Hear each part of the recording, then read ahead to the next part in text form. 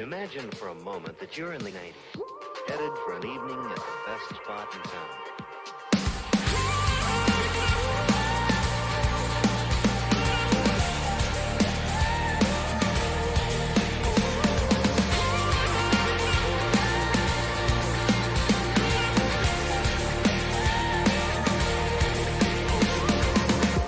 I keep staring right through this place.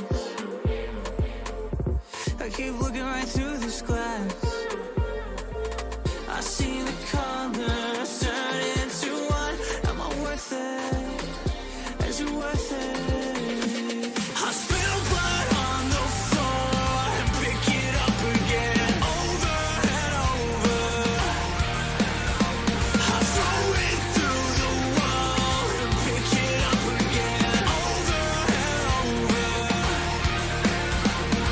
Everywhere and nowhere at once. Everything from gold to white. Feels like my insides wanna break out my body, but I just can't stand up.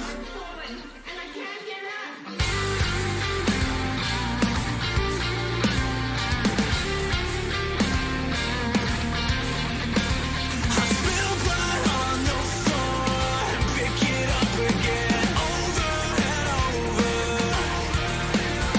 I throw it through the wall and pick it up again, over and over.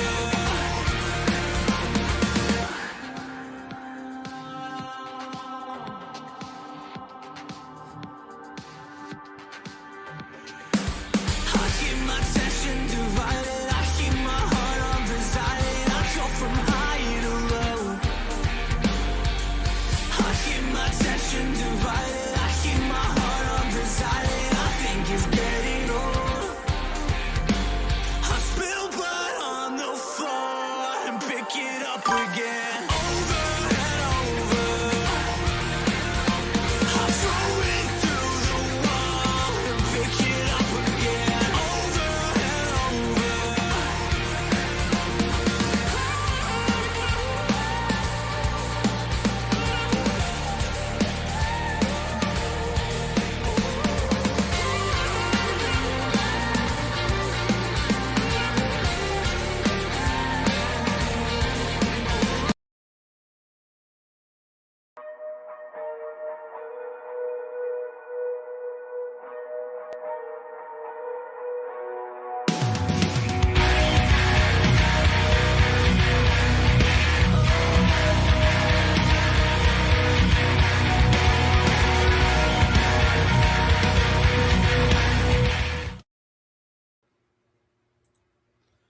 Yo, what's up, y'all? We already got people in here. Do I sound good? Let me know if I sound good, because sometimes my mic likes to randomly switch.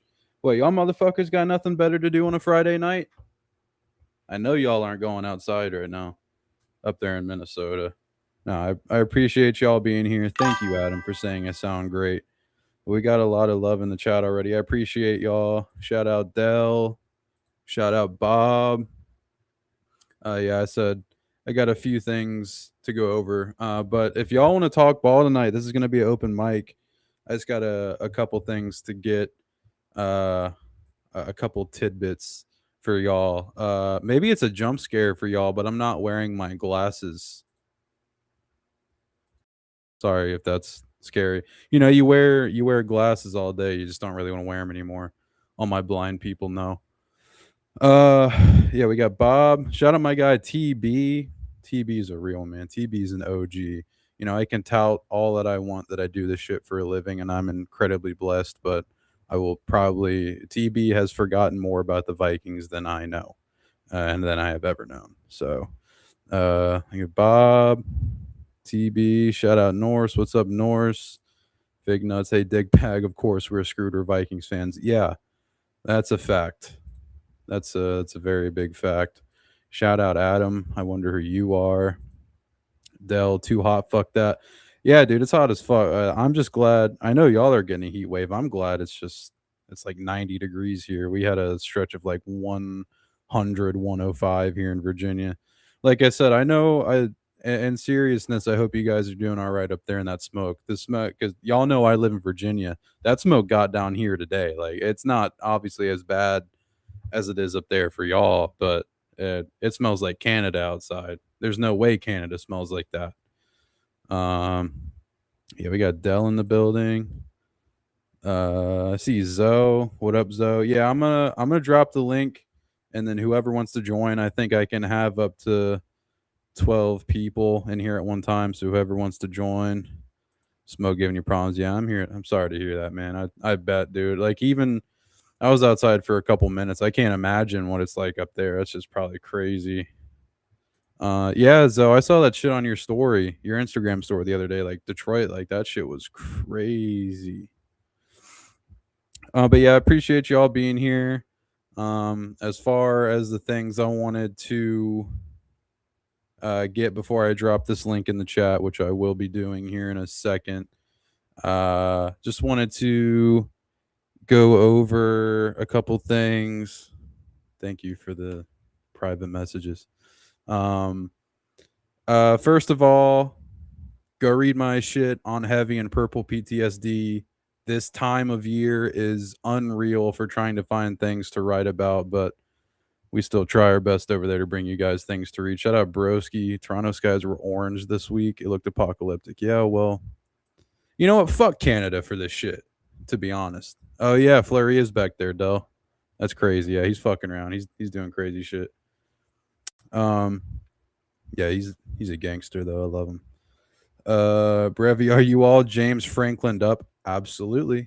1,000,000%. I haven't really, so obviously, like, I write and I do. Dude, what the fuck is he doing back there? Obviously I write and, like, I do a bunch of draft stuff, but I don't watch as much live college football as I should. So, like, I'm very behind the loop, or out of the loop. I haven't watched Virginia Tech like that since, like, Logan Thomas was the quarterback, and that was what, 15 years ago. Orange cat behavior, very true. Very true, Frost. Is that you, Ashley? I see you. Appreciate you coming over from Twitter for sure. Yeah, go read my shit.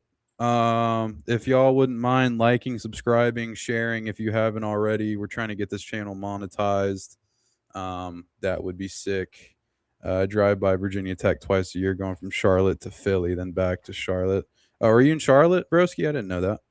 I got an Indian friend in Charlotte. He's one of my favorite minorities. Sorry you got to go to Philly, though. That sucks. Yeah. So as far, this is one of the important ones. Fleury back there clowning. Yeah, he's crazy. For those of you that don't know, Fleury is named after Marc-Andre Fleury, former goalie of the Wild and a couple other teams. But I felt like I've said it a million times. I'm kind of a LARPer because I'm not from Pittsburgh. My family's from Pittsburgh, but like my entire, like the Bain family was like very on the ends in Pittsburgh before me, so I feel like I still have roots there. So I felt like Fleury was the perfect name for like Pittsburgh roots, but also like this Minnesota shit. Yeah, in Charlotte, I'm moving to TO. What's TO? Tell me like I'm 5 years old, please. Yeah, I don't know what TO is. Is that TO? Maybe I can't see. Toronto? Okay, yeah. Oh fuck. I'm sorry. You know, I guess Canada's getting their get back at us for the gold medal game in the Olympics, but yeah, the other thing before I drop this link here that I wanted to get with y'all about is, I'm not going to say it explicitly. I'm not a superstitious man, but I am a religious man. And if you guys pray, I pray to my Lord and Savior Jesus Christ, but you guys might pray to something differently, and I'm not here to sway you on that right now. If you guys pray, thoughts, whatever you want to, whatever freaking deity you got, yeah, Zoe, hit that like button. I appreciate that. So I had I'm pretty sure it's the mother of a certain Minnesota Vikings cornerback reach out to me and contact me, and she has told her son how badly and how much me and Dom have loved him, that gives it away right there, obviously. But we might be having an interview with a certain Minnesota Vikings corner that was drafted this year that we were pounding the table for in January, and not a lot of people had heard of him. So definitely give me your good energy. Rap is here. Rap's telling me to send the link, so that was timed well. I guess we're gonna get this link to y'all. If I can figure out how to do it.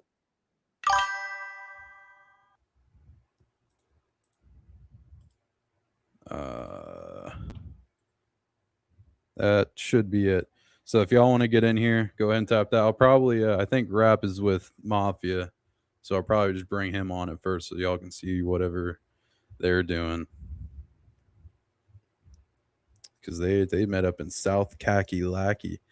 Mafia rode through my territory and didn't even come by and say hi. I asked him to flick off Central Park in Fredericksburg. He couldn't even do that for me, so fuck Mafia for that, I guess. My question is, who on the squad is going to be Flava Flav to complete Public Enemy? Charles Demings is going to be everything, as far as I'm concerned. I don't know about you. We got a couple people climbing in here. I'm gonna bring just Rap up real quick. I want to see what they're. Yo, what's good? Can y'all hear us? Yeah, I hear you good. What's good, baby? Oh shit! What are y'all getting into? What are y'all doing? Man, we in Myrtle Beach, man. You see them palm trees behind us, man. You know what I'm saying? Got my boy down here.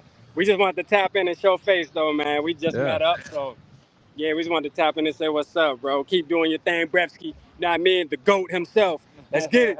That's right. I appreciate you, bro. Y'all have y'all get in trouble, but not too much trouble. I need y'all to be free for Skullfest. For sure, man. You already know, man. We appreciate you, man. And look, we about to have some fun. We meeting back up with the WAD, so we'll tap in. We'll be in the chat a little bit. Yeah, y'all be safe. All right, bro. All right. Peace, Later. bro. See you. All right, and so that's a little Rap and Mafia check-in from Dirty Myrtle. I fucking love Myrtle Beach. Hopefully they go to North Myrtle. That's the better part. But we also have a couple of my guys in TB and Dell. If Dell's gonna show up, Dell just looks like a black box. Oh, maybe not. What's up, TB? How you doing? What's going on? How you doing? Pretty good. I appreciate you popping out. So we're just, I've got no real agenda tonight. I guess we could talk about Vikings quarterbacks for the millionth fucking time. There was one thing I kind of wanted to get into. Dell's showing up in here twice. What's up, Dell? What's up, Dell? What up, man? Yo, yeah, man. Dell, anybody ever told you got a nice ass smile? Anybody ever told you got a nice ass smile? Yo,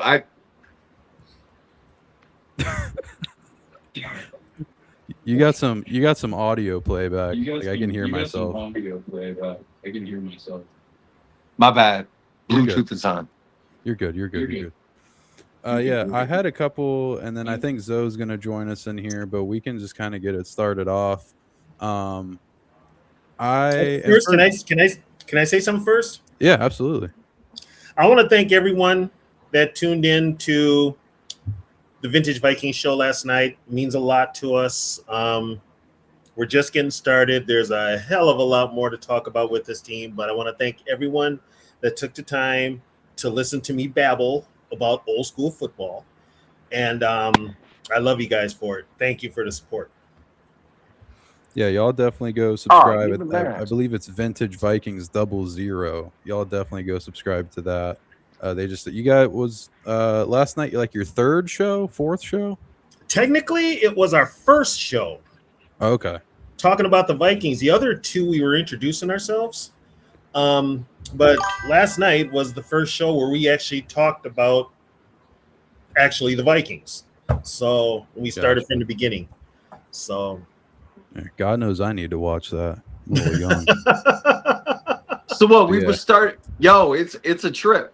we were starting off in Duluth or something. Minnesota's first football team was in Duluth. Actually, Minnesota's first football team was in Minneapolis, and the NFL doesn't mention that at all. That Minneapolis did have NFL teams in the 20s. They never mention it, but they mentioned Duluth because they had the Kellys and then the Eskimos, but never mentioned Minneapolis. Right. Never. We had a football team in the 20s. Yeah. Holy shit! I'm already learning shit. I haven't even watched the episode yet all the way through, and I'm already learning. Yeah, shit. we had Minneapolis had like 4 different names, same team maybe, but they had teams all through the 20s, and Duluth had teams, the Kellys and the Eskimos up in Duluth during the 20s, and then they sold them to the NFL. Which, okay, for those that don't know, the Duluth Eskimos ended up moving to Boston, becoming the Boston Redskins, who were then moved to Washington, D.C., and they are now the Washington Commanders. Yo, and then tell Brev about the Raiders. The Raiders, oh boy, that tell him. I know what was it? What's it? His name is like Max Winters or something. Max Winter, the original owner. Yeah. Oh, now get this. I didn't tell you guys this. I didn't tell you this, Brev, but if you think about it, when I researched it, the AFL actually had any meetings of importance in Minneapolis. They even had their first draft in Minneapolis. So the Minneapolis team drafted players. One of them was Jim Otto, and the other one was Dale Hackbart.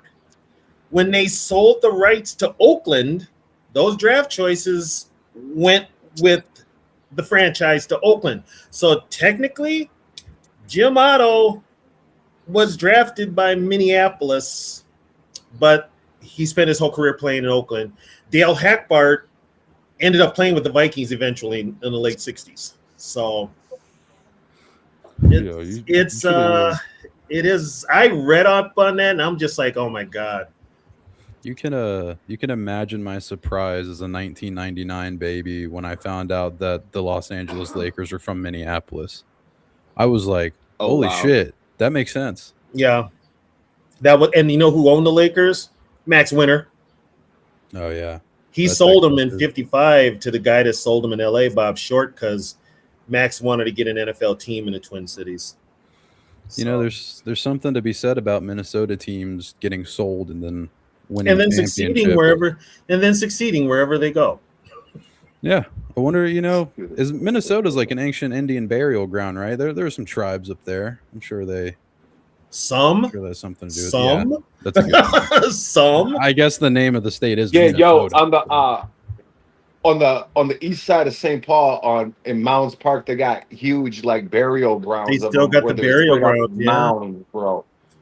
Since when I was young, they have it fenced in now, but they're straight up mounds, bro. Yeah. What's going on tonight, fellas? What up, hey, broski? Yeah, my little broski bear symbol looks all small and shit. I don't know. Maybe I think it's a Streamlabs thing. Yeah, I talked up the studio to TB, and it's selling, I guess, on Broski's emblem. So this isn't a good first look.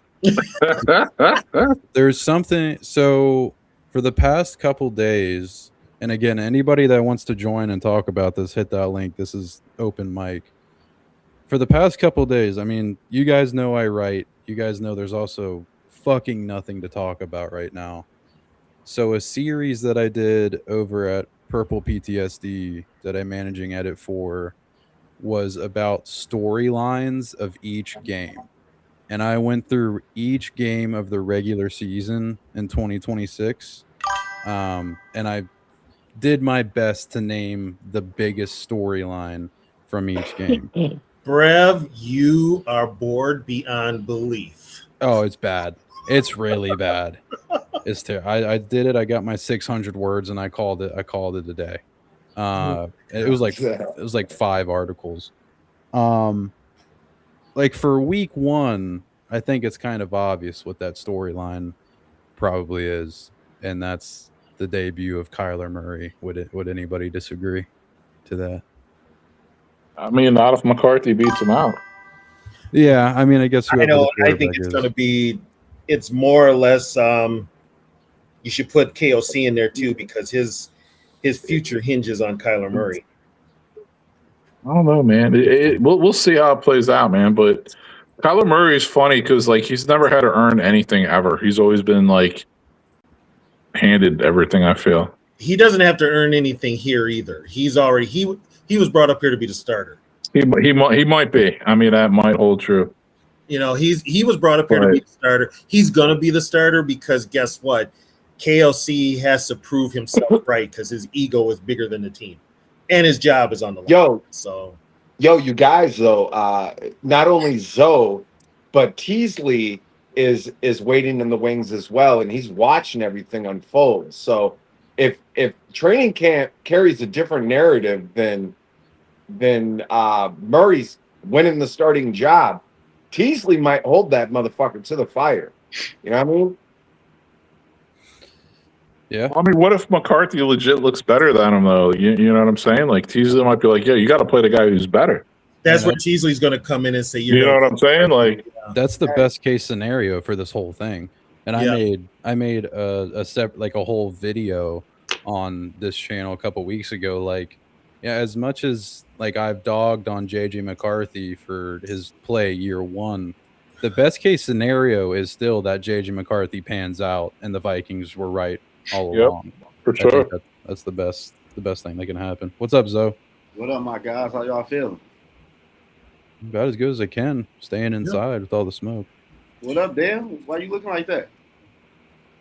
Hey, somebody send me somebody. What up, Dale? Why do you look like that? Well, no, you were looking at me like. But somebody on Instagram sent me a video. I didn't get a chance to look at it yet, but I asked him what the video was about. He told me somebody, I forgot the person's name, he broke down J.J. McCarthy's season last year. He said J.J. McCarthy looked good against the Dallas Cowboys because the Cowboys mainly ran zone, and J.J. McCarthy, as of last year, struggled versus man. But I didn't really look at the video yet. I told him I'm going to look at it over the weekend. But he said he broke it down to the T. But I said that is interesting. The Cowboy defense was trash last year, though. But I never really paid that attention, like zones and who were playing man when he was the quarterback, stuff like that. I really never paid no attention. I mean, he kind of just, unfortunately, he kind of struggled against everything. I think that, though. Yeah, I think there's something, because I think my opinion is that J.J. McCarthy, his best game last year was against the Cowboys. That was the most he impressed me, was that Sunday night game, especially when he gritted into the end zone. That was really cool. And then said, Kevin told me I couldn't, but I could. I'm 9. Like, that's the shit that kind of pisses me off. But what's up, D Woods? What's up, Jackson? D Woods, but I don't know, bro. Like, people gonna have a favorite who they want gonna be the quarterback, whoever the case might be, but they gotta get out there and play, man. Like, I don't really give a fuck about the training camp. This, like, what's gonna happen week 1 when y'all in the real game? That's what I want to see. That's like, I really care less. I just need to see you guys beat the Packers week 1. We're gonna beat the Oh, what's gonna happen? If we don't beat the Packers, week 1 is gonna be a long ass season. Oh, it feels like it. Okay for everybody on the panel? I'll start on my screen. I'll start with TB and then kind of go Delzo Broski. Broski, your last Bears fan. Sorry. No, not a problem. What is your, on a percentage scale, so 0 to 100%? What's your confidence in the Vikings winning week 1 as we're still a week away from training camp, 2 weeks away from training camp? 50%. 50. Okay. Dell? 85.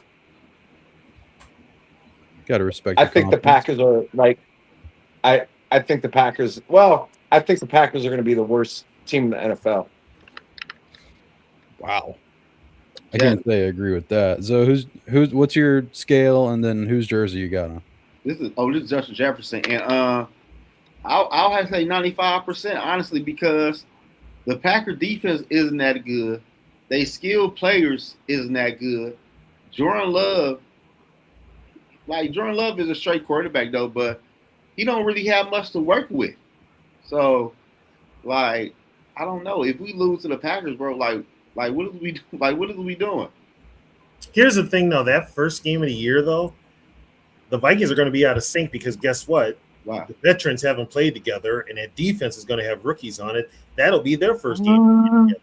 I'm cool on that, though, man. I'm cool on. I feel you. That is a concern. I feel you, though, but you know what, Zoe? That's going to show. I feel you, but look at the Packers defense. Look at their offense. Bro, everybody starts 0-0. What's up, Broski? What you think, Broski? Yeah, I think the Packers are going to finish last in the NFC North this year. I think, especially like the first half of the season, they don't have a left tackle. I mean, they literally have like a fake wannabe country singer playing left tackle, like Morgan Jordan. I don't know who the hell this guy is. He may or may not have a country hit in the top 30. He may or may not have a good voice. I don't know. But he's not a left tackle. No Gary, no Parsons. Van Ness is not anything. Van Ness sucks. He's not going to make up for that. Quay Walker was huge for them. He's gone. Dude, they have like Josh Jacobs. I thought he lost a step last year. They have no backup running backs. Their good backup running back went to Seattle. They have nobody to back him up right now. Like seriously, I'm telling you, man. I think JJ McCarthy wins a starting job, and I think that's a plus for the Vikings as a whole because he's been in the offense for now. This is going to be his third year, so they can start the season a little better right off the jump. I think, dude, I'm like 70% Vikings are going to win that game, and it's in Minnesota, right? Yep. Doesn't matter. That stadium is full 50-50, and a lot of Viking fans that are season ticket holders sell their tickets, and usually the buyers are Packer fans. They'll still be blowing that horn and shit and yelling "Skull" and all that shit. So and everything you're going to hear, "Go Pack, go." Well, hopefully you punch some Packers fans in the head. It's the Javon Hargraves payback game, man. I forgot about that. Yeah, Hargrave. Yeah, Hargrave. I mean, you're definitely better off without him. And here's the thing: Hargrave's lining up on Brando because Brando's starting to center. Yeah, my thing is this: like, no, legit, it's an issue for them at left tackle. Like, that's a serious issue. They might be starting a rookie kicker. But like that being said, no Parsons, right? Gary's gone. Gary's a good fucking player. He's gone. They might not have Parsons till November. That's what I'm saying. Like the running game is not going to. Like I'm telling you right now, I just don't think Jacobs. I think he's going to be like Ezekiel Elliott. He's just going to fall off hard one season, and it might be this year. And they have no backups. Their wide receivers, like Christian Watson, okay, like his career best is 620 yards in a season. He's been in the league 4 years. So I mean, like, what are we really doing with these guys? Like, I don't know. Like, maybe now Tucker Kraft, that's the guy you got to watch. If he can come back off injury and be like the old Tucker Kraft, okay. But if you have no running game, it just makes it more difficult. If you have no left tackle, it makes it more difficult. If your defensive line and your pass rush isn't that good, I think Minnesota takes them, man. Yeah, I don't. Yeah, bro. I really do. I feel like you, bro. And I'm gonna say this right now. I'm not saying like I'm not high on Jordan Love, but at the end of the day, the Green Bay Packers are not trying to help Jordan Love out. Like how you don't draft a wide receiver or bring in somebody you could depend on. Like Matthew Golden, like Golden was like a little one-trick pony in college, bro. He didn't run no tree. No, I hear you, man. He's not like a number one wide receiver potentially. You know what I mean? Not at all. But here's another thing, though, too. If you're a free agent, you're looking to get paid, why would you want to go to Green Bay? But you could try to get somebody down. Well, I'm one of those Bears fans. Bears fans hate me for it. I actually think Jordan Love's an excellent quarterback. I think he's really good. I think he took a step forward last season. So, like I said, him and Tucker Kraft, is if he's healthy, he's a top 5 tight end in the NFL, in my opinion. So to me, that's like the thing. Like, can Jordan Love take another step forward? Can Tucker Kraft be healthy? That being said, even if that holds true, the running game I don't think is going to be as good, and their left tackle, holy shit, they like Walker was one of the better like pass blocking left tackles. Like, he sucked as a run blocker, but he was a good pass blocker. I mean, they literally have a fucking nobody starting at left tackle. He was literally 3rd on their depth chart at left tackle last year. But bro, AB, let me ask y'all this. We all know at the end of the day, when last time the Packers really sucked? Ain't it really about time? They're due. Now? Zoe, that just tells me they're due, man. They are fucking due. The Packers haven't really sucked since the 80s. That's so what I'm saying. So they're due. Then you paying Michael all this money. You're paying Love all of this money. Like, well, that's the thing. So that's a good point. They're doing very non-Packer things right now, right? Like, they have like $130-140 million invested in 3 players right now. Right? They didn't draft an offensive lineman for the first time ever this past draft. Like, they're not following the typical Packers script, and I think it's going to burn them. I think so too. Yeah, where I'm at on the Packers game, I would say I'm at like 55%. I think we win that game. As far as the Packers showing up on the road against Minnesota, it's a very true thing. I will do my part on that as best as I can, because I'll be there with the guy that runs the Packers sleeper. So if he tries that go pack go shit, I'll just sock him in the face. Well, exactly. That's what you do, man. Palm him in the fucking nose, man. Yeah. Don't catch a case, because we'll have to start a GoFundMe to bail your ass out. Right. Hey, you got to have the bail money set aside before you go to an NFL game. That's always been my motto. Have I told you all the story about that with the Packer sleeper guy? So, like, I'm getting Jason Harmon, the guy that I originally did Social Network with. He's huge on Twitter. He's being very nice and giving me one of his season tickets. And then he's giving, I don't know if he's giving the other, I guess he's giving the other. So maybe fuck him for that, for giving it to a Packers fan. But I love Jason. I've never met the dude, but I've been playing like Xbox. I play NHL with his brother. I've been playing NHL with his brother for like 3 or 4 years. And I had no idea that his brother was the Packer sleeper guy. So like, it's just insanely small fucking world. Is he a writer for the Packers? No, he just runs the. I don't know if he's a writer, but he does the sleeper socials like Jason does for the Vikings, but he does it for the Packers. But yeah, and the thing with week 1 too is like you really can't take a ton away from it in terms of conclusions about either team, because it's week 1 and it's always insanely fluky.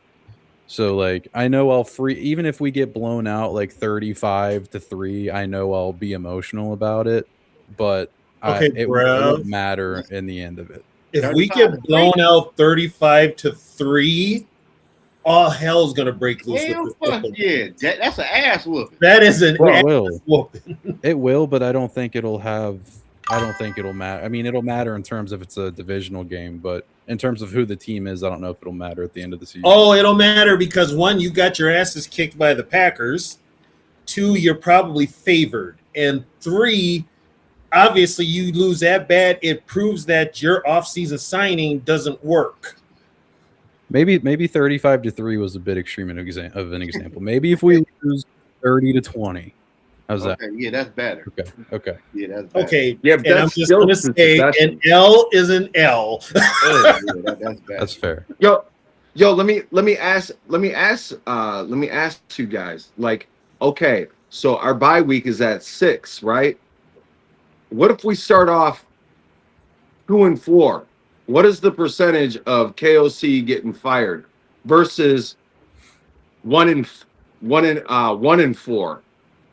I say very low. It will take a lot because 1, the team would really have to be garbage.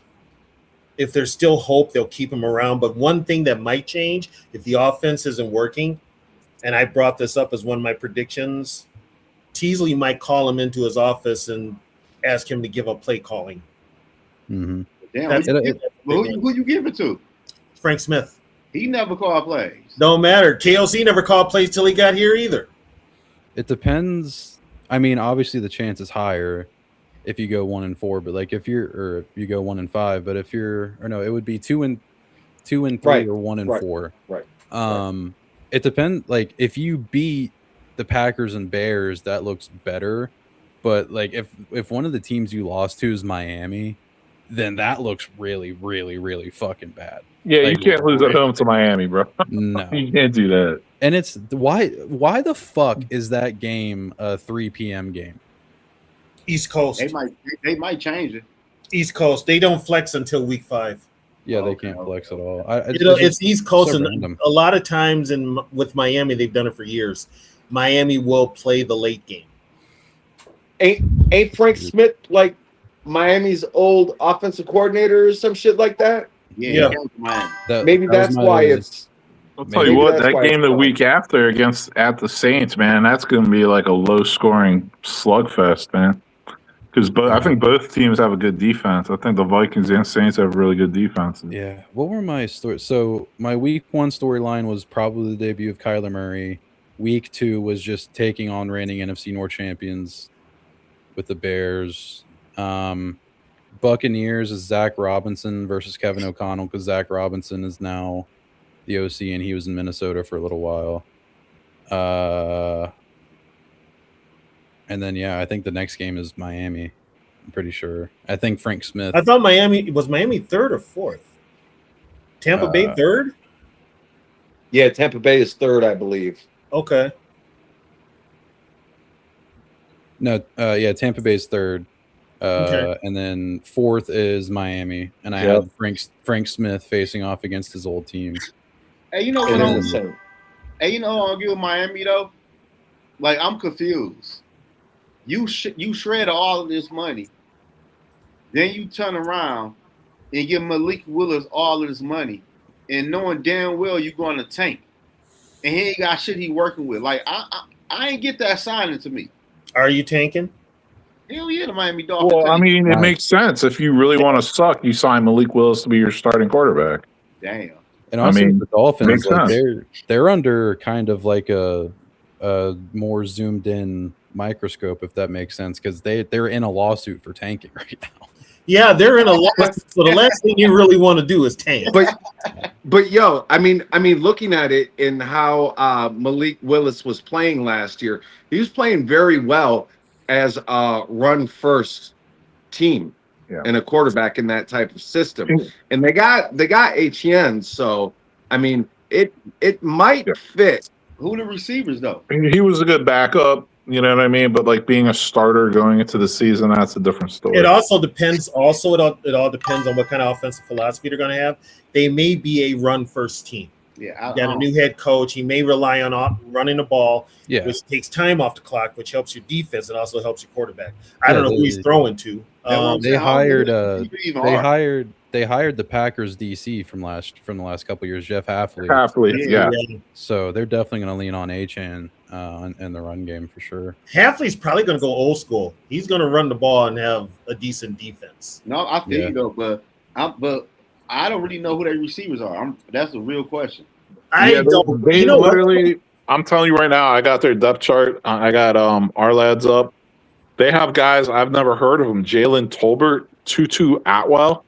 So Tutu Atwell's the shit, homeboy. Tutu Atwell's not. I wanted the Vikings. I wanted the Vikings to sign Tutu Atwell this offseason because I didn't think we'd be able to get Juwan Jennings. And then Jalen Tolbert was with the Cowboys for a while. Yeah, and they literally drafted 3 wide receivers. So they drafted Chris Bell, Caleb Douglas, and Kevin Coleman. But here's the thing, though. If you think about it with Miami, they spent a lot of money on wide receivers and got nothing in return. They were straight when they had Waddle and them. What did they win, Zoe? I mean, they had Waddle and Tyreek, right? I mean, the bottom line is winning, and you're taking. I mean, what the hell? Joe, what's the Dolphins' offensive line looking like, man? Does anybody really know? They drafted besides Caden Proctor. Yeah, they drafted Caden Proctor. Mm-hmm. But what about the 4 other positions? I mean, they had to have been doing something nice because H.M. was just going fucking crazy last year, right? That's why they're gonna run the ball. But damn, you put 8 in the box. They might be all right. To answer this question from Fig real quick, how is that contract from Malik Willis structured? They can get out of it after 2027, and then it's essentially a 2-year, $45 million deal, and they'll only have $13 million debt. It's not a bad contract for a starting quarterback. You know what I mean? In that perspective. It's less than what your 5th-year option to J.J. McCarthy would be, even if he didn't play this year, on an average annual basis. So, hey man, yeah. I mean, it's a 3-year, $67.5 million deal. So I mean, it's not anything crazy. And then that Christian Watson contract that the Packers gave out, like that looks really bad too. But it's a 1-year deal. Yeah, ain't no guarantee after the bonus though. But my thing is though, beat shit. You should have spent that money somewhere else. I ain't gonna lie to you. Yeah, I mean it's one of those things, man. You're paying a guy that much money who literally in 4 seasons has never had more than 620 yards receiving in a season. Yeah, you got to keep this in mind too when the players decide to sign somewhere like Florida. The taxes actually went up. Yeah. So they got to pay a higher amount of taxes in Florida. A lot of players will be like, "No, I ain't doing that." Broski was right in saying the Packers aren't doing Packers things right now in terms of the money that they're giving out to like a very small amount of positions. But like giving that money and re-signing one of your own guys like they did with Christian Watson is also one of the most Packers things ever as well. Just like they're paying your guy. Yeah, but also the Packers thing too is like not giving your quarterback good wide receivers to throw to, right? Like that's something the Packers are known for. Here's another thing though too. Could the Packers be ready to move on from LaFleur?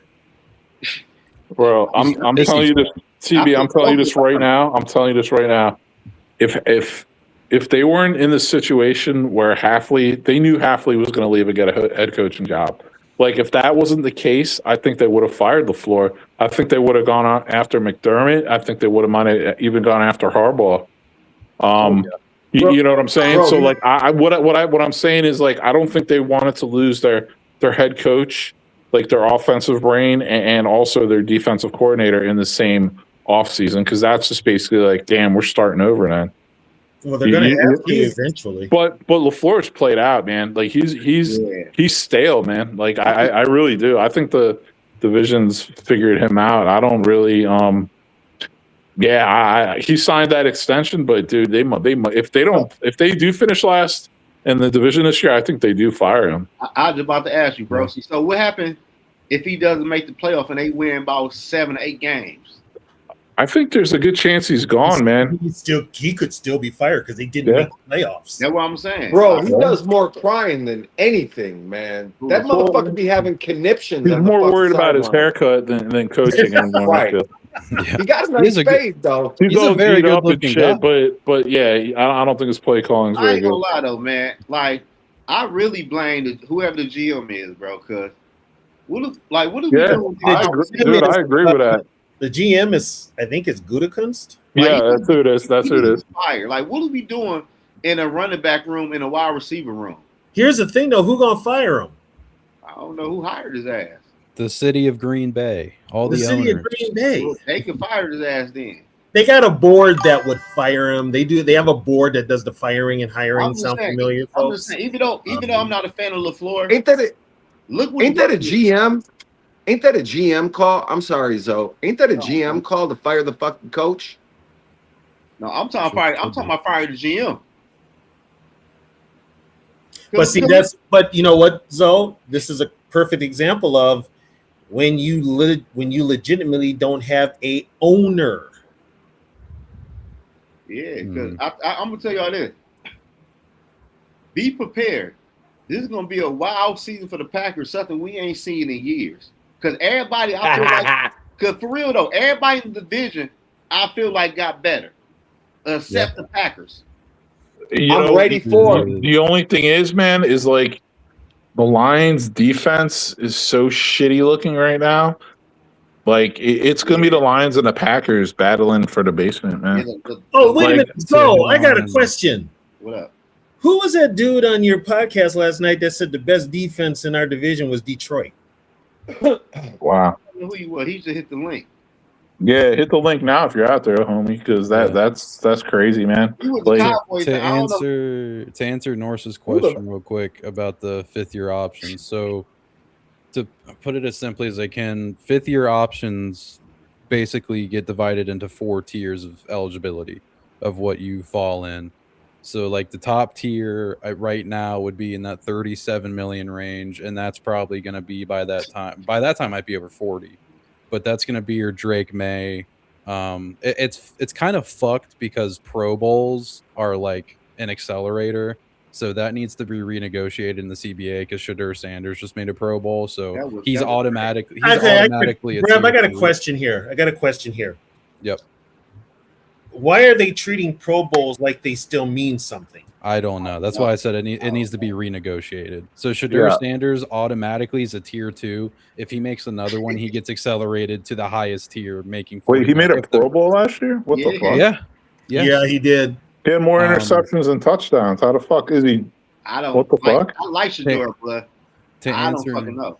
The Pro Bowl ain't even a game no more. Come on now. No, but you know what I think what it was though? I think Trevor Lawrence rejected it, and they went to him. Well, yeah. I'm sure it was more than just him. There's probably like 3 guys ahead of him who. No, all I read, I think Trevor Lawrence rejected, and he was the next one up. I don't know how, but yeah, it's funny because like. Oh yeah, I'm stupid. Shadur can't get a fucking 5th-year option. I'm an idiot. Sorry, Fig. You're completely right. Yeah, he was like a 5th round pick, right? Yeah. To answer Norse's question really, really quick, JJ McCarthy's 5th-year option is probably going to be worth mid-20s because I mean, if he makes a Pro Bowl this year, probably not going to. That'd be awesome if he does. I guess it doesn't really matter, but in the mid-20s probably.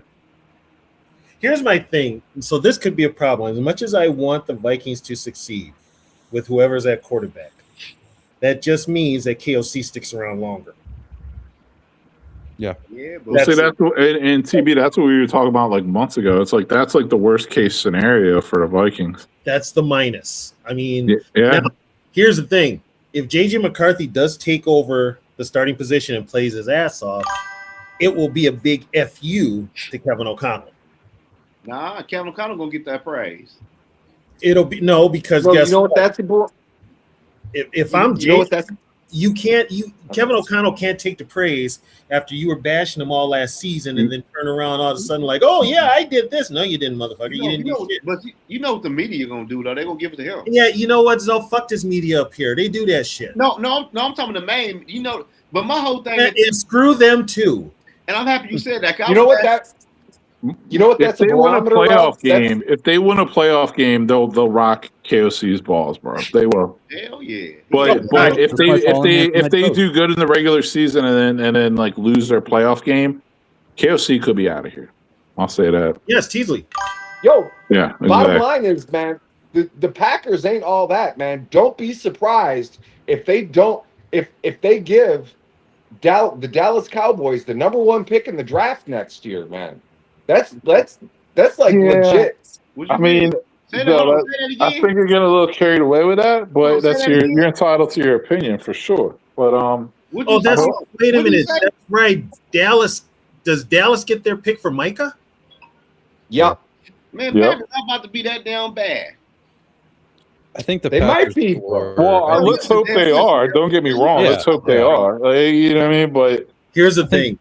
I want them to be that bad because I need something to laugh about for those 6 months during the offseason and just rip on the Packer fans talking about go Pack, go. It's like, y'all suck. Shut up. When have the Packers ever been that bad?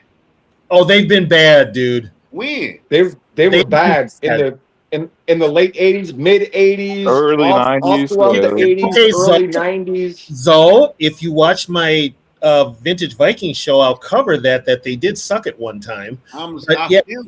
They were in your lifetime. They've been good because they've had stability at quarterback. But you can only have stability at quarterback for so long, and then it all falls apart. But they're not going to be that bad for the #1 pick. I'm going to say that. Jordan Love is not that deal. So I'm with you, man. I don't think they'll be that bad where it's a #1 pick bad. But like, damn. Okay, I so could see here's them. what I could see them finishing last year in the division, I'll but put this out here. Is a 5-win or 6-win season for the Packers a good possibility? Yeah, they number one seed though. I think their floor is probably like their absolute floor, in my opinion, would be 6 or 7 wins. Yeah, I say 7. Damn, like honestly, like how?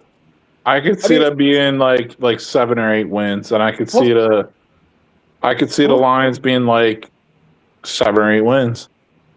Brett, so you're saying the floor is a game under 500 or 2 games under 500? So who's getting off for them? What's the bell cow to the Packers organization? Who are they hanging It's their Jordan hat Love, on? it's Tucker Kraft, and it's their wide receivers making some plays.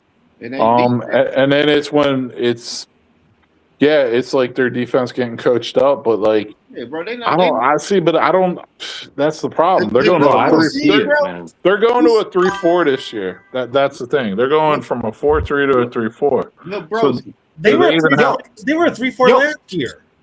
Nah, they were 4-3. They were 4-3. Yo, with that being said, who's that linebacker that they got? He was a second-year player last year. I forget his name. McKinley. No, the linebacker. He a The linebacker. linebacker. You're talking about Edrin Cooper. Yes, because he's undersized. He isn't an outside linebacker. He's a middle linebacker, right?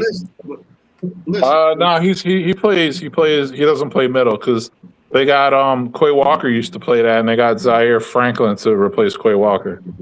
And Franklin's an outside linebacker. but That's what I mean. That's what I'm saying though. Like, I don't think he's a good replacement for Quay Walker. I think Quay Walker fit what they wanted to do with, well, you know what I mean, with the defensive coordinator they had. So like, this is a transition year on defense. Like, I don't think they have the players you need to run a 3-4. Like that's one of my things too. Like, Exactly, broski. Because Yeah, who do they I'm got up with you on front that, to man. clog up the middle to free up those middle linebackers? what's that? TB?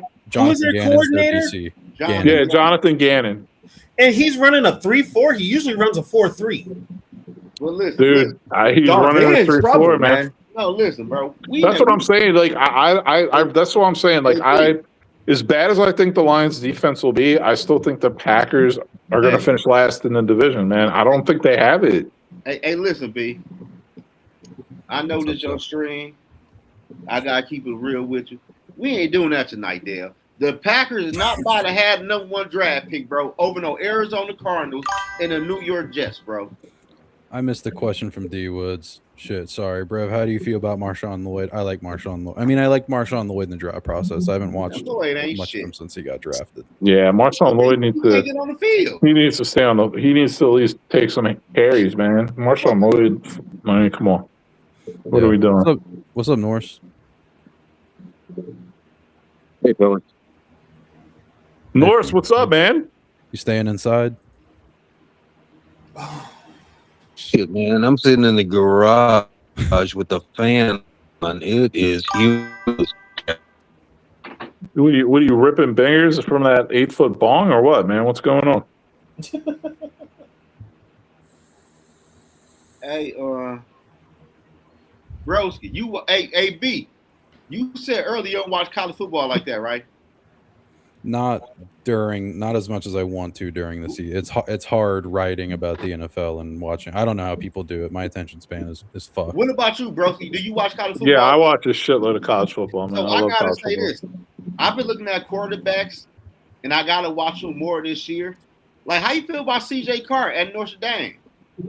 Yeah, I really don't, honestly. You don't like him? Nah. Yo, what's up, Norris? Damn. Broski cold-blooded, dog. What's up, Del? Yeah, I'm ruthless, bro. That's a cold-blooded motherfucker, dog. Why you say that? No, because he from here. I watched him play in high school, and people talk about him, talking about how good he's gonna be. And I never watched him play in college yet. I'm gonna ask Broski how you feel about it. I'm going to tell you this, though. This is the thing I will tell you about college, and this is why some people love college, and this is why some people don't like college. So much changes from year to year with the same player. It's ridiculous, man. Like, this guy might come out of nowhere and like just fucking blow up like his senior or his the next season. Like he was just mid, now all of a sudden he's like one of the top players, or like it just you really have to watch that season. It's very hard to predict. It really is. It's difficult, man. Like when I'm saying to predict, I'm like to predict like who's going to be like the top player at their position, like in the NFL type of thing. That's very difficult to predict in college before the college season starts. Yeah. And here's the thing though, with college quarterbacks, and I say this all the time, they got to up their game when they get to the pros. Bottom line, that shit you did in college ain't gonna work around a bunch of grown ass men. Dan, what the fuck are you doing? Oh shit! You can see me throwing on this motherfucking lotion. What the fuck you putting on, baby oil? So I know we get you happy, but calm down, man. I'm gonna rub and caress and stuff with baby oil. Damn, dude. That was just supposed to be between us on a private call. They're not supposed to. Yeah, I was gonna say, man. I know they legalized gay bathhouses in Minneapolis, but bro, like save that shit for off camera, man. Oh, no, but I just said that, bro, because I don't know how the quarterback position is gonna play off of the Vikings, and they might be looking toward the draft for a quarterback. Okay, Zoe, we're gonna be looking towards the draft for this whole damn team. Would you say that again?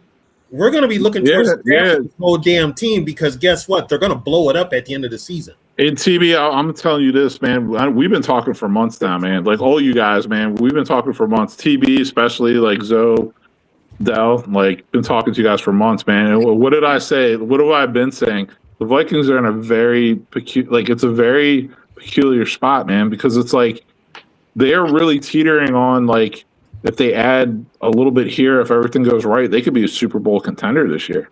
But if on the other side, they're teetering on like if things don't work out, it's like they're blowing the whole thing up next year and ripping it down. We've been rocking like that since like 2017. Yeah, but I think this is the year it comes to like fruition either way. Like you're either going to be in the NFC Championship or you're literally like doing a full rebuild, man.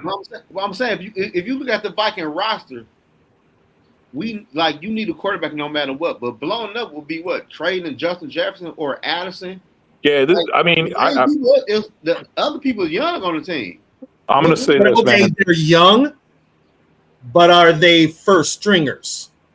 I don't know. Okay, there's the difference. That's the difference. If you don't know, they're probably not. I think that's what you haven't got anything out of them now. Yeah, looking at the coaching staff that you had, why are you going to waste time? And your coaches don't want to develop it anyway. Your coaches, the two coaches you got, both Flores and KOC, don't play first-year starters. Yeah, Flores this year has to play first-year starters, and like I tell people, Flores is a good coach. So Flores will, if he sees fit, which he's going to play some. Which you're going to have growing pains with that defense because they got to learn how to play together. The question is, KOC now, this is all on you. Your ass is on the line this year. You've got a guy that's the GM that did not hire you. And in the offseason this year, you was doing some shady shit. So guess what? TB, we're kind of in a sweet spot right now because we have LDR veteran, we have Taki Taimani veteran, and we have gonna play, dude. I'm gonna tell you this right now, man. Who the hell is he gonna play? Taki's not. I'm just saying though.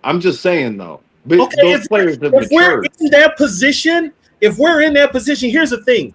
With what we had going last year, Taki should have been playing last year too. His ass never got on the field. Okay, you relied on Allen and Hargrave. You had younger guys. Where was Elijah Williams? You had him on the team for 2 years, yet his ass can't get on the field. Come on now, just be real about it. Taimani's not making the team. I think he's out. No, Taimani's going to lose his spot to that dude we got from Pittsburgh, Elijah Williams. He's going to lose it to. I don't even know who the fuck you're talking about, to tell you the truth. He was a UDFA from last year.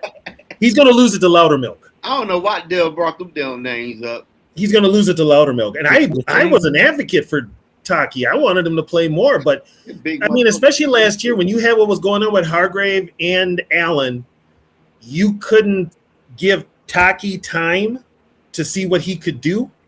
the thing about because Broski, the thing about Taki Taimani is he's probably our biggest tough nose defensive tackle. He's the dude that's going to try to hold the line, even though he's undersized. He's still going to hold it. He's going to hold it. How is he tough It, though? it sounds like an Indonesian dish or something. I don't know what you're talking about right now. He's a Samoan dude. He's a Samoan. But how is He's out of Oregon. Yeah, he's Samoan. A lot of Samoan. All right. Well, the thing with the young defensive talent on the Vikings is like, we just recently got a bunch of young defensive talent, and they haven't even hit training camp yet. And maybe I'm giving Brian Flores way too much credit here, even though he's obviously a brilliant at most times DC. A lot of these guys on the Vikings defense, like, I don't know where they're at in the NFL if Brian Flores isn't the DC. Like, who the fuck is Jay Ward? Who is Theo Jackson if they're not with Brian Flores? Who is Ivan Pace Jr.? Ivan Pace Jr. shouldn't even have a job with Brian Flores. I never understood the hype with him. Well, what about that Rodriguez dude you got on the line? They've got Rodriguez kind of playing that 3 technique. Yeah. He is. What I'm saying, is he really that good? Is he really? He's good. You think he's good? Okay. They put him in as the nose though too. Yeah, he is good. He made a lot of plays last year. They went under the radar, but he's got lateral sideline to sideline movement. He can get off his blocks, and he can make plays. He can clog up the middle just by getting in the gap. So TB, him and Orange are kind of like the same player then, right? Orange is bigger. Orange is more of your traditional. Orange is bigger. So do you think they could play at the same time? You know what I mean? You could put if you're going to do it, like I said, you could put Rodriguez in the 3 technique and leave Orange at the nose tackle.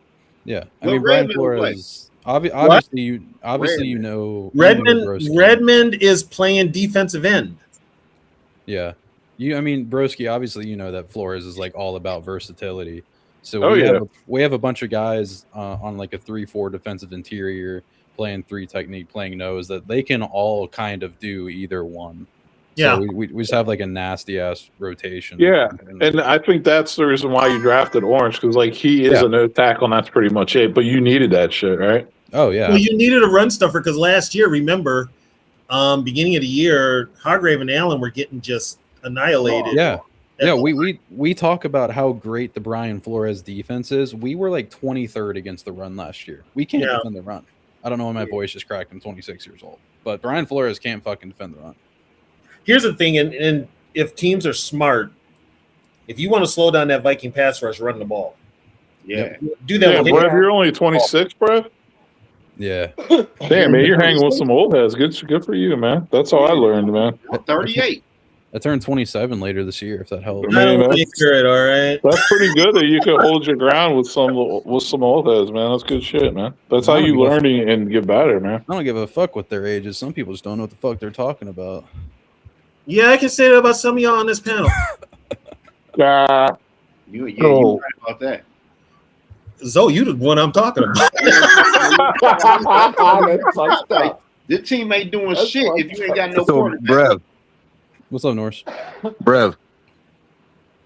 So they grabbed a hold of Hargrave and Allen last year, and everybody thought that was going to be a great move. And then when they let him go, Hargrave talked shit about Brian Flores because basically he wanted to rush the passer, and what Flores really wanted him to do is hold the line. Yeah. Yeah. Right? Yep. Well, the thing about Flores is Flores as a defensive coach, he is not D lineman friendly. And what I mean by that is he wants the pressure to come from his linebackers and the edges. But shit, Redmond played good. Redmond was the only one, but outside of that, who else played good? You know what I'm saying? Them old heads, they time over. You know, it's like, but you know what though? Flores pounded the table for both of those guys. Yeah, and he was misled, and that's okay. Well, no, you know what it is? Well, he did not. He put in Flores' defense. Your job as a defensive lineman is not to rush the passer. Your defensive lineman is just there to clog up the line. Listen, I told y'all. But let's look at it from the year previous when we had like the second ranked defense. We were all scheme that year, so Flores wanted to have more of a balanced hand in it. So he did that by signing Allen and Hargraves. It just took him a minute to buy into the scheme, especially early let on me in the set the year. record straight about the year before.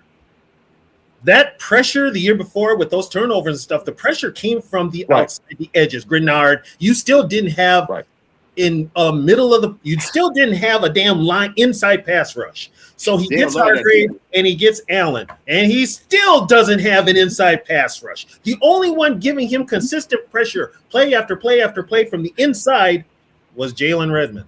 And y'all know what's crazy? The only reason we not dogging B-Flow because how bad Kevin O'Connell play calling is. If Kevin O'Connell was scoring and putting up points, that might put light on the defense, how it needs so much work. But KOC shit so bad, we just praise the B-Flow. Also, here's another thing too. In 2024, what was Kevin O'Connell's best friend? Flores' defense. Why? Because in 2024, Flores was getting turnovers and giving that offense a short field to work. That was Cam Bynum? Yeah. Yeah. That was he was giving them a short field to work with the turnovers and actually helping out the offense by getting pick sixes and every other thing. So the defense helped out that offense a lot. But you give an offense a short field, unless you're a complete and total idiot, anybody can work with a short field. It's when you have to put a drive together that we've seen with KOC, and you have to show some urgency, and maybe you're playing from behind. He just doesn't have it.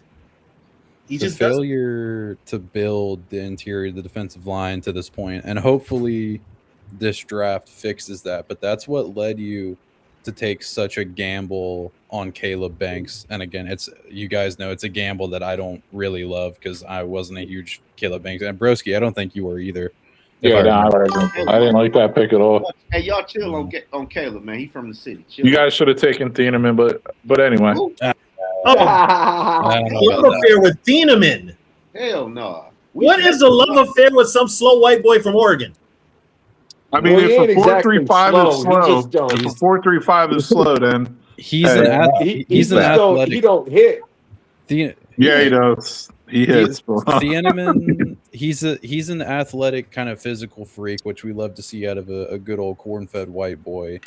But if you ask him to cover any complex like combination of routes downfield, like it's over. And maybe that can develop. It's correct, Brad. It's gonna take him a minute because really I see him as that Iowa kid that plays on the Eagles now. It took him like 2 years to get into the group. No, it didn't. He was good right away, dude. Cooper DeJean was good right away, man. I don't know what you're talking about.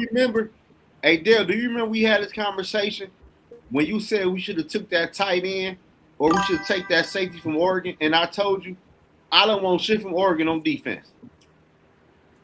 You did say that. Yeah, he did. He did say that. Well, I mean, Thieneman, he played at Purdue a couple years before he went to Oregon, but whatever. No, so that's more money, though. Money don't like nobody from Oregon. He's like, fuck them all. Well, now the Gophers just lost. Thieneman's a fucking playmaker. That's what I like about him. And and he's playing strong safety. He's not playing free safety. They got Kobe Bryant to play free safety. What were you saying, Norse? It was breaking up a little bit.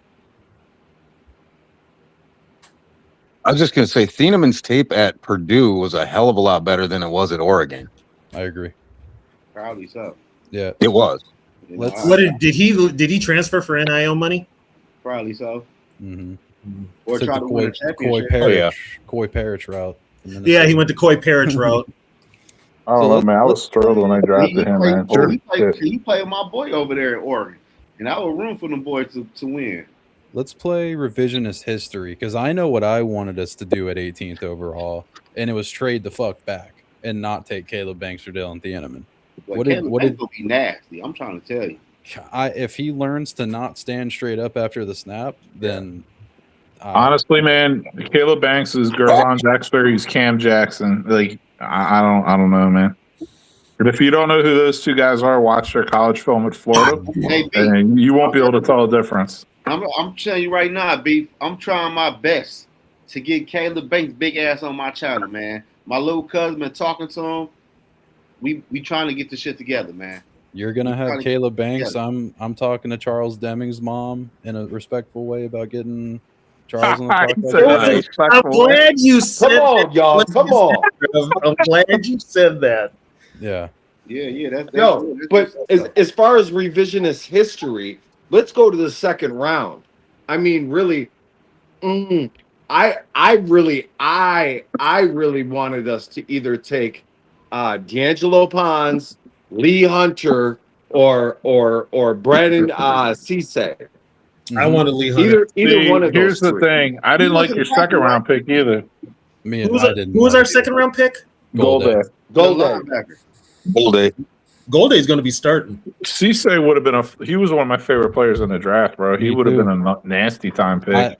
I had a late first round grade for whatever my opinion matters on Cisse. Yeah. And I felt vindicated when Avion Terrell went in like the mid second round. That made me feel good. It made me feel. He went to Atlanta. He went to the Falcons, right? Good call. Good call, bro. He went to Atlanta with his brother. That right there gonna be. That's nasty. right. He went with his brother. Yep. Yeah, that's gonna be nasty, right? And now. he can go have fun in Atlanta because God knows he fucking sucks. Yo, is he playing with his brother then? Yeah. Yep. Wow. Matter of fact, what happened was the Falcons told his brother, but they told him don't say anything. That's a nasty combo, bro. And so that reaction was real. AJ knew he was gonna be a Falcon. He already knew ahead of time. We had a Terrell ain't all that though. You crazy as fuck. Huh? The one that play already? No, his little brother. Oh, little brother. The Falcons are like the Raiders, man. They're like a season away from possibly being good if they can hit on a quarterback. Exactly. The Raiders got Trade and Stukes, right? Did they get Stukes? So let me ask you this though. You think it's possible for the Vikings to trade JJ next year if shit don't work out this year? I'm talking about Jefferson to the Raiders. Oh. Yeah. No, I think it's got to take. If you really bomb this, they ain't got no more money. They don't have enough money to sign Jefferson. First of all, the Raiders. Dude, if they don't win a playoff game this year, Justin Jefferson is gone, guaranteed. Lock it in. Why would you keep him? I think he's gone regardless. He might be gone regardless. TB, he really might. Yeah. He's gone. I mean, that's what Teasley. That's what Teasley does, right? Yeah. We talked about that, Dale. Teasley is not he's not stuck to one player.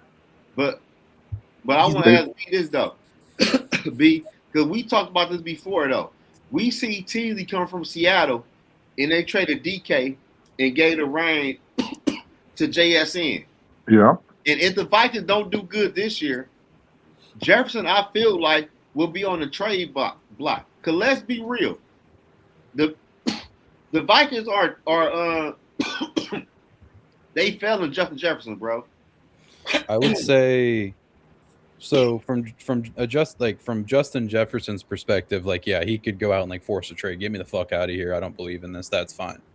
From the Vikings perspective and from Nolan Teasley's perspective, you're going to have to pay Jordan Addison next offseason, and his contract is going to be comparable to what Jefferson's making right now.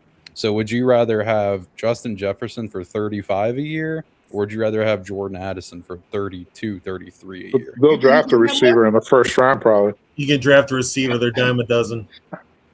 I think Addison worked about 20. Addison's not going to get that much money because they can't trust his ass to stay on the field and not get suspended. Yeah. Like I would see. Here's the thing: he would have got that if he was productive and steady productive.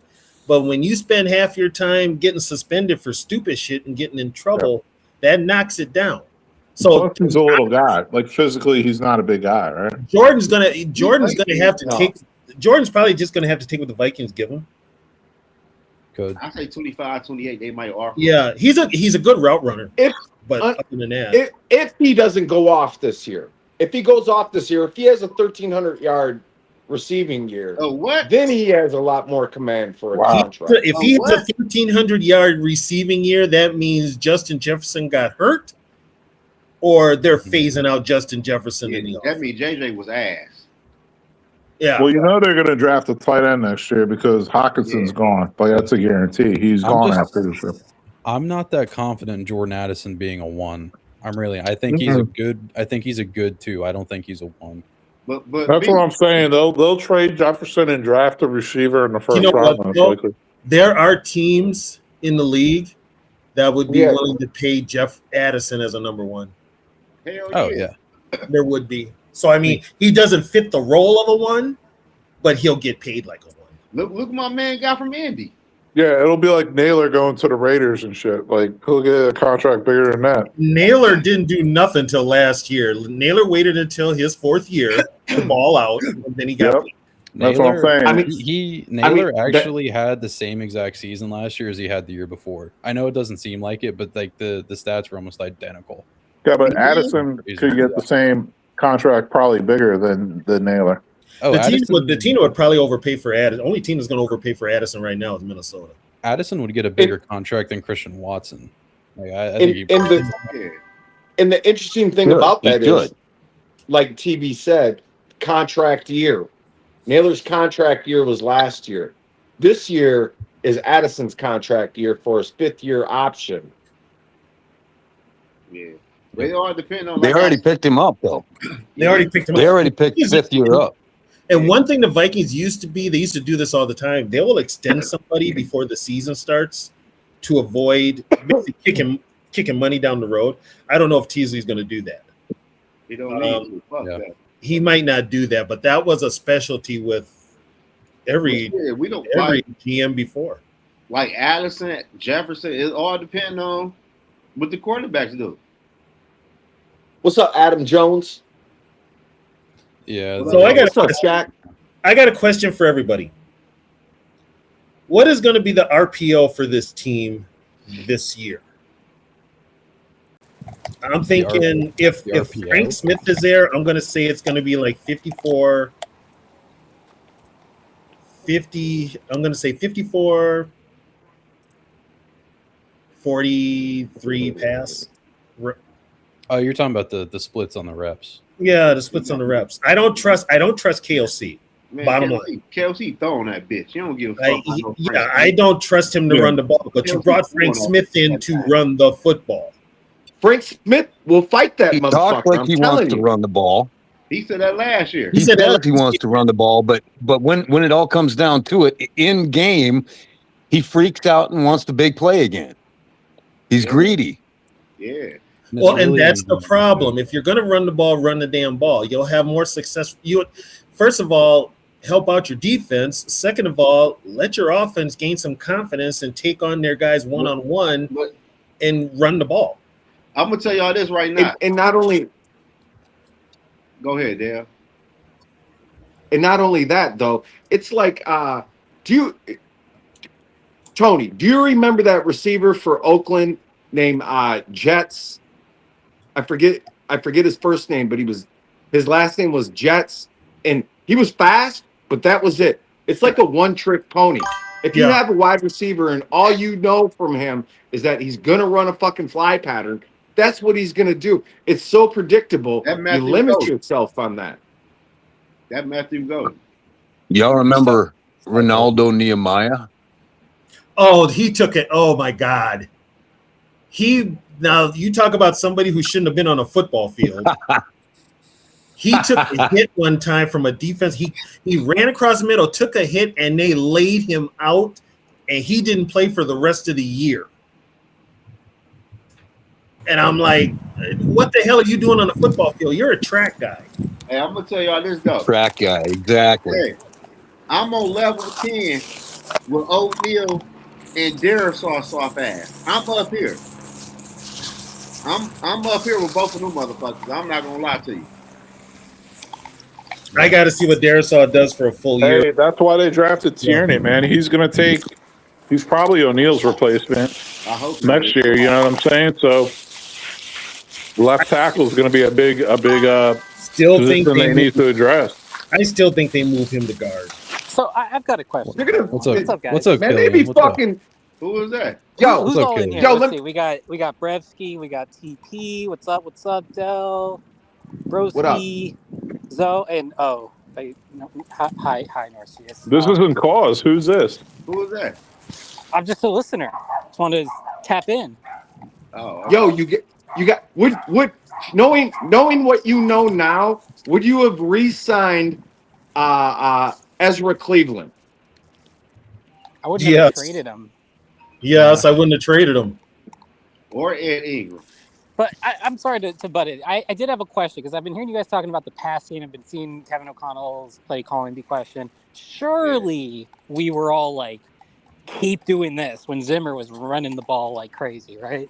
Surely you guys were like, we don't want more passing. Right? That's something I've brought up. Actually, I had no problem with Zimmer running the football.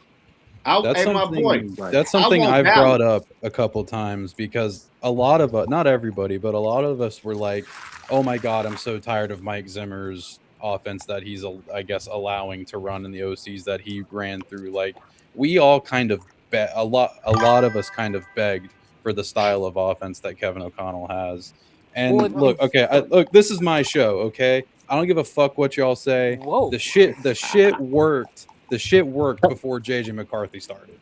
Kevin O'Connell's offense. Like I heard Zoe say that Kevin O'Connell's best friend in 24 was the defense. No, it was Sam Darnold. The GOAT. Okay, so. Oh, I like that one. Got us popping, bro. Hold on. He said his best friend Sammy was D, baby. Hold All right. on, he said my name, so let me respond to what he said. I don't know your name. It say C on here. Killian. So Killian. So I got to ask you this. You made a reference to Sam Darnold, and he was his best friend. So I'm going to ask you this one question, bro. Where was that in the playoffs? Why we had 0 playoff wins? Well, again, if you're going to, you can't really judge things on a one-game sample size, right? Because if you take 17 good games and 1 bad game and you say, no, the 17 good games, they're not real. The 1 bad game, that was real. He had 2 bad games week to week, back to back. Okay, all right. So he had a bad game in Detroit. Okay, but again, take 2 games for 16 games, right? Those were big games. And again, do you not see? Has reality not shown you the problem with that thinking? Has reality not shown you that Sam Darnold is not a bad playoff quarterback? I like Killian, man. He's ruthless, man. I like this guy. It's like the idea that he can't win playoff games has been rebuked in the most dramatic, explicit manner possible. So you cannot say that. So again, here's tell me the guy who won the Super Bowl and outplayed McVay and Stafford in a shootout in the conference championship game. You're gonna tell me that guy can't win playoff games? No, I'm putting my mic down. Who said that? I'm putting my mic to make. Yeah, do your thing. Do your thing. Hey, 1 to 2 games Killian. What are we doing? Hey, Killian, dude. What are we doing? Dude, nobody here said. I don't think anybody here said Sam sucks. No, we never. I mean, you're saying 346. You're making a determination about him as a player 3 touchdowns based on a small sample size. But that small sample size, he didn't look that good in New York either. But my boy, Josh Allen and Lamar Jackson haven't won in the playoffs either, so they should get rid of them too, right? They won in the playoffs. Hold on. Wow. Hold on, Killian. See, the problem is that everybody predicted us getting exposed in the playoffs, and that came to fruition. We were smoke and mirrors. That's what we're so upset about. Not really. I mean, is that we weren't the best team in the league. What was going on behind the scenes? Hold on, Dale. I want to ask him this though. I'm really lost on this whole conversation. So, my boy, hold on. Let Del finish, man. Zoe, let Del finish, please.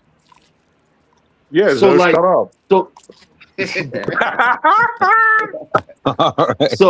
so anyway, so everybody and we even saw it.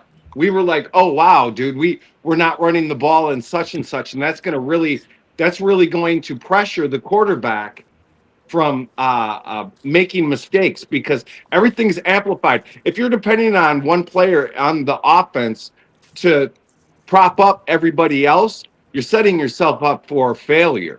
And that's what happened when we played the Rams.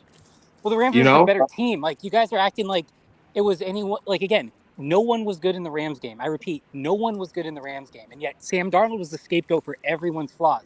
Nobody was trying to run Kevin O'Connell out of town. In fact, you guys were also behind Kevin O'Connell. You said, this guy can make anyone good. He can even make I'm not Kevin O'Connell. First things first, I was never I ain't never been the behind Kevin O'Connell fan club.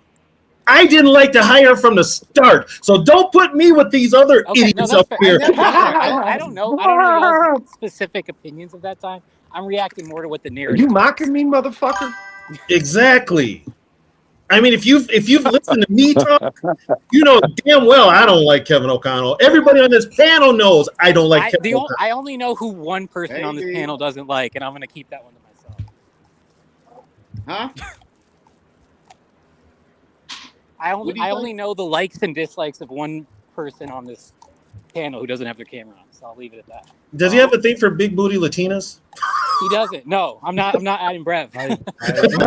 Who you talking about? I do I have wonder. a thing for big booty Latinas. But my thing is this though, bro. How long do it take to win a playoff game? And which quarterback do you need to win a playoff game? The one you ran out of town a year ago. We didn't run him out of town. We weren't gonna. He got more money from Seattle. Oh, he got ran the fuck out of town. Every single. Are you kidding me? We said, hey, you can come here and compete with a fucking limp dick to retard, or you can go to Seattle, where they actually value you as the winning. Well, who told him? Okay, so here's the thing. If the one that told him, some people are going to blame KOC for that. If not KOC, they're going to blame Quasi. They're going to blame Quasi. Well, they all deserve blame for it. You know? Yeah. I think we can all agree that Kevin O'Connell, in the two games, it falls on Kevin O'Connell because they were very unprepared. But Sam Darnold also said in his interview, Minnesota came to me and I knew very early, basically, yeah, I'm probably not going to be here next year. They're going to go to McCarthy. So like we kind of did run. They drafted number 10. The team for sure, 100% ran him out of the town. Also, hey, Killian, go watch Sam Darnold's interview with Bustin' with the Boys. Will Compton kind of put out an idea of what the Vikings did offer him, and it sounded like it was about $27 million. Now, they offered that him was a low ball offer to compete with a Nazi. Okay, who had no business being eligible for a competition. Okay, they said, you know what, Sam, you won 14 games last year and was a top 10 quarterback. We're not really sold on you. So you can come here and try to beat this like talentless Nazi we drafted a year ago, or you can go to Seattle where they. Well, I'm confused. Who's the Nazi, Killian? Killian, who's the Nazi? I'm confused. JJ McCarthy. Okay. JJ McCarthy. Killian, you know why the Seahawks were good? Is because they took the power off of Sam Darnold in the playoffs. That's why they were good. That's why they were successful. No, that's not why they were. Bro. No, Did you watch? Kenneth Walker was a fucking beast, bro. He ran for 130 yards in the Super Bowl. He should have got fucking Super Bowl MVP over fucking Darnold, bro. Okay, so that doesn't make Darnold less good. Okay, hey guys, I'm out of here. Does not make other I gotta take care of some business. You can't leave us. We'll see y'all, TB. What? Dell. Take care. Later, TB. Later, TB. Dell, who do you think was the second best team in the league last year? I'm sorry, what? Who do you think was the second best team in the NFL last year? I'm going with the Rams. I would also go with the Rams. Did they play? Hold on. Did the Rams play the Seahawks? Oh, they did in the conference championship. And did Darnold completely throw 4 touchdown dimes in a shootout back and forth with Sean McVay and Super Bowl champions? He certainly did, Killian. He certainly did. On top. He went crazy. Yeah, he did. So I'm going to tell you because the defense and the running back are good, it doesn't make it less good. Bro, but look at all the other playoff games. Oh, here you go. Oh my God. Tell me where I'm wrong. $250. Tell me where I'm wrong. Hold up, Dell. Tell me where I'm wrong. Killian, I think you're 100% accurate. Oh, that silence you hear is the fact that I'm not wrong, and you know. I think Dell's connection is breaking up. I think Dell's connection is breaking up. Dell, did you hear him? Damn it. Fair. My bad. That's my bad, Dell. Yeah, he was talking about Darnold going off against the Rams, but my point is the other 2 playoff games that were played in the playoffs by the Seahawks, Darnold didn't even throw over 250 yards. You're moving the goalposts. So So isn't I it mean, crazy how the bar? Isn't it crazy how the bar You're moving the changes so much? goalposts, At bro. first, it's like you have to win a playoff game, and then it's like no, I love you this have to win a Super Bowl. And it's like no, you have to be over 300 yards and 4 touchdowns in every game, and then we'll believe it's real. You can't just do it against the best team in the league besides you. You have to do it in the other 2 games, or we're gonna still talk down. Meanwhile, we're here twerking for fucking JJ McCarthy, who can't complete a 10-yard pass. Oh, hey! Don't be talking about 9 like that. And he loves JJ. The bar Wow. is so. Here's what I know for a fact is that if JJ McCarthy in his first season for the Vikings threw for 4,500 yards, 33 touchdowns, and won 14 games, and then lost to a better team in the playoffs, you guys would not say, "Get him the fuck out of here." You would say, 35 "Wow, we've got touchdowns. our guy. We should re-sign him." Hence the reason why Quessy lost his job, in my opinion. Can I play devil's advocate here, Killian, real quick? Yeah, of course. Channel, man. It's your channel. Dude, so shout out to Kuma in the chat and also Robert Nolan. Let's just say that a certain someone here was very, very high on JJ McCarthy coming out of the draft, and on the original iteration of the Social Network with Jason Harmon, in tandem with Jason was okay, dude. I would high on JJ McCarthy. We agreed, like, okay, let's move off Darnold. You just drafted him 10th. You just drafted McCarthy 10th overall. Let's get to the future. I'm guilty of saying that. I sinned. I supported the Nazi. Yep. Yep. Let's say. Where my boy that though? So He was do you SS, think- bro. I didn't know that shit. I mean, just look at him. Do you think that? Right. Do you think it's still kind of fair to be like, okay, we just got rid of another quarterback that was a stat stuffer for 6 years and also couldn't get over the hump in the playoffs? Do you think that, like, it's an understandable line of thinking at that time because we just got off Kirk? Is it like? It's understandable to someone who's making a false equivalency based on their prior trauma, right? Yeah. You're projecting the flaws of Kirk Cousins, who you're so scared of having that again that you project it onto someone who's not worthy of those flaws and it's not true of. So is it understandable? Yes. Is it smart? No. And I also say that as somebody who, before Kirk tore his Achilles, I wanted us to extend Kirk because he was in a Sam contract. Sam Darnold's greatest that true? sin was making us believe that he could win the Super Bowl, which he could. Yeah. So I would say, you don't think JJ McCarthy gonna be nothing in the NFL?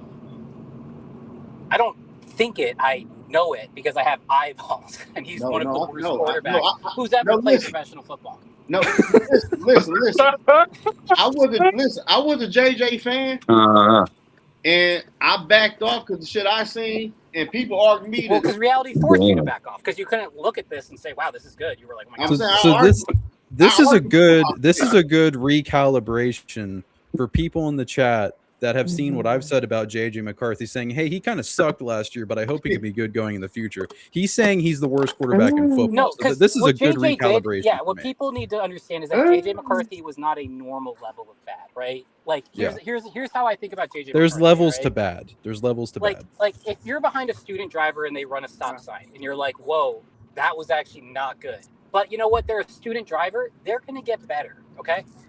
Now it's a very different thing than if you see a student driver turn off of the highway, drive into a house, and like mow down a whole family. You think, wow, you know what? That person probably shouldn't be allowed to be behind a wheel again.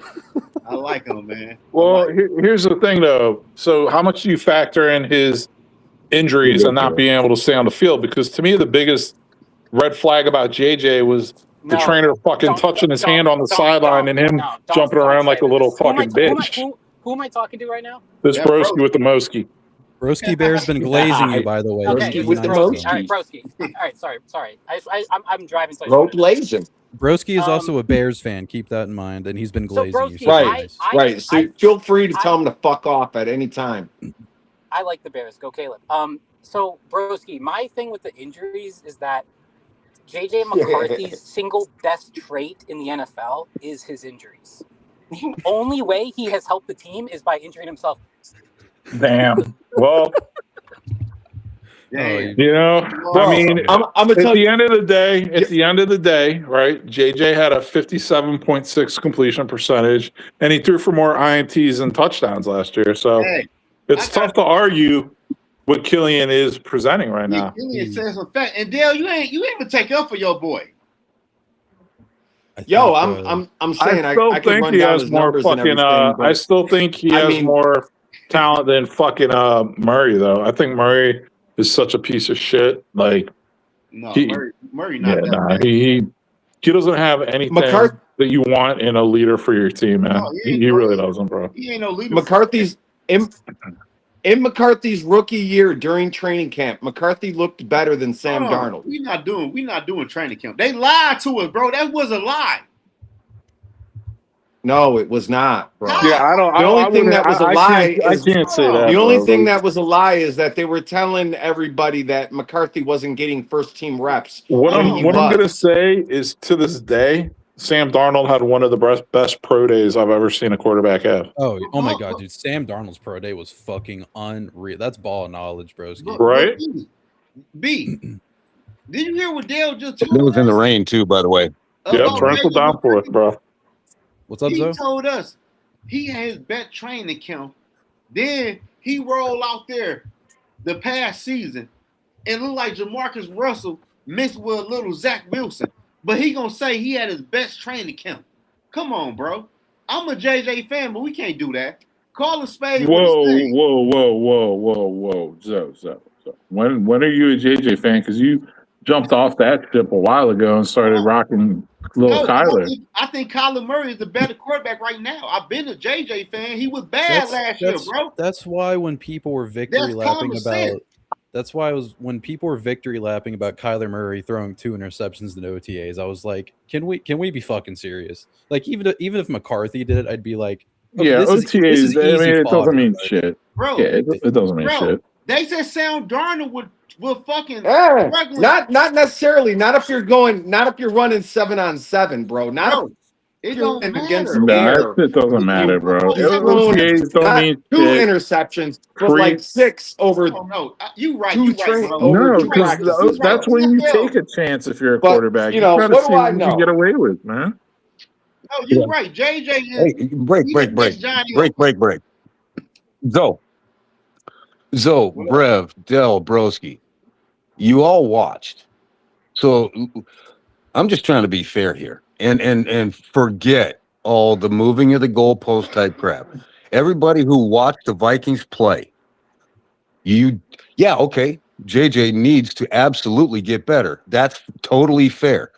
But can you not say you didn't see sparks in there that could be a franchise type quarterback? Absolutely. And that's the one thing I would disagree with Killian on. Like, I actually think McCarthy does have potential. I really do. Like, I think he's got some talent. I would say this. JJ last year, he showed some great things. But the thing was so bad in the beginning. When he looked at decent, we praised him for that because the shit in the beginning was so bad. Yeah, I would say. And you know what, so, Zoe?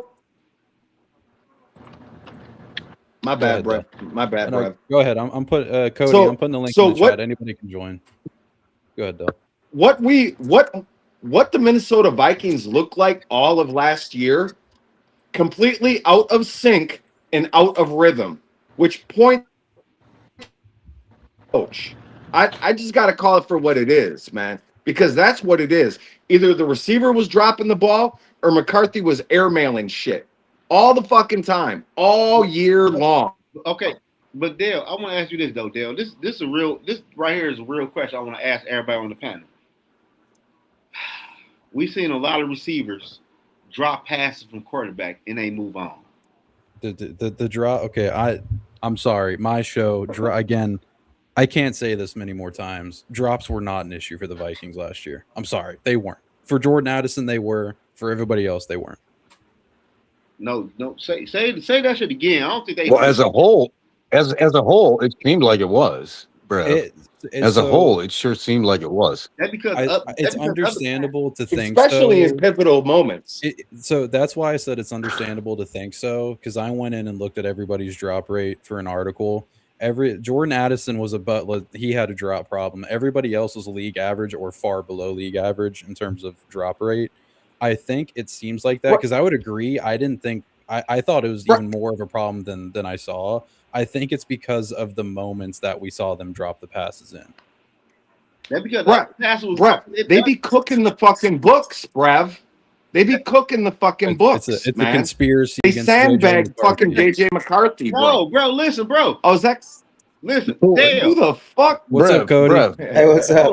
Listen, I can't do this shit with y'all, man. What's up, Cody? There's a dark cloud on the horizon. Yeah, crack that shit. God damn it, crack that shit. Fucking right. There's a great dark cloud on the horizon. Hey, you know what I think the problem is, though, B? What's up, the problem is we seen 3 drop passes from receivers. Then we seen 15 passes that was overthrown. So we gonna blame the drop passes like that was the main issue. To put I guess to put my entire take on it, and then I want to get Cody's take on it since he just joined. Their drops were a problem for Jordan Addison, but when there's a mountain of evidence of drop rates for other receivers not being that high, when there's a mountain of included in that mountain of evidence is JJ McCarthy's drop rate when he was throwing the ball, it was 11%. For Max Brelsmer, it was 6%. For Carson Wentz, it was like 2.9%. When all of that is going against JJ McCarthy, I don't think it's a conspiracy theory that the NFL has for JJ McCarthy. I think JJ, and it's not about the velocity. JJ McCarthy throws a fucking fastball, but I think everybody putting the drops on McCarthy's velocity on the other side of it, I think that's a very lazy take. I just don't think JJ McCarthy throws a very catchable ball because he can't fucking layer it. His ball is one-ply toilet paper. From what we've seen last year, that could change. Yeah, I don't know what's going on, man. I don't know. What's up, Cody? What's your take on it? Hey, so my take, remember the offseason we did grab Sam Darnold, and there is that, they're playing quarterback out there with McCarthy was healthy during the offseason. And we heard Jefferson say, hey, Sam Darnold throws one of the most prettiest balls. It's like catching clouds. Yeah. We didn't hear that last year from the McCarthy side at all. So the drop rate, you can kind of coincide that and compare that to that. To like, hey, it was McCarthy's throws is the reason why the drop rate was so high for some of our receivers out there. And it shows too, because even they brought it up. I think Tom Brady brought it up one time. The nose of the ball is up in the air as it's scooting down the field. It reminded me of when McNabb in the Super Bowl, Donovan McNabb in the Super Bowl. That's all he could do was throw lasers, and every one of his wide receivers were just dropping balls. Yeah, Donovan McNabb threw one of the heaviest balls I've ever seen a quarterback throw. Like, it wouldn't even turn. Like, it was like it wouldn't even spin. Like, it was crazy. Yeah, so that's I would agree. Yeah, I don't know about Barry if I don't judge McCarthy. I'm glad you brought up the tip of the ball going, because Brady did bring that up, and that's exactly why I'm not going to pretend to know fucking centrifugal force and velocities and Pythagorean theorem or whatever the fuck. But like, that's exactly why the balls were they weren't, in a lot of moments, they weren't just missing receivers. They were going to row 7. Like they were bad. So if McCarthy can somehow learn to layer, but that goes back to rhythm, Brev. What about the rhythm? Oh man, oh my God. I don't want to hear about the offense. You're a National Football League starting quarterback. You have to deal with it. Hey, you better be able to hit Justin Jefferson wide open on the fucking sideline. Like I'm not asking much. Hey Dale, did you watch JJ McCarthy in college? Right. Or That's all you fair. became a fan? Little bit, yep, Okay. little bit. Okay. Are you trying to say something, Norse? I'll hit you, and then I'll get to Killian again. That was all fair, Brev. But by the way, not long ago, didn't you come out with finding out that JJ's hand was hurt very early in the season, like game 1, game 2? I think you said something like that. Yeah, allegedly that he fractured that hand much earlier than the public was reported. Obviously, I can't fucking confirm or deny that, but that is something that I heard And that could absolutely. I hope that's part Right. of it. Okay. I want the kid to be fucking good. I hope that's what it was for Yeah. sure. I don't know, man. What's up, Killian? Cheers. Oh yeah, brother. Cheers. All day. It's Friday. Man, y'all got me ready. Killian, come out. Killian. Well, hey, What's Killian- everyone drinking? Zoe, what are you drinking, man? I'm drinking tequila, man. Man, I got some rye. Whiskey, bro.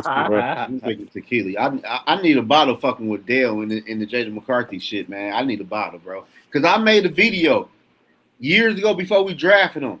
I said it was a bad fit. And no matter where JJ McCarthy land, he needs to sit at least for 2 years. Because he is coming from an offense that ran the ball. He is not coming from an offense that depend on him throwing the ball 30, 35 times. But Zoe, He's couldn't not you coming say that means he needs to throw the ball more though? No, he needs. Because Go ahead, go B. ahead. No, go ahead. Go ahead. No, I just say he needs to sit back and watch another quarterback, see how they operate at the NFL level. Then he can slide in there and do what he do. But he is not ready to play day one. He is Yeah. not ready to play Hey, day Zoe. Hey, I'm sorry. Hold on, Brev. Hey, Go ahead, Zoe, Zoe. who was that wide receiver that Michigan had Roman Wilson. Wilson. when J.J. McCarthy, when they won the championship? They had Roman- one decent receiver. Has he done anything in the NFL? No, we have. No, He he also- got hurt. You also had Colston Loveland. Yeah, we have to tight end, but he's talking about Wilson. He at Pittsburgh right now. Yeah, he's with the Steelers. He hasn't done anything yet. Yeah. Yeah. I have No, my conspiracy theory on McCarthy, and it goes back to when KOC and Kwesi got the job at Minnesota. What normally happens when a new head coach, new GM comes into the league? They draft what? New QB. The quarterback. That quarterback that year was Kenny Pickens. So he was like in a rock in a hard place. So eventually KOC had to draft his quarterback. Like he needed to draft a quarterback in the first round. Turns out he wanted Drake May. Lost out on Drake May, so he had to go after, a quarterback still in the first round, maybe make it work. He drafted McCarthy. My theory on it is I don't think the quarterback position will ever be solidified under Kevin O'Connell because of that fact. Because he didn't get his quarterback with the new GM right off the rip that very first year. Who, Drake May? No, in 2022. Cody, There's no quarterback available. Hey, Cody, Yeah, I mean- the best quarterback so far in that draft has been Bo Nix, Yes. who was available at that And time. I said we should have took Bo Nix. Vikings fan would jump down my throat. What Cody is saying is the first year that Kevin O'Connell and Kwesi got here, that was the Kenny Pickett, Malik Willis draft. Yeah. we So want some quarterbacks. So because there were no quarterbacks available, which, by the way, Right. big Kenny Pickett guy beyond reason, and I sit here and bash JJ McCarthy. Yeah, I get what Cody's saying. Yeah, I mean, timing up a new GM with the new head coach with the new quarterback is ideal, or at least timing up a new head coach with a quarterback. I mean, that's pretty much as close as most teams are going to get to ideal. The other thing that tied into it is that they greatly overachieved year one. Like you got yourself in a cycle of like, okay, we kind of have to extend Kirk. Because I'll say it again, the passing offense Kevin O'Connell did not wake up in fucking June last year and was like, oh, I forgot how to call a passing offense. Like the Vikings passing offenses were all like fucking absolutely, god damn it, they were fucking lethal in Kevin O'Connell's first 3 years. And that's like, that's just a fact. And if you want to say Kevin O'Connell's a veteran quarterback whisperer, sure, whatever. He knows how to call a passing offense. But Brev, and to the panel, I'd like to protest that in looking at trends, right? In such as a GM and new head coach, a new GM and a new head coach coming in and drafting a quarterback and being tied to them. If we look at the worst teams in the NFL, what do they do year after year? Every 4 years, what do they do? The traditionally worst teams in the NFL, what do? Draft a quarterback, bust out. Look at the Browns. Look at the Jets. Look at, you know what I'm saying? Look at these teams. The difference is it's not about the concept, right? It's about the player, right? JJ McCarthy is a concept everyone liked. They said, oh, he's a top 10 draft pick. We never had one of those. He's going to be our quarterback of the future. Problem is the player was bad. You cannot confuse a concept with a player.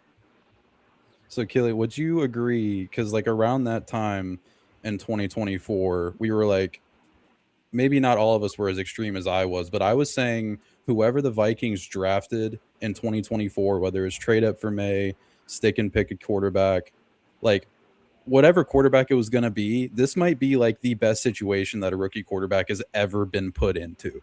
And obviously McCarthy didn't get to experience it year one, and that's part of it. But I feel like we were all like, oh my God, a rookie quarterback getting this supporting cast with Kevin O'Connell. Holy shit. But now we're just like, oh my God, the first year that Kevin O'Connell's offense isn't top passing offense isn't top 7, he must fucking suck because JJ McCarthy can't complete a pass. Like that shit doesn't make sense to me. I'm sorry, it doesn't.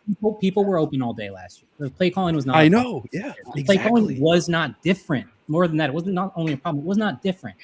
All the 3rd and 4th and short stuff, all that stuff's been going on his entire time in the league. So it's not a KOC problem. It's not. Yeah. And of course I will admit we have not had a legitimate run game under Kevin O'Connell. I'm not going to argue. I'm not saying Kevin O'Connell's that's not true either, though, because I mean, listen, in 24 we had a legitimate run game. Did it work in the playoffs? No, but like by and large, he did run the ball. Aaron Jones had like 1,200 yards on the ground. That's true.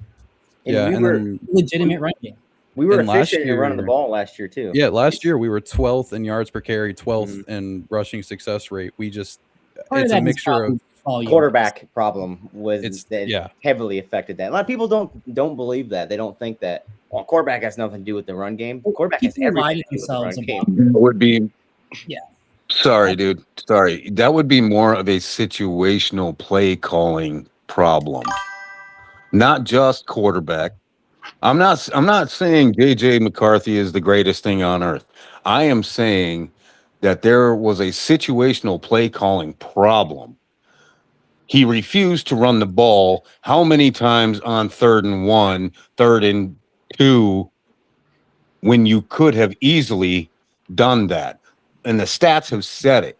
71% of the time or something like that, 3rd and 1, you get the first down. Man. And yet what did O'Connell do? He passed the ball on 3rd and 1. And how many times, what percentage did he get the first down on? I think it was something like 18%. I might be wrong on that, Brev. Check me. Norris, if you look at the stats it's somewhere in those numbers are like the thing is. Sorry, you're breaking up, man. Yeah, sorry, guys. So Kevin O'Connell's always been bad at running the ball on short yardage situations since he got to Minnesota. Like part of why he threw it so much was probably an overcompensation to his lack of success in the first 3 years doing that. So again, he's never been good at it, but like it's not like they were to just racked up. Like he's always gotten stuffed in 4th and 3rd and 1, always at a rate far below the league average. Well, can we stop defending him on that then? If we can agree that he's not a very good situational play caller, stop defending him on that. Problem, you know. It's like, we can stop defending him on that as long as we're being honest about the massive elephant in the room problem. What's the elephant in the room? The fact that JJ McCarthy's terrible. Like, someone just tell me this, Dell or Norris or whoever is a JJ guy. What is he good at?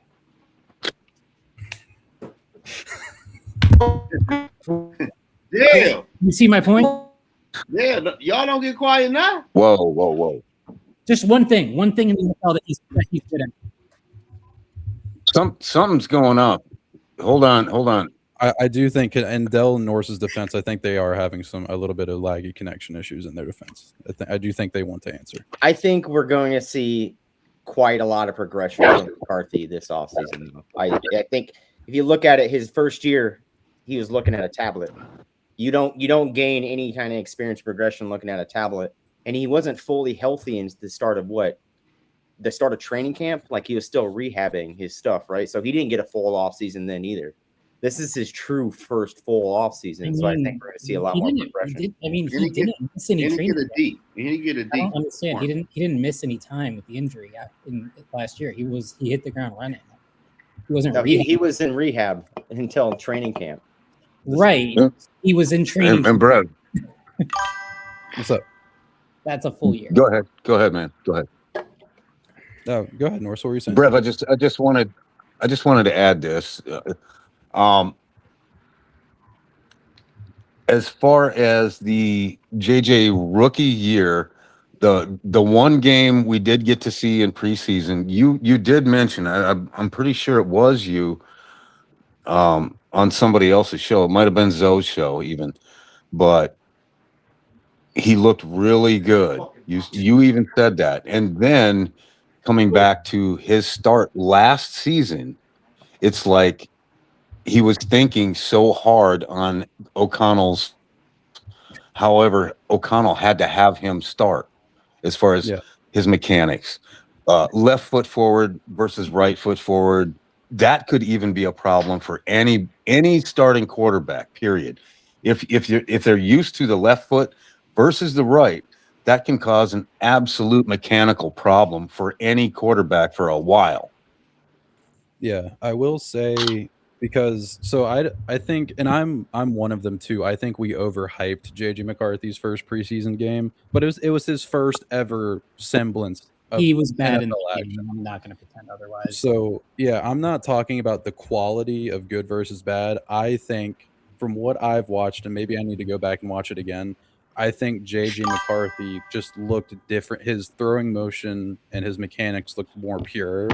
One thing I don't like about Kevin O'Connell, and we've talked about this a couple of times on Zoe shows and D Wood show, I think Kevin O'Connell maybe tries to force a little bit too much quarterbacks changing their mechanics, and John Gruden kind of hinted at that with Kirk Cousins on his show. I don't care if the motherfucker's leg goes to the sideline. Like, if he can complete the pass, complete the fucking pass. So I can see where O'Connell might be a little bit overbearing in that regard on McCarthy, and maybe the injury fucked it up. I don't know. Yeah, man. Listen. And I want to agree with Fig Nuts on what he just said there. By the way, he was stuck focusing on technique instead of focusing on playing quarterback. That's kind of a good point too. Could be. What are we doing? What are we doing, man? Like, I'm sorry. Like, you have to. It's not like Kevin O'Connell said, "Oh my God, you're amazing at quarterback. Let me fuck this up." He had made him fix his technique because he was bad, and now we're saying, "Oh, poor JJ. He had to change his technique and from a broken one into a good one." Aw, he can't do that and play quarterback. Like, how many excuses will we make for this guy? There's just this natural, like, no one starts in the middle with him, right? Well, all the way on the side of defending every nonsense about him. If this guy didn't wear a purple jersey and was just some bum on the Tennessee Titans and you'd watched him play all year, you would think that guy's terrible. You wouldn't think that guy's really good. What if they're both bad? I said that before. What if Murray and McCarthy are just not good? I mean, they're not going to be equal levels of bad. Like, there's no shot that. Like, who do we bitch at now? You know. Again, like, I think JJ will improve. The difference is, like, improving from like the 849th worst quarterback ever to like the 626 doesn't matter. You're still awful. That's been my thing about, like, oh, Kevin O'Connell is gonna adjust his offense for Kyler Murray, but he's not gonna adjust for JJ McCarthy. Like, what the fuck is he adjusting it to JJ McCarthy for? Like, when you're saying that, you're saying, oh, JJ McCarthy probably shouldn't throw the fucking ball. Take the ball out of his hands. Because, like, the strengths of JJ McCarthy that were not many, and again, big McCarthy guy out of Michigan, there weren't many strengths there other than the guy has the tools, he has the arm, he has the mobility. Because he was pretty decent throwing the ball in the middle of the field at Michigan. And now NFL is a different game. It's a lot faster. But now he just fucking can't. And that's an issue. Because Kevin O'Connell has a lot of concepts focusing on the middle of the field. Dale, where you at? Dale ain't saying shit about Jay. I'm here. Okay, speak up. I'm here, motherfuckers. I'm here. Okay, speak up about Jay McCarthy shit. Yo, I'm telling you. So this is the thing. Okay, I will one more time. If you run, go ahead, Dale. Kevin Stefanski type offense, right? That's play action predicated off the run to give the quarterback an honest shot at being successful, not passing into a passing defense all the time, because the defense knows what's coming. As what happened in the last 5 games last year, JJ McCarthy was a top 10 quarterback. Okay. Let's look at what that looks like. What'd you say? Okay. So he was 52 out of 83 for 703 yards, 5 touchdowns, passing, 2 rushing touchdowns, and only 2 interceptions. So he had 7 touchdowns to 2 turnovers in the last 5 games. Y'all love them last. So I mean, we got to give the guy a fair shake. So okay, what about the other 5? Fuck the other 5 games. The other 5 games don't matter. At Yo, no well point then, did he a top 10 quarterback last year. Stop it. Let's be reality here. no, he was, bro. No. That's like a level of crazy where you need a conservatorship. Hey, we gotta stop this nonsense. Yo, I don't know what to tell you, but the numbers I just said were The correct, numbers and you he was just said were 5-0. He actually was 6-4. About top 10 He has quarterback. a winning record. 700. He has a winning fucking record, bro. Bro, Max Grossman got to win a record. 700 yards in 5 games is not top 10. That's bottom. Man, get the fuck out of here with that bullshit. What are we doing? What? Oh my God, the running back had 60 yards in 4 games. He's top 10. Like, what the fuck are we doing? No, let's let Norse go because I think his connection's lagging a little bit, so I want to make sure Norse gets his piece. I want to be fair. What's up, Norse? Let us know, Norse.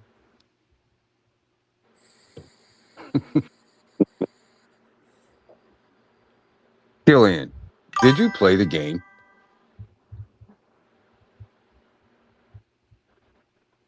Killian, What's up?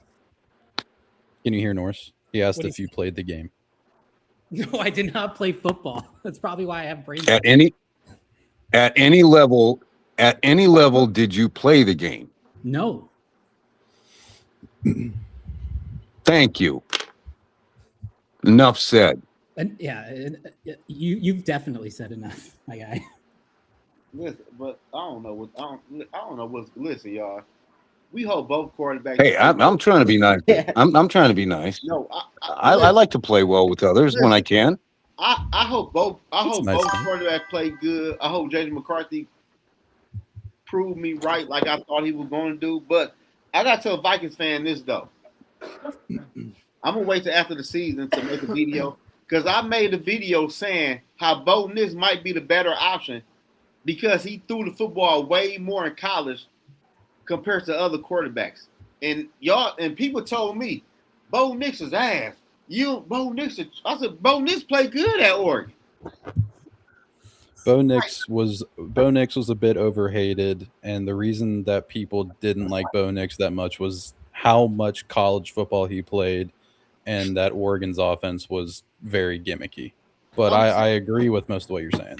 Yeah, but I'm telling Vikings fans, and as me being a JJ fan, JJ McCarthy would do good in the Kyle Shanahan offense because it's based off the run and the play action pass.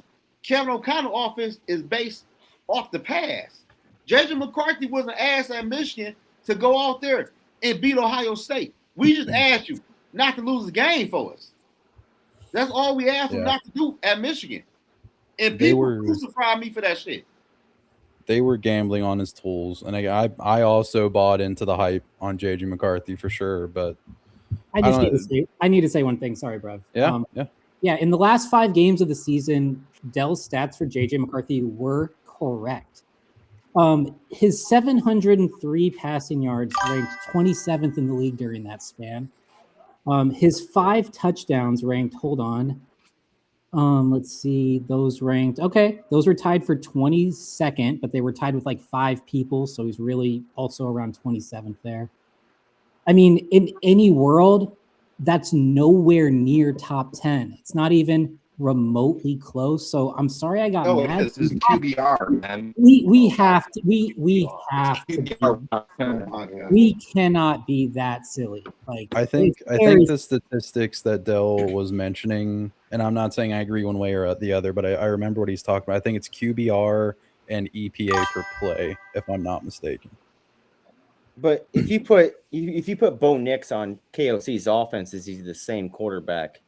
You got to look at like the target per depth that we throw compared to what the Broncos throw. The Broncos and Sean Payton matched their offense completely perfect to Bo Nix and how he threw the ball, even when he was at Oregon. But quick shots, the screens, the jet sweeps, all those things are ran perfectly through what Sean Payton does. We don't get that much of here in Minnesota. But you're right, though, Cody. But Do you know which quarterback had the most pass attempts last year in the NFL? I would say Bo Nix because he threw the ball a lot of screens, 2 to 6 yards. Oh man, that's the same. The average depth per target was at Screens and 7.5 tweaks, yeah. yards. The average depth per target was 7.5 yards for him for the Broncos last year. What do they say? You can run the ball to open up the passing game, and you can pass it to open up the run game. Mm-hmm. It works both ways, man. But if you do it solely 70% one way or the other, it doesn't work so well. But it has worked. It's worked for which goes back to coaching.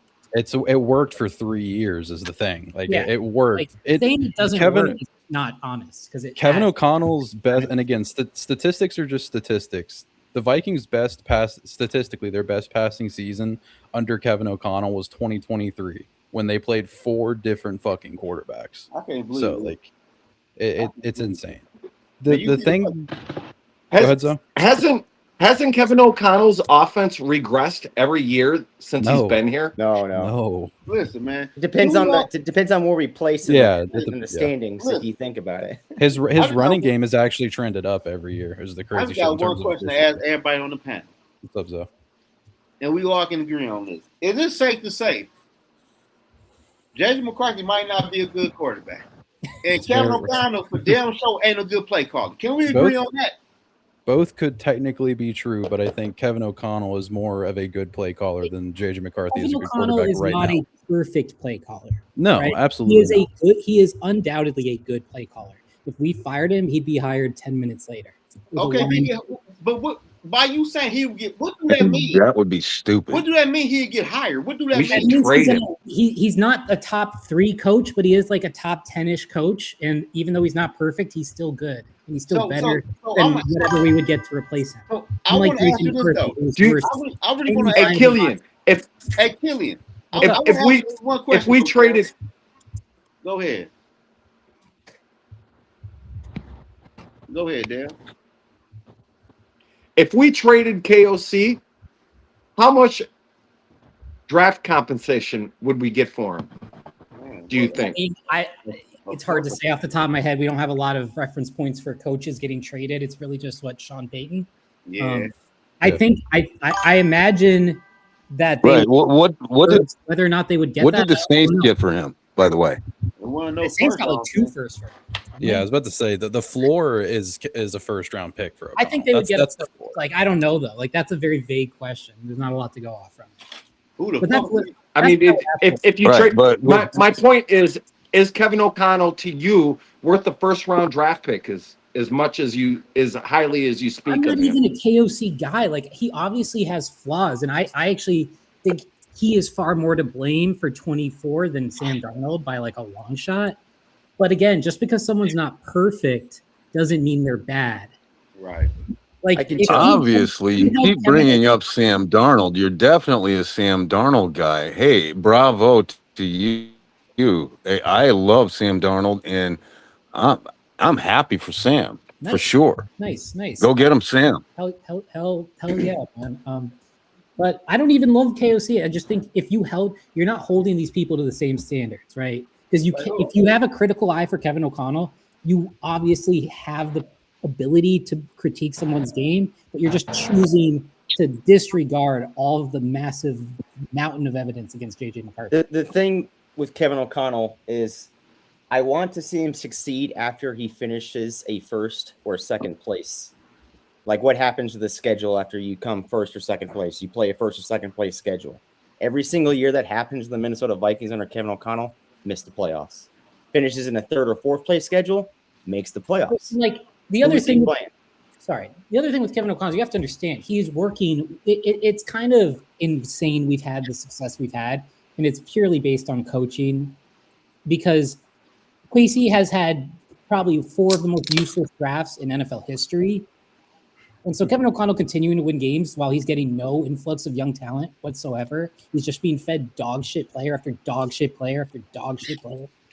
You know, you got to figure that in. Hold on. Wait. Hold the fuck up. Hold up.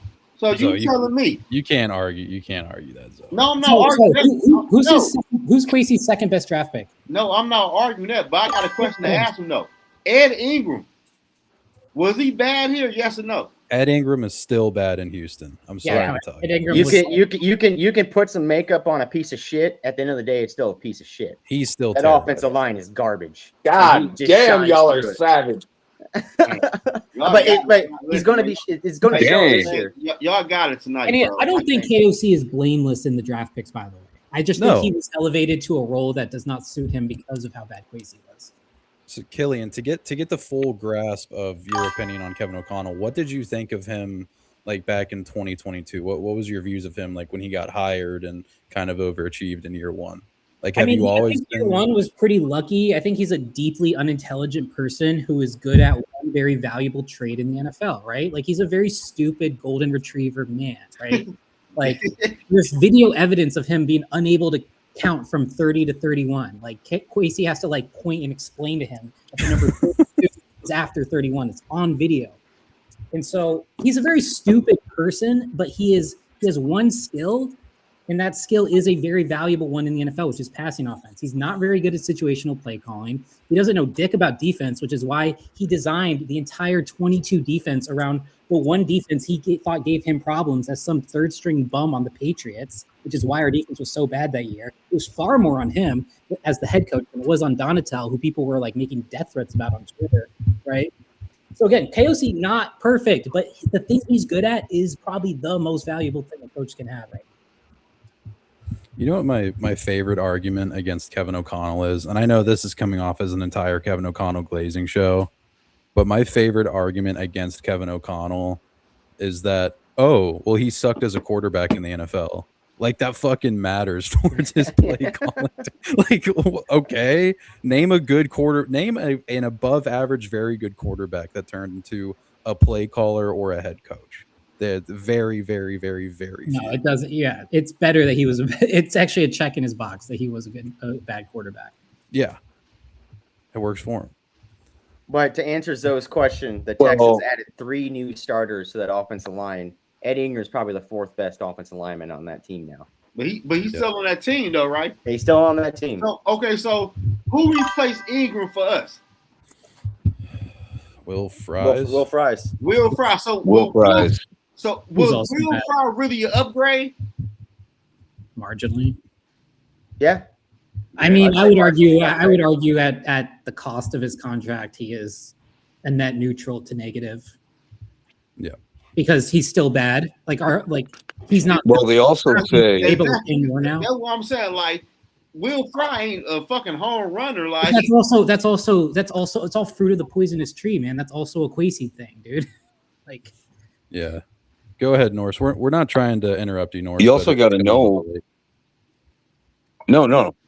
I know there's probably a lag there, guys, so bear with me there. But it's true that a guy's second season in a system is always better. I know he came off an injury. His first season was not all that great, but next season should if he can hold his water, he should be pretty good. He's not going to play. Like, you have to understand. He's talking about Will Fries. Oh, I'm sorry. I'm so anchored to JJ. That's my bad. It's okay. He own one tonight. Yeah, Will Fries. The good thing about Will Fries is if he doesn't pan out this year, you've gotten out on his contract after this year, so you can get off him pretty easily. He was a bad overpay. Yeah, he gone. He gone. I think that might be the Tiernan thing. The Tiernan. And y'all know who brought him aboard? Crazy. Hell no, the other dude who drafted his ass. Oh yeah, Ryan Grigson. Yeah. What I don't get is we complain about our offensive line guys going down with injury, and we're like, oh, we're calling them bad. Christian Darrisaw hasn't played a full season in 4 years? Oh, we just extended that man. Like we extended him, right? It was an extension. Yeah, I mean, we had to, but he might. I agree. I'm a big Darrisaw fan. I loved him when we drafted him. I'm just getting worried now that the injuries are starting to stack along, and I'm like, man, why we extended him for more years, pushing money down the line? Should just let him ride it out. And it's like, okay, you stayed healthy for a year. Here's your extension. It's a fair critique for sure. Question. What's up, North? Question on that, Brev. Who was biggest at fault on that as far as Darisaw? Was it Darisaw trying to push himself back? Because we all know that players don't want to lose their spots. Or was it the coaches or the team doctors saying you're good to go when he wasn't? We have the best facilities in the world, Morris. Can't blame I think it's a mixture. I think obviously Darisaw, he seems like one of those guys that's genuine about the game and he wants to play. He wants to be out. Dude. Our training staff is very, very questionable in the way that they handle injuries. And I'm not saying that the things that I hear are gospel, but there have been some questionable things that I've been told before regarding injuries that have been called injuries to cover up another injury. Fuck is up with this? And it wasn't actually this injury. Motherfucker. But I think it was a mixture of both. And it's frustrating because Christian Darisaw is so fucking good when he's healthy, but he can't stay healthy. Yeah. I think you can see, in my opinion, the downfall of the Minnesota Vikings the past 4 years has been the Christian Darisaw injury. It feels like when Darisaw goes out, this offensive line is just wiped. It's non-existent. Yeah, it's rough. Killian, can I ask you another question real quick? Because you seem to have a interesting point of view on most things. Of course. What was your opinion on the Vikings 2026 NFL draft? It was horrible. I'll never for the life of me understand why they spent 2 months preparing for the draft without a GM, saying we're going to take our time to find a GM after this. And then they hire one like 3.5 weeks after the draft. They could have just hired him. Like, I don't know. Maybe there was some kind of contractual thing. I don't even think he was their first choice, to be honest. Like, I'm very excited about him, very bullish on him, but I don't understand the process there at all. I think the Wolves are fucking insane for going about it the way they did. And watching us just take bad, like reach after reach after reach was hard. I got a theory on that. I don't think they wanted to bring in GM with this draft class from this year. I think this draft class was horrible. I think after the sixth pick, it was reaches no matter where you're going, and that's including with Thieneman. Sure. I had Thieneman towards the tail end of the first round, not any of the teams. So, like, I think if you look at 27's draft class, it is loaded with the talent. You're talking about 6 quarterbacks, 6 wide receivers coming in the first round. It is loaded with talent. Okay? Off the defensive line also. Are you okay? So adding a GM and not doing that repeat process of Kwesi going after Lewis seeing a big reach again and not putting that sourness on that very first year of GM is the reason why I think we held out on GM. So we can get. I think that's a good. I actually think that's probably why, because everything they do is so optics driven, and that would make perfect sense. Mm-hmm. You don't want to anchor the new GM to this shitty draft class.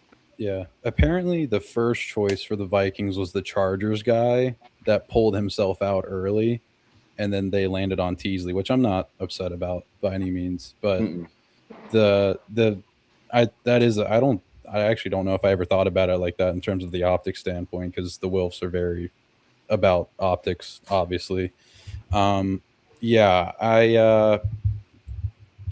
guess like with any draft class, you have to wait and see, because I really wanted us to trade down. I didn't want 18th overall. Like if you completely traded out, like even to the late second round and picked up a couple early day 3 picks on top of that with like a first next year, which I don't think any team would have done that, giving up their first next year to get into the first this year. That was just in general, trading down was my preference, because just watching them pass on, like, even within the draft class, watching them pass on Lemon and the safeties that dropped even to the second round and were taking fucking linebackers. Oof, man. That was my worst pick, was Galladay. Yeah. Oh, second God. round. I hated that. I mean, I was okay with. I was mad at the Banks pick at first. I realized, okay, yeah, you did lose 2 guys. You needed someone to fill that spot. That's terrific. We don't know if Harrison Smith is coming back. We can always draft safety. If Harrison Smith does come back next year, we can draft him in the second or third round, 27. There's a couple good ones in that round. The Galladay pick just threw me off. I lost my shit. And what you said, Cody, I'm glad you said that. Why? Because they were like, you said, we need defensive tackle. Like the entire draft process, Brzezinski was in interviews like, yeah, we're not going to draft for need. We're just going to draft the best player available, which is the right way to draft. And Mekhi Lemon is there, and they take Caleb Banks. I'm like, what the fuck are you doing? I can actually defend. Like, I think if you're just aiming for upside, like I can buy into that. I don't really agree with it, but I can buy into the Banks pick. Everything that came after that, I love the Claiborne pick. It's probably too little, too late. Like they should have just taken a good running back last year instead of countless bums that Casey took. But even just passing on McCoy, like if you're going to take an upside shot for free, why not go there? Like, oh my god. So. Yeah, because that second round pick, you had fucking McCoy, and we didn't know how far he was going to fall. He fell to the 4th round, so it's kind of hard. I think it was the 5th. I think it was the first. No, he was the first pick of day 3. I'm pretty sure. Right. You're right. Yeah. So he like that. Like EMW was right there. I was a big EMW guy. We wanted him. What'd you say? I said we would have. You wanted him in the 1st round. He was there in the 2nd. Yeah. That's crazy. I wanted EMW. I don't know if I wanted him at would 18. you have been all right with us taking Lemon in the 1st and Lee Hunter in the 2nd?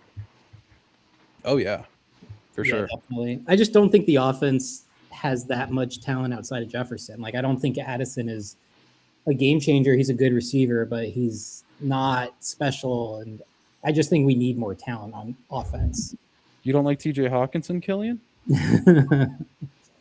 Oh, listen, I've ranted enough tonight. Don't get me started on fucking. Yeah, how would we have felt if we took Kenyon Sadiq? Like I would have been all right with it. I've been mad at the motherfucker. You've been mad? Hell, Oregon. Man, listen. I wonder if they got sniped for him because it did feel. I think they might have. It did feel like they kind of panicked with the Banks pick. Where I was like, what?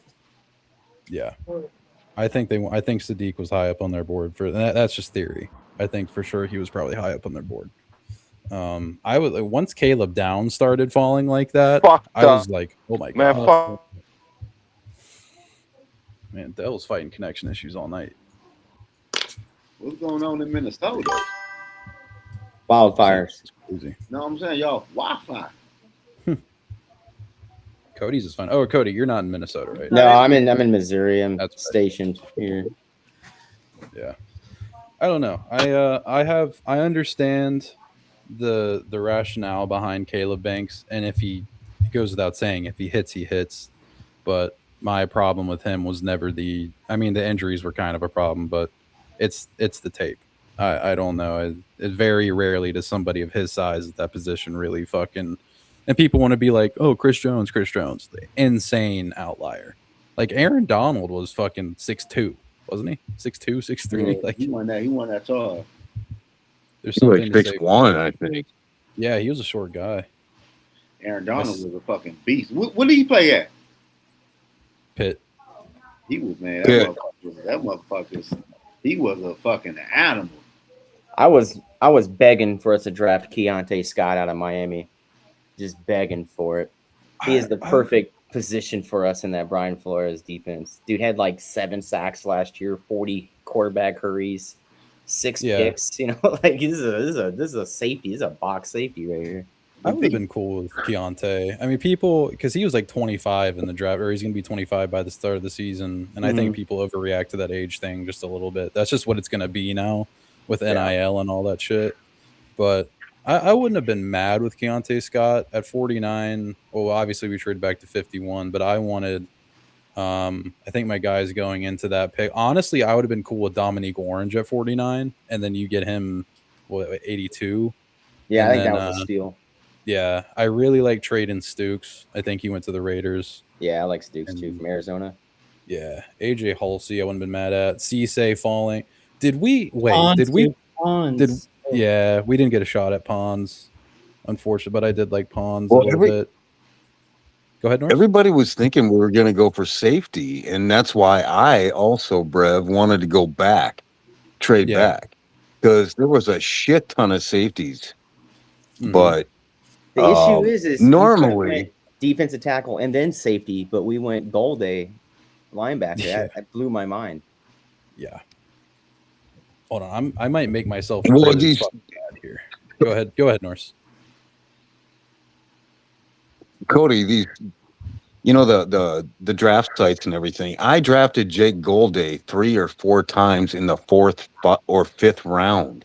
Mm-hmm. Oh my god. What? But I mean, I will say this. I just want to say this. I do like Jake Golday, but dang, the intention. I'll just say this: the intention of the draft. I loved it. You know, Yeah. I think it was a great draft due to the intention of it. Mm-hmm. Yeah, I can agree with that. I understand, and again, I understand the rationale in Jake Golday, but I just looked up, and maybe I should be happy this didn't happen because it got us future Hall of Famer Charles Demings. But we took Jake Golday, and immediately after the Packers took Brandon Cisse, and I'm just now realizing that somehow, and now I'm fucking mad on a Friday night. Hey, the Golday thing was how tall is that corner? Who? CZ. What that fucking name is? He's like get him, Flurry. He was 5'11" or 6 even. Oh, okay. Flurry's tweaking in the background. Yeah, he's always fucking tweaking. Fucking crackhead. He's 5'11", yeah. Demings, I think, is like 6'1", 6'1.5". Yeah, I like them in height. And like Demings is just everything you want. Everything Brian Flores wants in a corner is Charles Demings. And I fucking love it. It's fucking awesome. Yeah, I wasn't mad at that pick. Though. But like I told you, man, I don't know you hopped on when I made that video a couple weeks ago. Y'all know who our next head coach gonna be? Brian Flores. We just hell no. The DC at Seattle. He gonna be our next head coach. Can I make a prediction real quick? Go ahead. This your shit. Kevin O'Connell is going to sign an extension in Minnesota after next season. Okay. Yeah. Hey, I'll be right back off that one though, man. You're good. We're playing a third place schedule, though. We're making the playoffs, bro.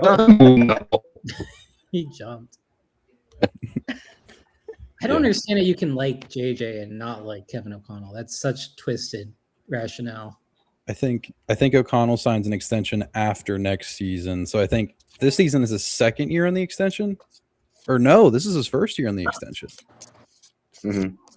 Oh yeah. Yes. Okay. It would Yes. be it would be, I guess, in 2 years. It's just my gut telling me, and I know I'm more of a Kevin O'Connell apologist than a lot of people, but my gut is telling me O'Connell is going to be the head coach of this football team for like a really long fucking time. I don't know what it is, for better or for worse. I think he should be. I mean, we to go to like a defensive orient, like we are so lucky to have Flores and O'Connell. They are propping up a roster that doesn't have that much talent. Like they are doing such, like even winning as many games as they won last year is insane. With the worst QB ever, they're winning record. Like what? It's insane. And we're obviously just benefactors of the whole Flores situation. It's a bit of a cheat code. But like going to like losing both of them, or just even losing Kevin O'Connell and going to like we're not going to find a better offensive mind on the market. We're just not. Yeah, getting on to like on your point about what happened last season, you finished 9-8 with some truly terrible quarterback play, probably if not the worst quarterback play in the NFL over a 17-game season. It's because Carson Wentz played a couple games. You went 9-8, and a lot of people like to put the Tavier Thomas holding on the Bears kickoff return, like that's what cost us the playoffs. No, the fuck it's not. That was like one of the smallest dominoes in the entire. The reason you didn't make the playoff, the reason that Tavier Thomas was in that position, he shouldn't have held. But your quarterback play, and a lot of people tout the 6-4 record, which winning is all that matters. Credit, I guess, to JJ McCarthy for coming up in a couple games, even though that 6-4 record is kind of ingenuine to say that he has.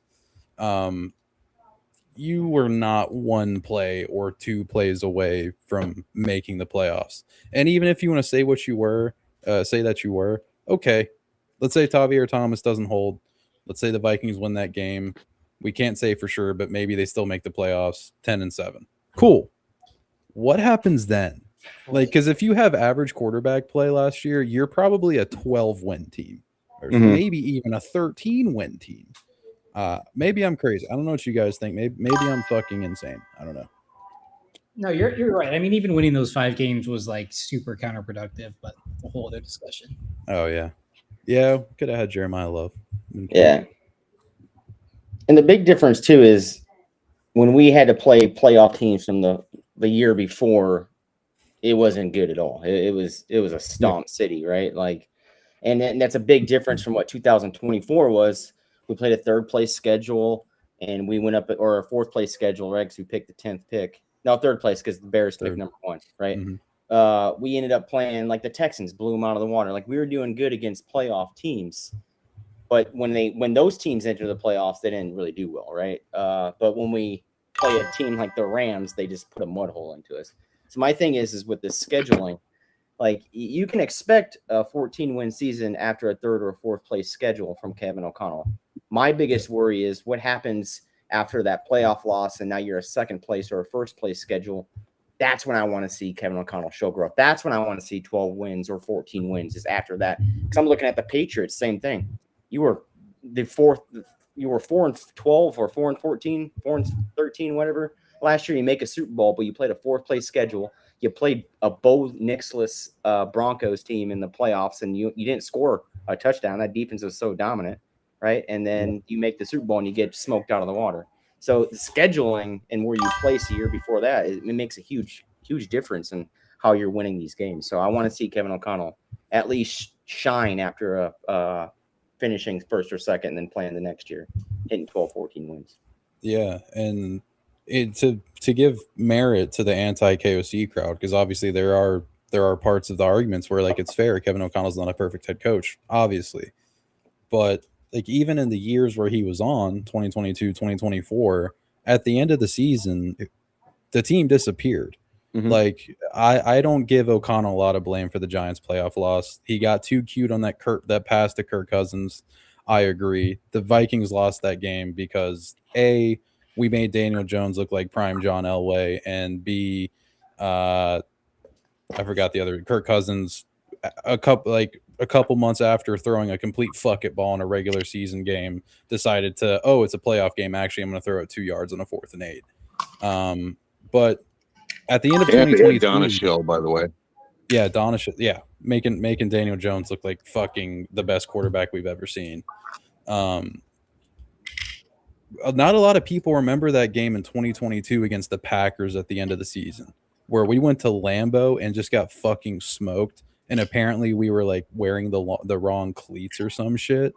The end of the season has always been a problem. I mean, for the Vikings historically, but under Kevin O'Connell, even in his 2 good years, it's still been an issue. And I don't know.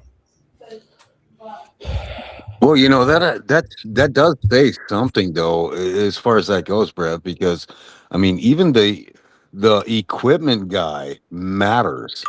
Yeah. I mean, you pack the 1 3/8 cleats or whatever it is versus the 1 5/8 cleats. All of that shit matters. All the way down to the play calling, or from the head coach all the way down to the equipment guy. Everything matters. So we can absolutely call all of that as truth. Yeah, 100%. Football wins and football losses are never on one person. Like last year with McCarthy, like McCarthy's not the only reason. I think he's a large quarterback play in general is a large majority of the reason the Vikings sucked last year. But he's not the only reason. Everybody's going to come up short. I know you think that. See, again, chat. I don't sound so crazy about what I say for JJ McCarthy after what Killian's saying. I just want to make guys were running. If you watch the all 22, motherfuckers were wide open. I agree. That fucking time. I agree. And also, we got gifted to Cody's, I think your name is, point on the schedule, right? Like, we actually got so lucky because we had a really hard schedule on paper, but we caught, like, Gimpy Lamar. We caught, like, bad Saquon Eagles. Like all those games were winnable and we were in them. And we're like a play or two away on offense from winning those games. I'm blaming the Cowboys-Packers tie. They did that shit on purpose. That was another big crusher for us. Yeah, we weren't even an entire game out of the playoffs. We were half a game out of the playoffs. And that was a good point too, Killian, because obviously I don't think the Vikings are going to go to the Super Bowl. That's not what I'm saying. But the NFC compared to recent years was like kind of wide open. I don't think you go to Seattle and beat them. I don't think you go to LA and beat the Rams, but if you have Darnold. You might. Like, God knows what you do if you just have average NFL quarterback play last year. But young quarterback, I'm going to choose to at least have a little bit of hope while remaining honest that what he did last year hurt my eyes at many, many points. So what do we think, Killian? You talked a lot about J.J. McCarthy. Segue us into Kyler Murray. What do you think the Vikings look like with Kyler Murray? It's just so hard because it's like just having like something that's so historically bad and incompetent and going to like something that's like pretty good but not amazing is going to feel like the biggest upgrade in the world. Yeah. Like as a Viking fan, I literally don't even care that I like kind of know Kyler won't win a Super Bowl for us and kind of has no shot to. Because I'm like, oh my God, this is going to feel like Christmas every day when he can just complete a 10-yard out to a wide open player. I've never been a big Kyler guy. I do think there's a lot of potential with KOC's offense and seeing what he's done for talented veterans. So I think it's going to feel a lot better than it actually is because of what we endured last year. Yeah. I've been saying that Kevin O'Connell isn't in the birth ward or whatever they call that part of the hospital where the babies are at. I think he's in the ICU helping save lives. Yep. But like to that point too, like it's giving too much Felice, but I just want to know, and I know Killian, you're gonna say he is bad, but I want to know for sure that JJ McCarthy is bad. And then I want to see Kevin O'Connell with another young quarterback just to like, for my own selfish, like I just want to know if he's actually just a veteran merchant, because like Kyle Shanahan failed with his first rookie quarterback and they gave up way fucking more to get Trey Lance than Minnesota gave up to get JJ McCarthy. And Kyle Shanahan got bailed the fuck out getting Brock Purdy. And I love Kyle Shanahan. I'm not saying he's a bad coach.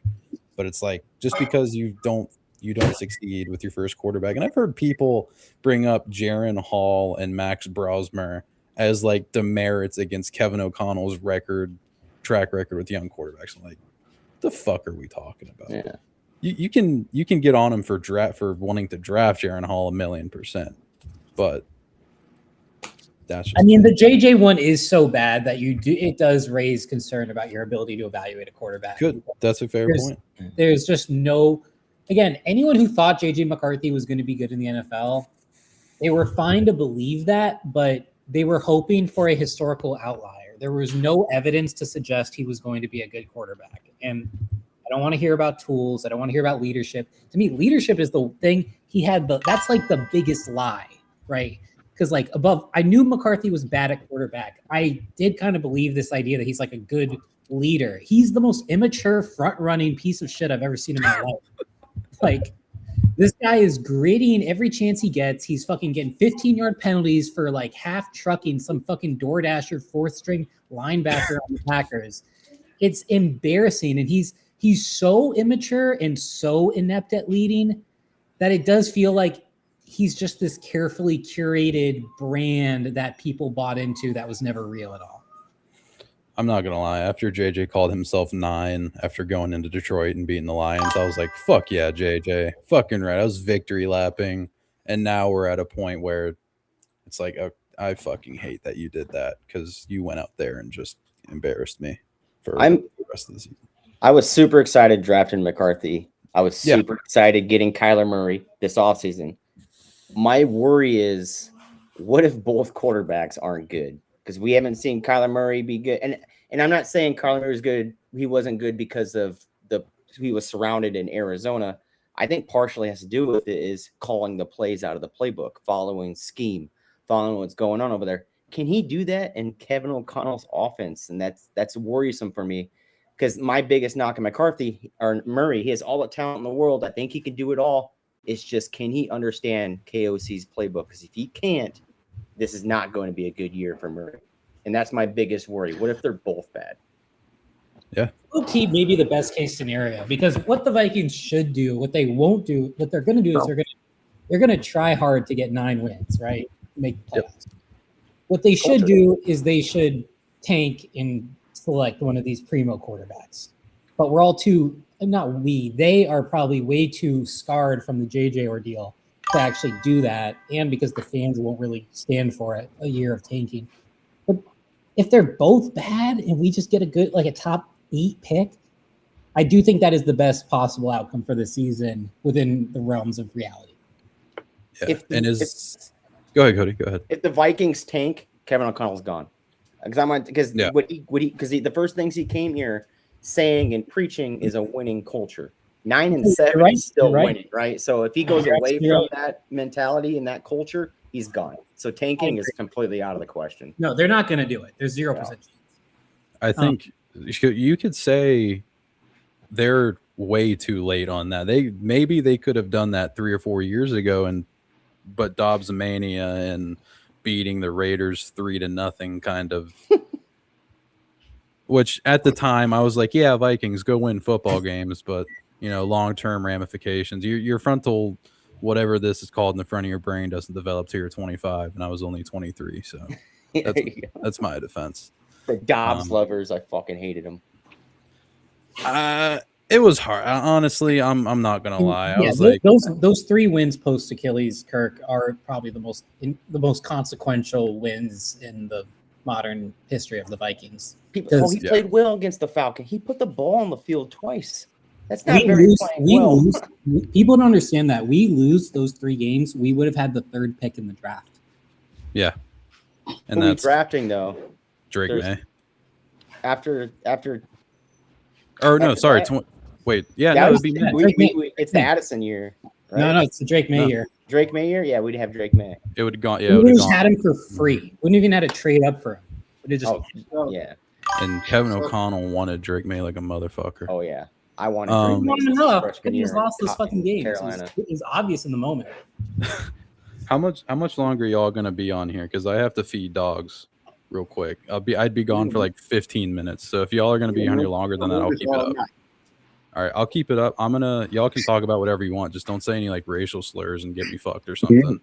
And then I'll be back. Whatever you want to do, man. I'll be like, what's up?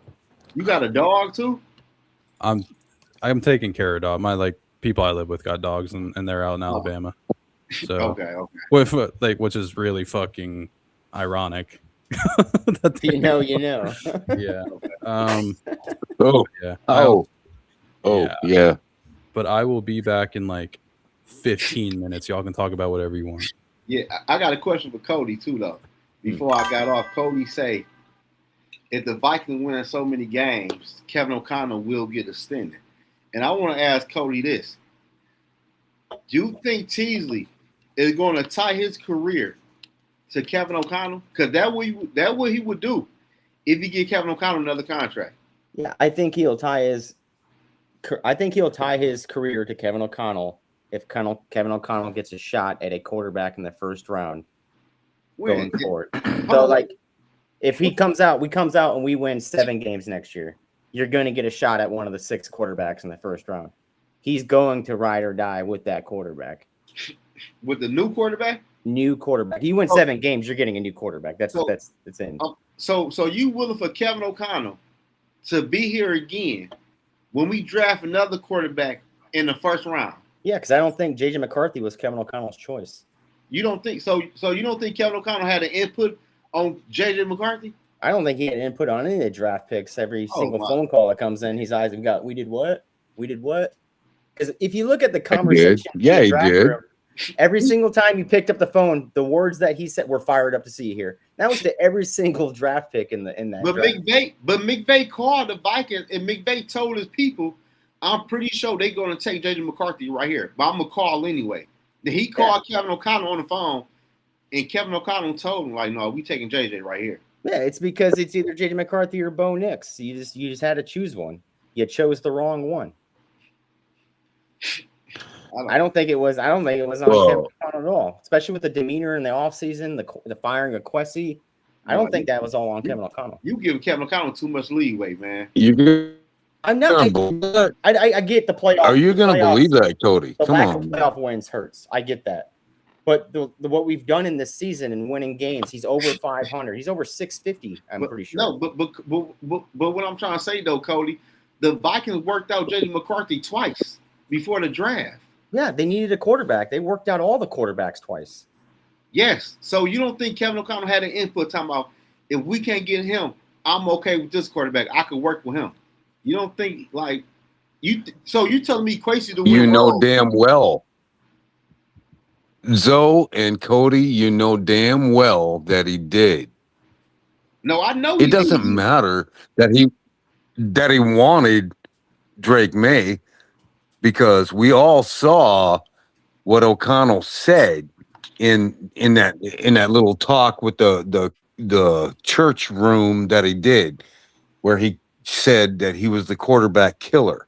He had to absolutely sign off on whatever quarterback was drafted. So yes, he absolutely signed off on JJ McCarthy. There is no doubt on that whatsoever.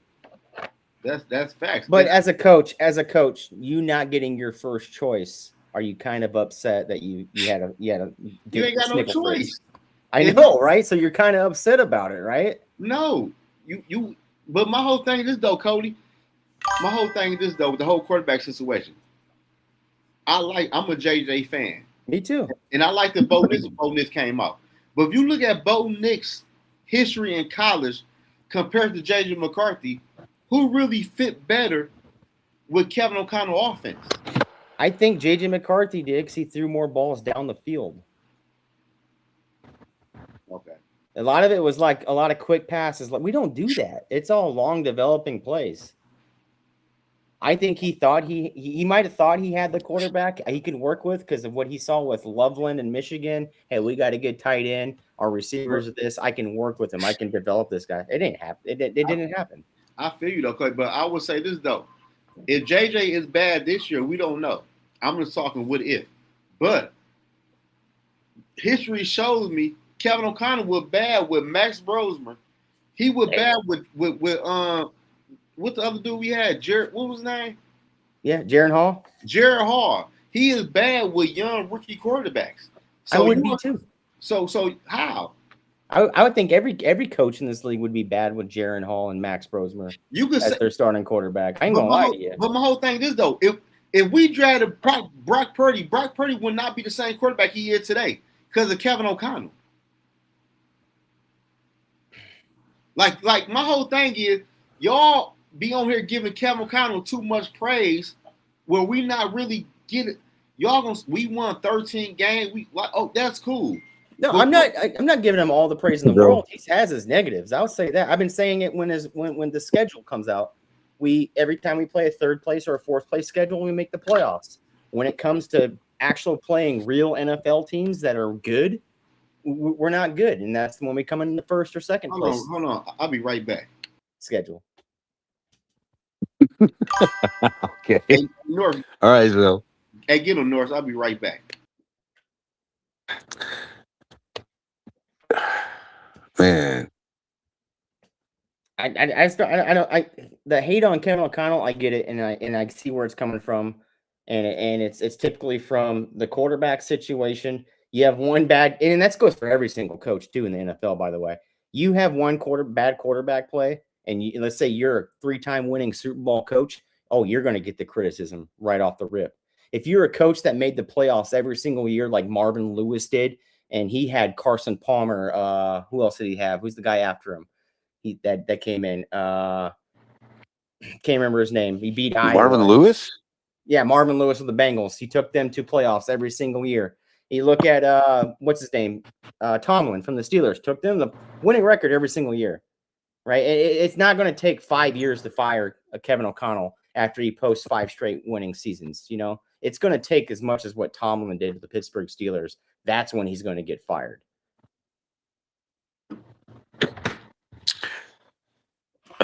Me on the other side, I mean, I'm not absolutely anti O'Connell, but I will say when they let Harbaugh out the building, I was not happy.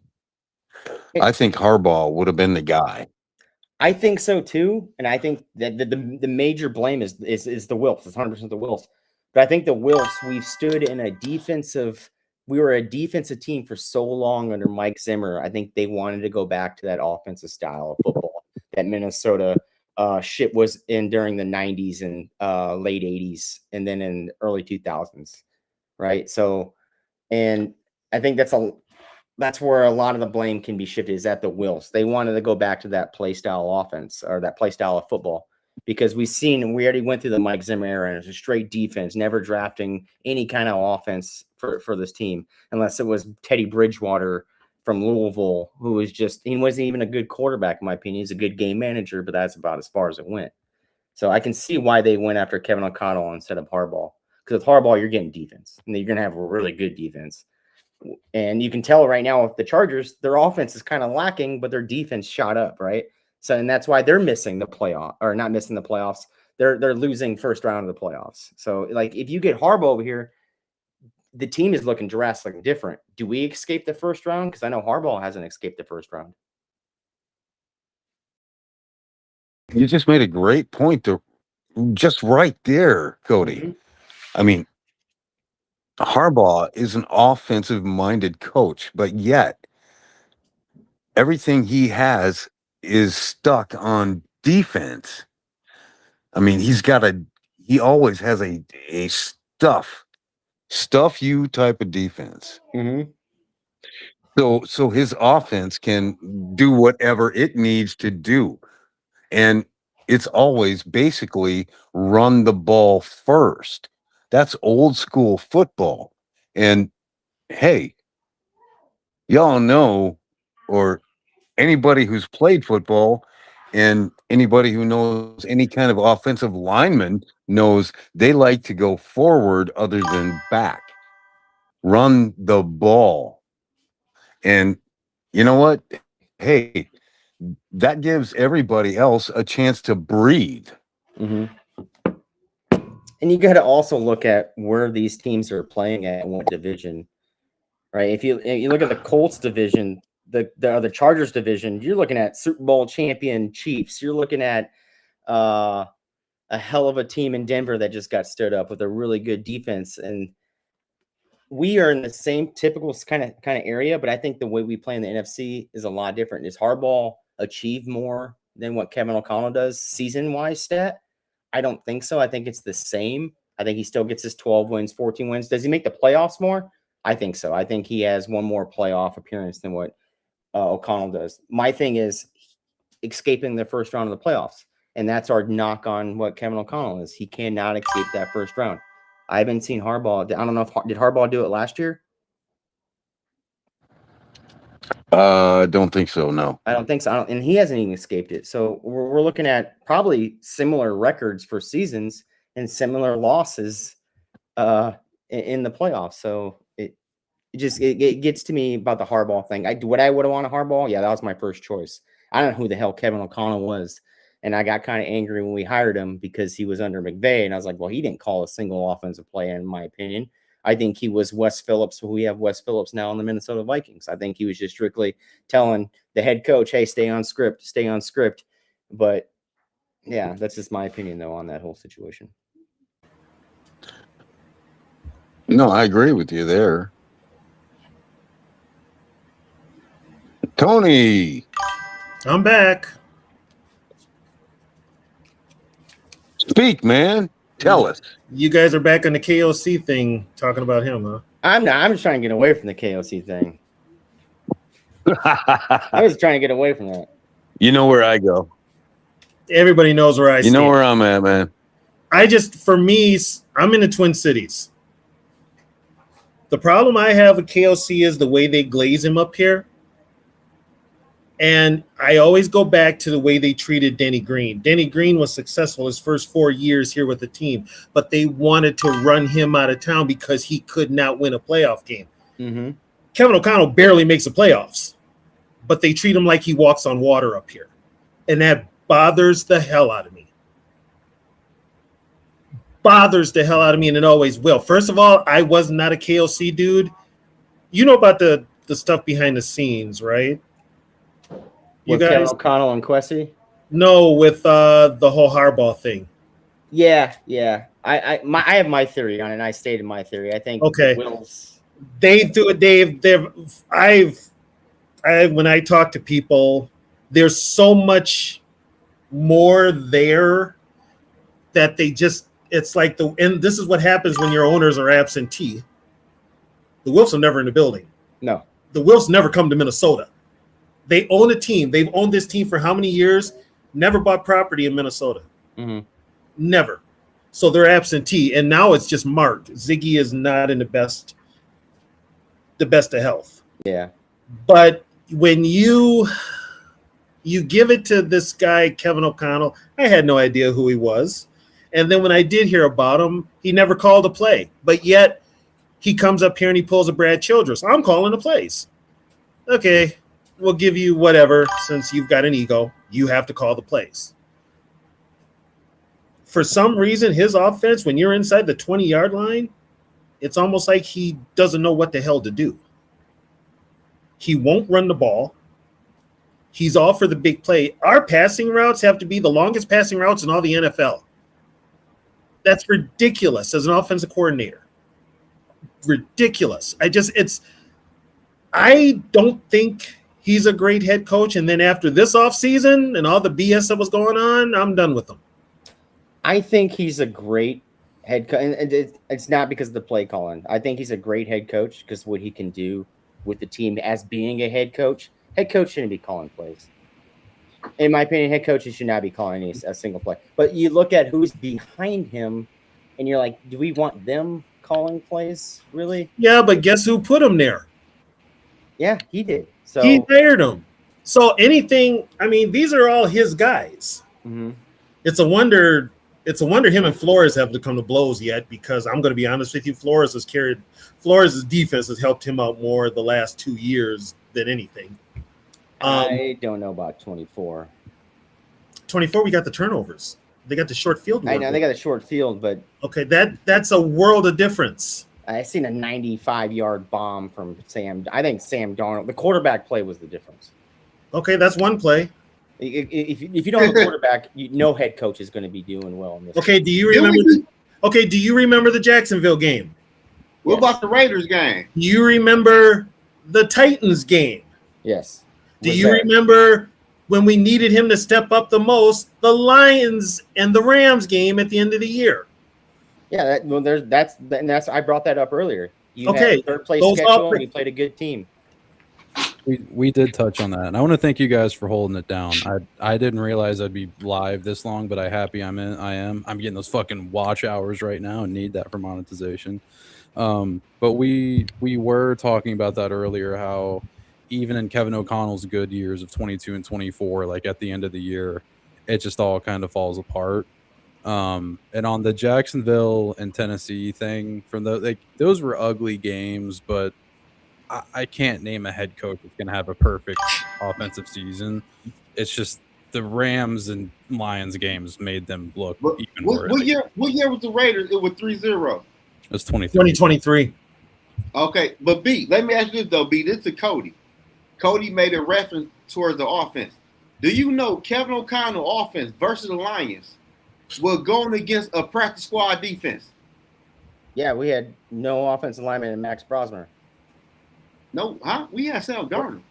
Oh, 24? 24. Yeah. Oh, yeah. What did the Lions do every single year with third and fourth, fifth round picks? They make them play. And people want to say that's a Lions tradition. That's a Lions tradition. They just know how to do it. The Commanders kicked their ass. I don't care what the Commanders did. They showed up when it came to a divisional game. No, they showed up because they showed up against Kevin O'Connell offense. Why we play this game? I think we can say the Lions crumbled too. Like if we want to say the Vikings crumbled, the Lions fucking crumbled too. Okay, so I'm going to bring this up. When we played the Lions earlier in 2024, on that third down play, what is Kevin O'Connell's problem that he cannot run the football? He will not run the football. Why are you throwing the ball on third and short with plenty of time left on the clock for the Lions to get the ball back and drive into field goal range? I will not be the first to defend Kevin O'Connell's situational play calling. He is terrible at situational play calling. And if you're going to be a good head coach, yeah, you can have all the 97-yard bombs you want. But when it comes to situations where you have to win the game and put the game on ice, he can't do it. That is absolutely my... And that's a big part of head coaching. Mm-hmm. Yeah. I mean, I'd get rid of... Don't mind if I interject for a second? What's up? Go ahead. Everybody, if anybody did not see the Ross Tucker show with Adam Thielen, please go watch it, because within that show, Adam Thielen said, now I'm just going to paraphrase here, but he did say that Kevin O'Connell, what he would much rather do is diagram plays and just do that instead of running the whole team. Then why don't he give a play call? That came from the player who played for the dude, Tony. Here's my thing though. If that's all you want to do, why the hell did you take the head coaching gig then? Thank you. He took the head coaching gig to call plays. That's why he took the gig. Now he's bitching about it. Get the fuck out of here. That was always fucking cooking something. I don't know. I'm just. And yes, I am not a I'm not a Kevin O'Connell fan. I'm just not. No, it ain't that though. But facts are facts. Like we going to year 5. Like we going to year 5, and people will get on here and say, "Oh, he good with this quarterback," or he just had a bad luck on. Like, bro, like you know what? I'll tell you what. And I'm going to bring Denny Green up. Denny Green won every year with a different quarterback. Every year with a different quarterback. The only quarterback he had consecutive years was Warren Moon. And how long did it take Green to win the playoff game? 5 years? Yeah. Yeah, it did. Yeah. And they wanted to run him out of town after he lost to Chicago. My God, they could not. They was every station in town was trying to run him out of town. After year 5.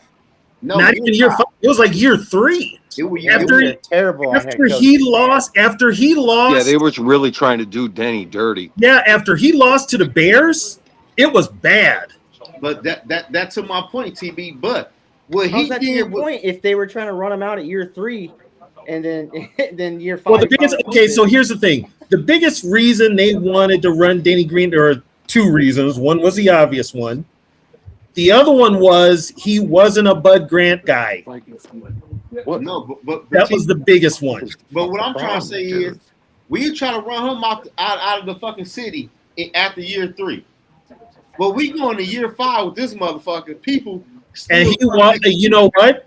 And he walks on water to some of these motherfuckers up here. TB, and let me ask you this, everybody on the panel: the '98 season with Dennis Green at the head coach, have a Vikings offense did what he did in that year, put up all them points and all them yards to this day. Here's my knock on Denny. Okay, my knock on Denny. Have not matched one of the best offenses of all time. So. Here is my knock on Denny. This is my knock on Denny. As much as I like Denny, Denny had a stellar defense his first years in the league. He let that defense go to hell. I mean, when you got like a Chris Hovan and guys that would probably not even make it in the league starting on your defensive line, you give John Randall no help. He's doing it all by himself. I mean, you let that go. So what does he do?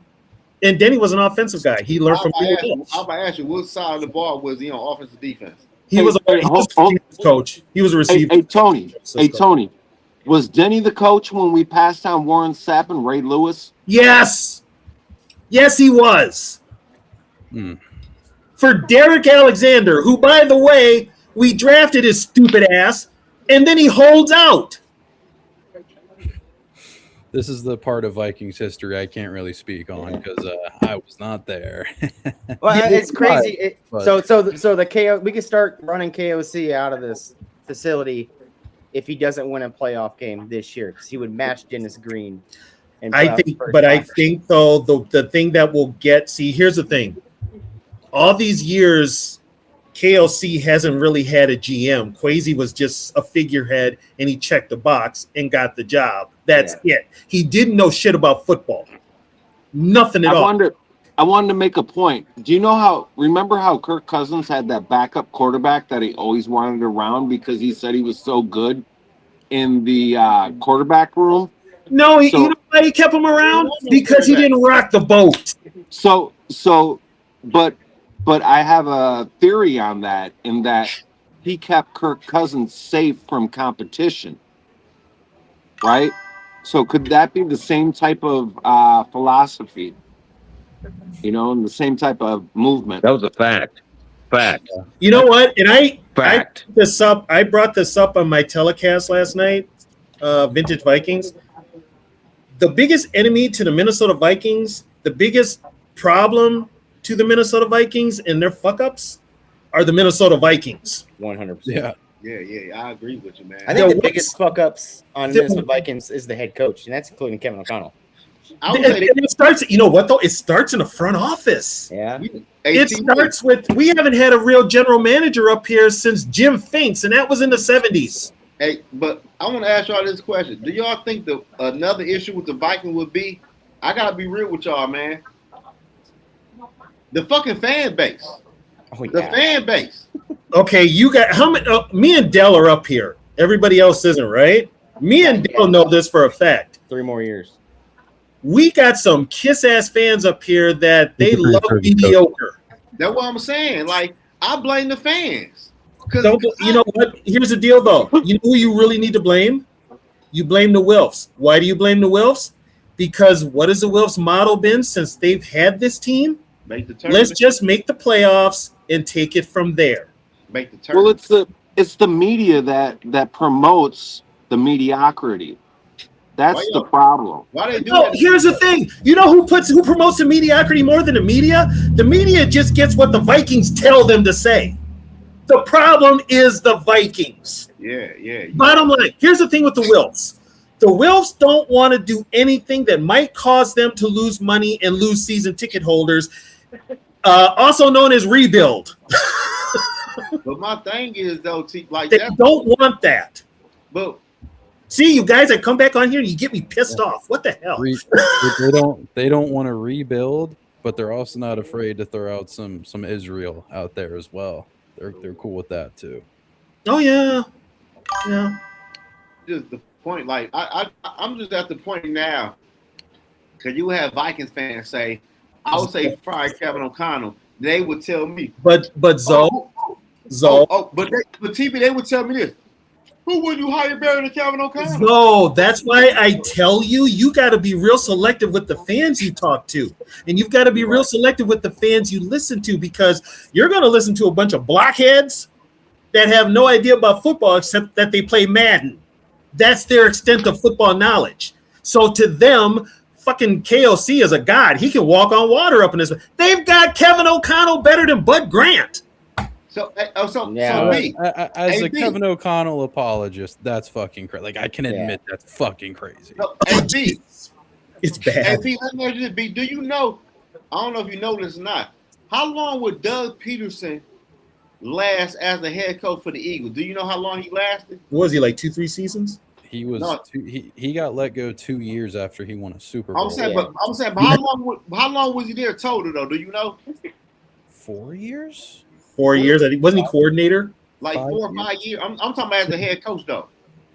I think like 4 or 5 years. I think. Eagles went through so many head coaches. It's not even funny. But what I'm saying is, we seen the Eagles win their first Super Bowl under a head coach. After he won a Super Bowl, he kind of flamed out, and they got rid of his ass in a heartbeat. Okay, Zoe, how many times have I explained this? Do you ever listen to anything I told you? But we knew on beat. Yeah, I know you don't listen to anything I ever told you. Because you're repeating the same question I already answered for you, and I told you. But what I'm saying is, we knew the beat channel, so I got to bring in the beat channel. That's what I'm saying. Like, it's the crazy part is because y'all would tell me we can't do better than Kevin O'Connell.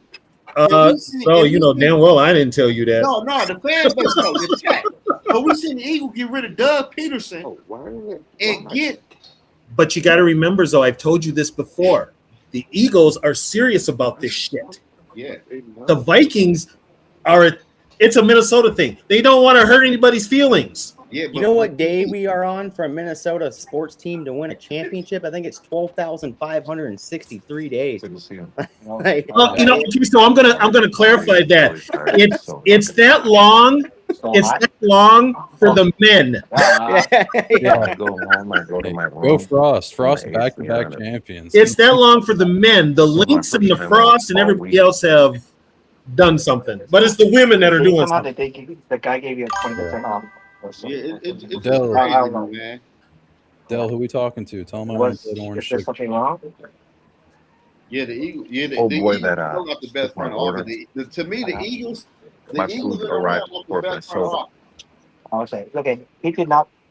And the Eagles, in my opinion, what they did in how they got to the Super Bowl was a pretty easy run, in my opinion. And who did they have to beat? They had to beat Case Keenum.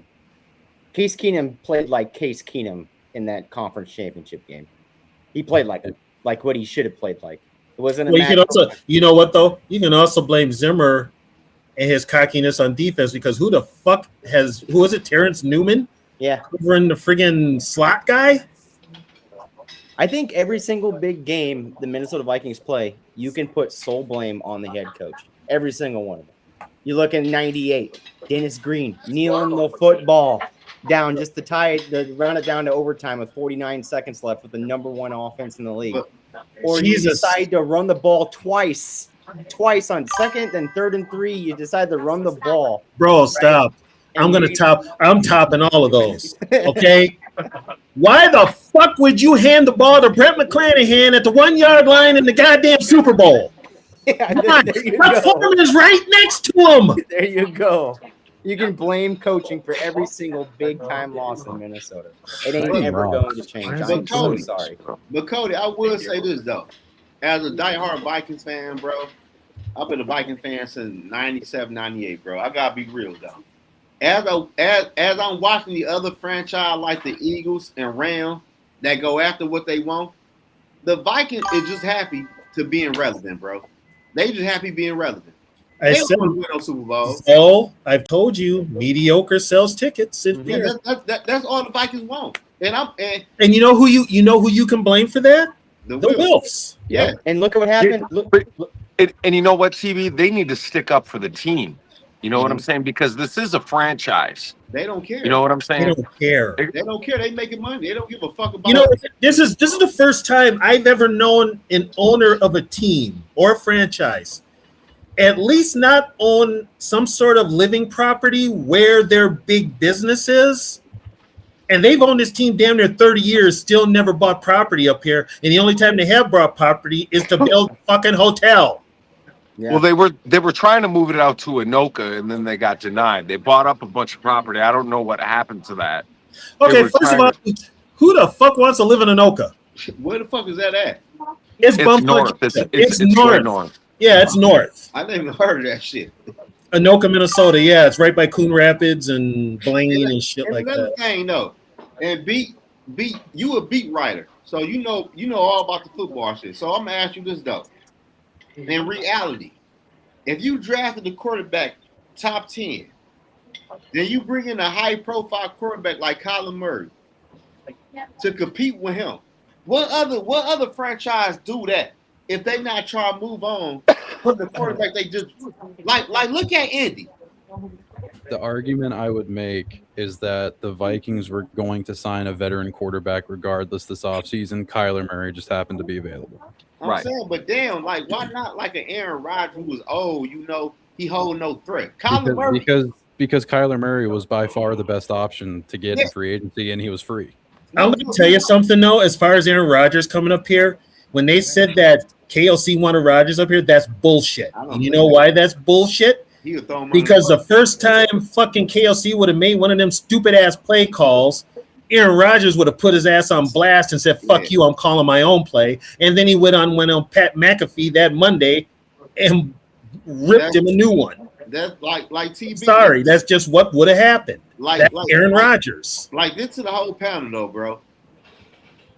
The Vikings ain't serious about winning no Super Bowl, bro. Like they not serious. It's going to take a different Minnesota men's sports team to win a championship for the other three. Either two of them, right, to make a play for. Look what the Timberwolves did after selling the team. Yeah. Look, they're going after LeBron. Yep. LeBron in Minnesota would be nuts. And they LaMelo. Like, what is Bill Guerin? They win a championship. Does Bill Guerin know anything about football? Like, can we get him to be the GM of the Vikings? Because God knows he puts his nuts on the table for the Wild. He's a hockey guy. He's a straight up hockey guy. But here's the thing, though. This is technically hockey country. Yeah. It is. I mean, these kids, soon as they're born, come out of the womb, they're on skates. Oh, yeah, I was a North Stars fan, and I had to be a Dallas Stars fan and watch Mike Madonna, the Hatcher brothers all day playing NHL '97 constantly. Like, and that is the biggest mistake that Minnesota, the Twin Cities, made. Mm-hmm. They just did. It was all about. Actually, it was all between Coke and Pepsi. He did not. Norm Green didn't want to stay in Minnesota because Norm Green has sexual harassment suits. That's why. Oh, shut up. Norm Green has sexual harassment suits. That's one of the reasons why he left Minnesota. So now, what were you saying, Zoe? Interrupted me, goddammit. I would tell the B no free promo. No free promo. No free promos for what? B know what I'm talking about. I was about to Busch show Light, the greatest American beer for the Midwest. Yeah, see, God, y'all getting out free promo. Y'all got to pay. Oh my God, you drink that crap? If we're giving crap. If we're giving any promo, oh God. If we're giving any promo here, it's for using code BREV on SeatGeek for $20 off your first purchase, as well as Home Sports Labs for your college golf program. They're about to release baseball labs as well, and also lifting labs, and then Avalanche Refrigeration. Okay, you know what, Brev? I want that Wild jersey on your wall.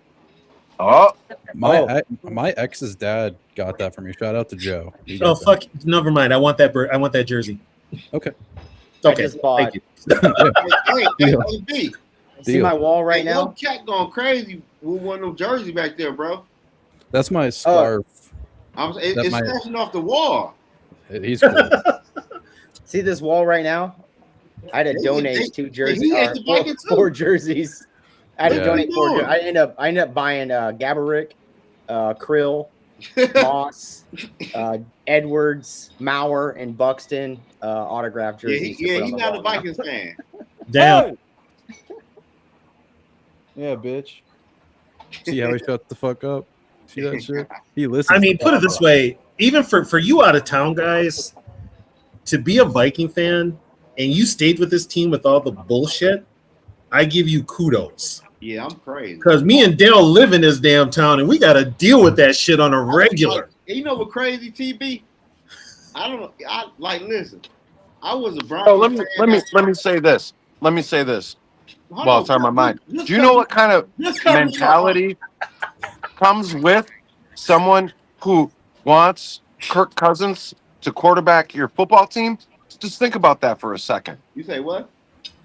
Do you know what kind of mentality comes with a person that wants Kirk Cousins to quarterback your football team? I don't associate with those people like that, bro. I don't associate with those people. Hey, don't do my people like that, bro. He's not even on here, man. To have a good quarterback. Yeah.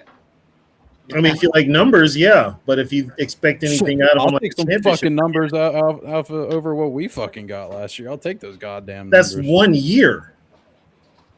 Thank you, TB. Thank you. That is 1 year in the Kevin O'Connell passing offense that wasn't fucking elite. You're right. Thank you. That shit, I ain't gonna lie. Like, I don't like Kevin O'Connell. Wait a minute. How did you turn that into a positive when I thought it a negative? I ain't gonna lie. I don't like Kevin O'Connell, but last year, I can't even bash his ass off of last year. Oh, I can bash him. Man, the quarterback play was horrible. I can bash him every day of the week. I don't care. I can't do it off of last year. I'll find an excuse, and usually my excuse will be okay. All I did was fucking Cody here fights for our freedom for us to think whatever we want to fucking think. God damn it. You can. He's drinking Bush. Cody also a Kevin O'Connell guy. Look at that American flag on that bitch. It's light. You're drinking light. Can't defend our country drunk. Yeah, I can pound these all day and keep my shit together. Yeah, that's because it's light beer. He also like Kevin O'Connell. You know what? It'll give your bladder a workout. That's for damn sure. Yeah, it does. I like all Vikings players. I'm gonna root for them. Like, even when it got really bad for McCarthy, I rooted for the guy. I don't. Here's the season he ain't playing, so I ain't rooting for the guy. But it's if for he's the me, starting quarterback, I don't root against a guy or a coach. I want them to succeed. It's my team. I want them to succeed. But like I said before, their own worst enemy is themselves. So when they keep repeating the same bullshit over and over and over, they're not looking like they want to win. So why should I support that? I feel you, man. Like, I don't know. Like, damn. Here's the thing. We all know football. We know the sport. So we find good and bad in what Kevin O'Connell does, but when it's repeated over and over and over and there's no change and he's not willing to adapt and change himself. Right. It's like you need to become a Zionist and wish for the absolute downfall for something to happen to someone in order for a greater outcome to come past it. You know? Yes. And there's no guarantee that if it does tear down, it's going to be better. Hey, Dale, I like that, Dale. So it does. It's like you're kind of damned if you do and damned if you don't. Hey, listen, I'm gonna say this though. I'm going live for football games. Me and Dale. It will be the Vikings, but we will do other teams. Because I'll be damned if I put all my time and energy on social media just covering the motherfucking Minnesota Vikings. I would join your thing on game day, but it's kind of like on game day, I'm usually watching my game and the Falcons game because my girl is a Falcons fan. Oh no, so somebody's got to console her because her team sucks too. Oh no, TB. Like last year when I went live, like people know after the second quarter, we on to another game watching. I ain't watching that shit no more. I went through that last year with her. I mean, it came over with that shit cut. Put it this way: if you think I'm bad with the cussing and yelling and screaming, her at a Falcons game, she comes up with words I've never heard or forgot about. That's how bad the Falcons are, you know. And it's just like, okay, I'm calming her down. I'm like, damn. And did y'all hear about Jahmyr Gibbs might hold out for the Lions? I would. You should. Yeah, that's funny. Yeah, he wants fucking money. It can't happen to a better team. Did Bijan get paid yet? He's probably waiting for that. They're waiting for each other. I think they're probably waiting for each other. But they paid a receiver and a tight end already, though. Who's that? The Lions? No, the Falcons. Falcons? They paid. Pitts got paid. Yeah, they paid London. They paid Pitts already. London and Pitts got paid. They don't know who's going to be the starting quarterback, but some big ass court. You know, it's gonna be Tua. Yeah, it'll be Tua because Penix he's still not. Yeah, I don't think he's healthy yet. No, he's not. He got the Tim Tebow arm action. And you know what crazy though? The crazy part of the TB, the two quarterbacks who the media had the most question marks about is the two quarterbacks who are struggling right now to this day. J.J. McCarthy and Michael Penix Jr.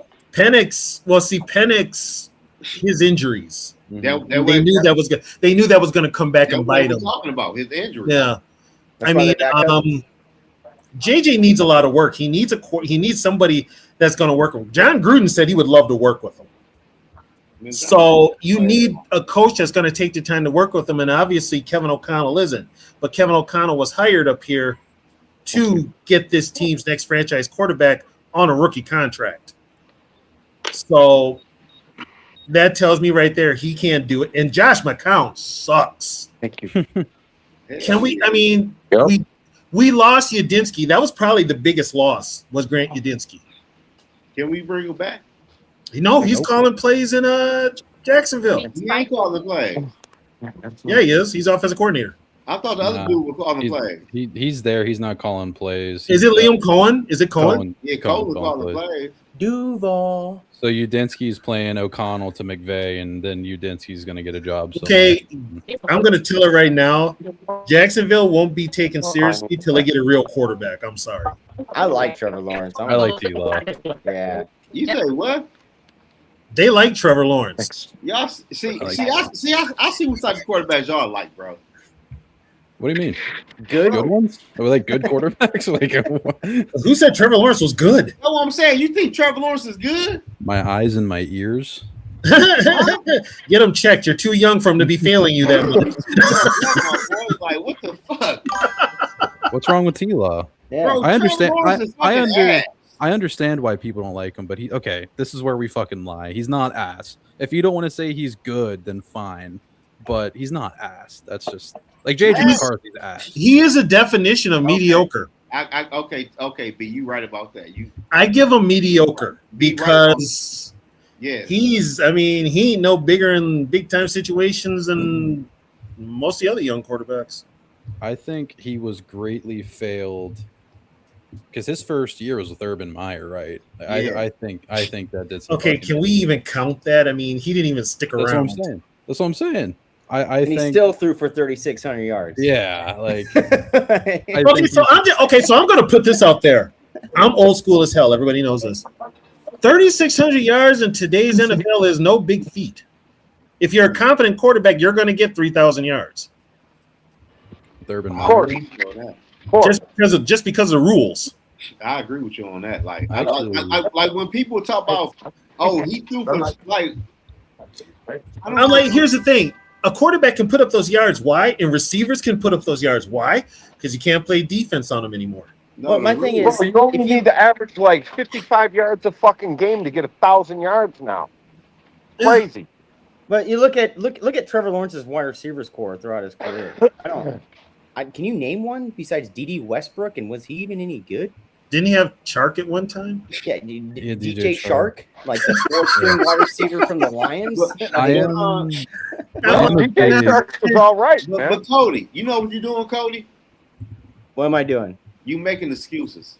How is that an excuse? He's He's still throwing over 3,600 yards with fucking wide receiver fours. That's not bad. But like I said, though, in today's NFL, no with major wide receiver fours in today's NFL, though.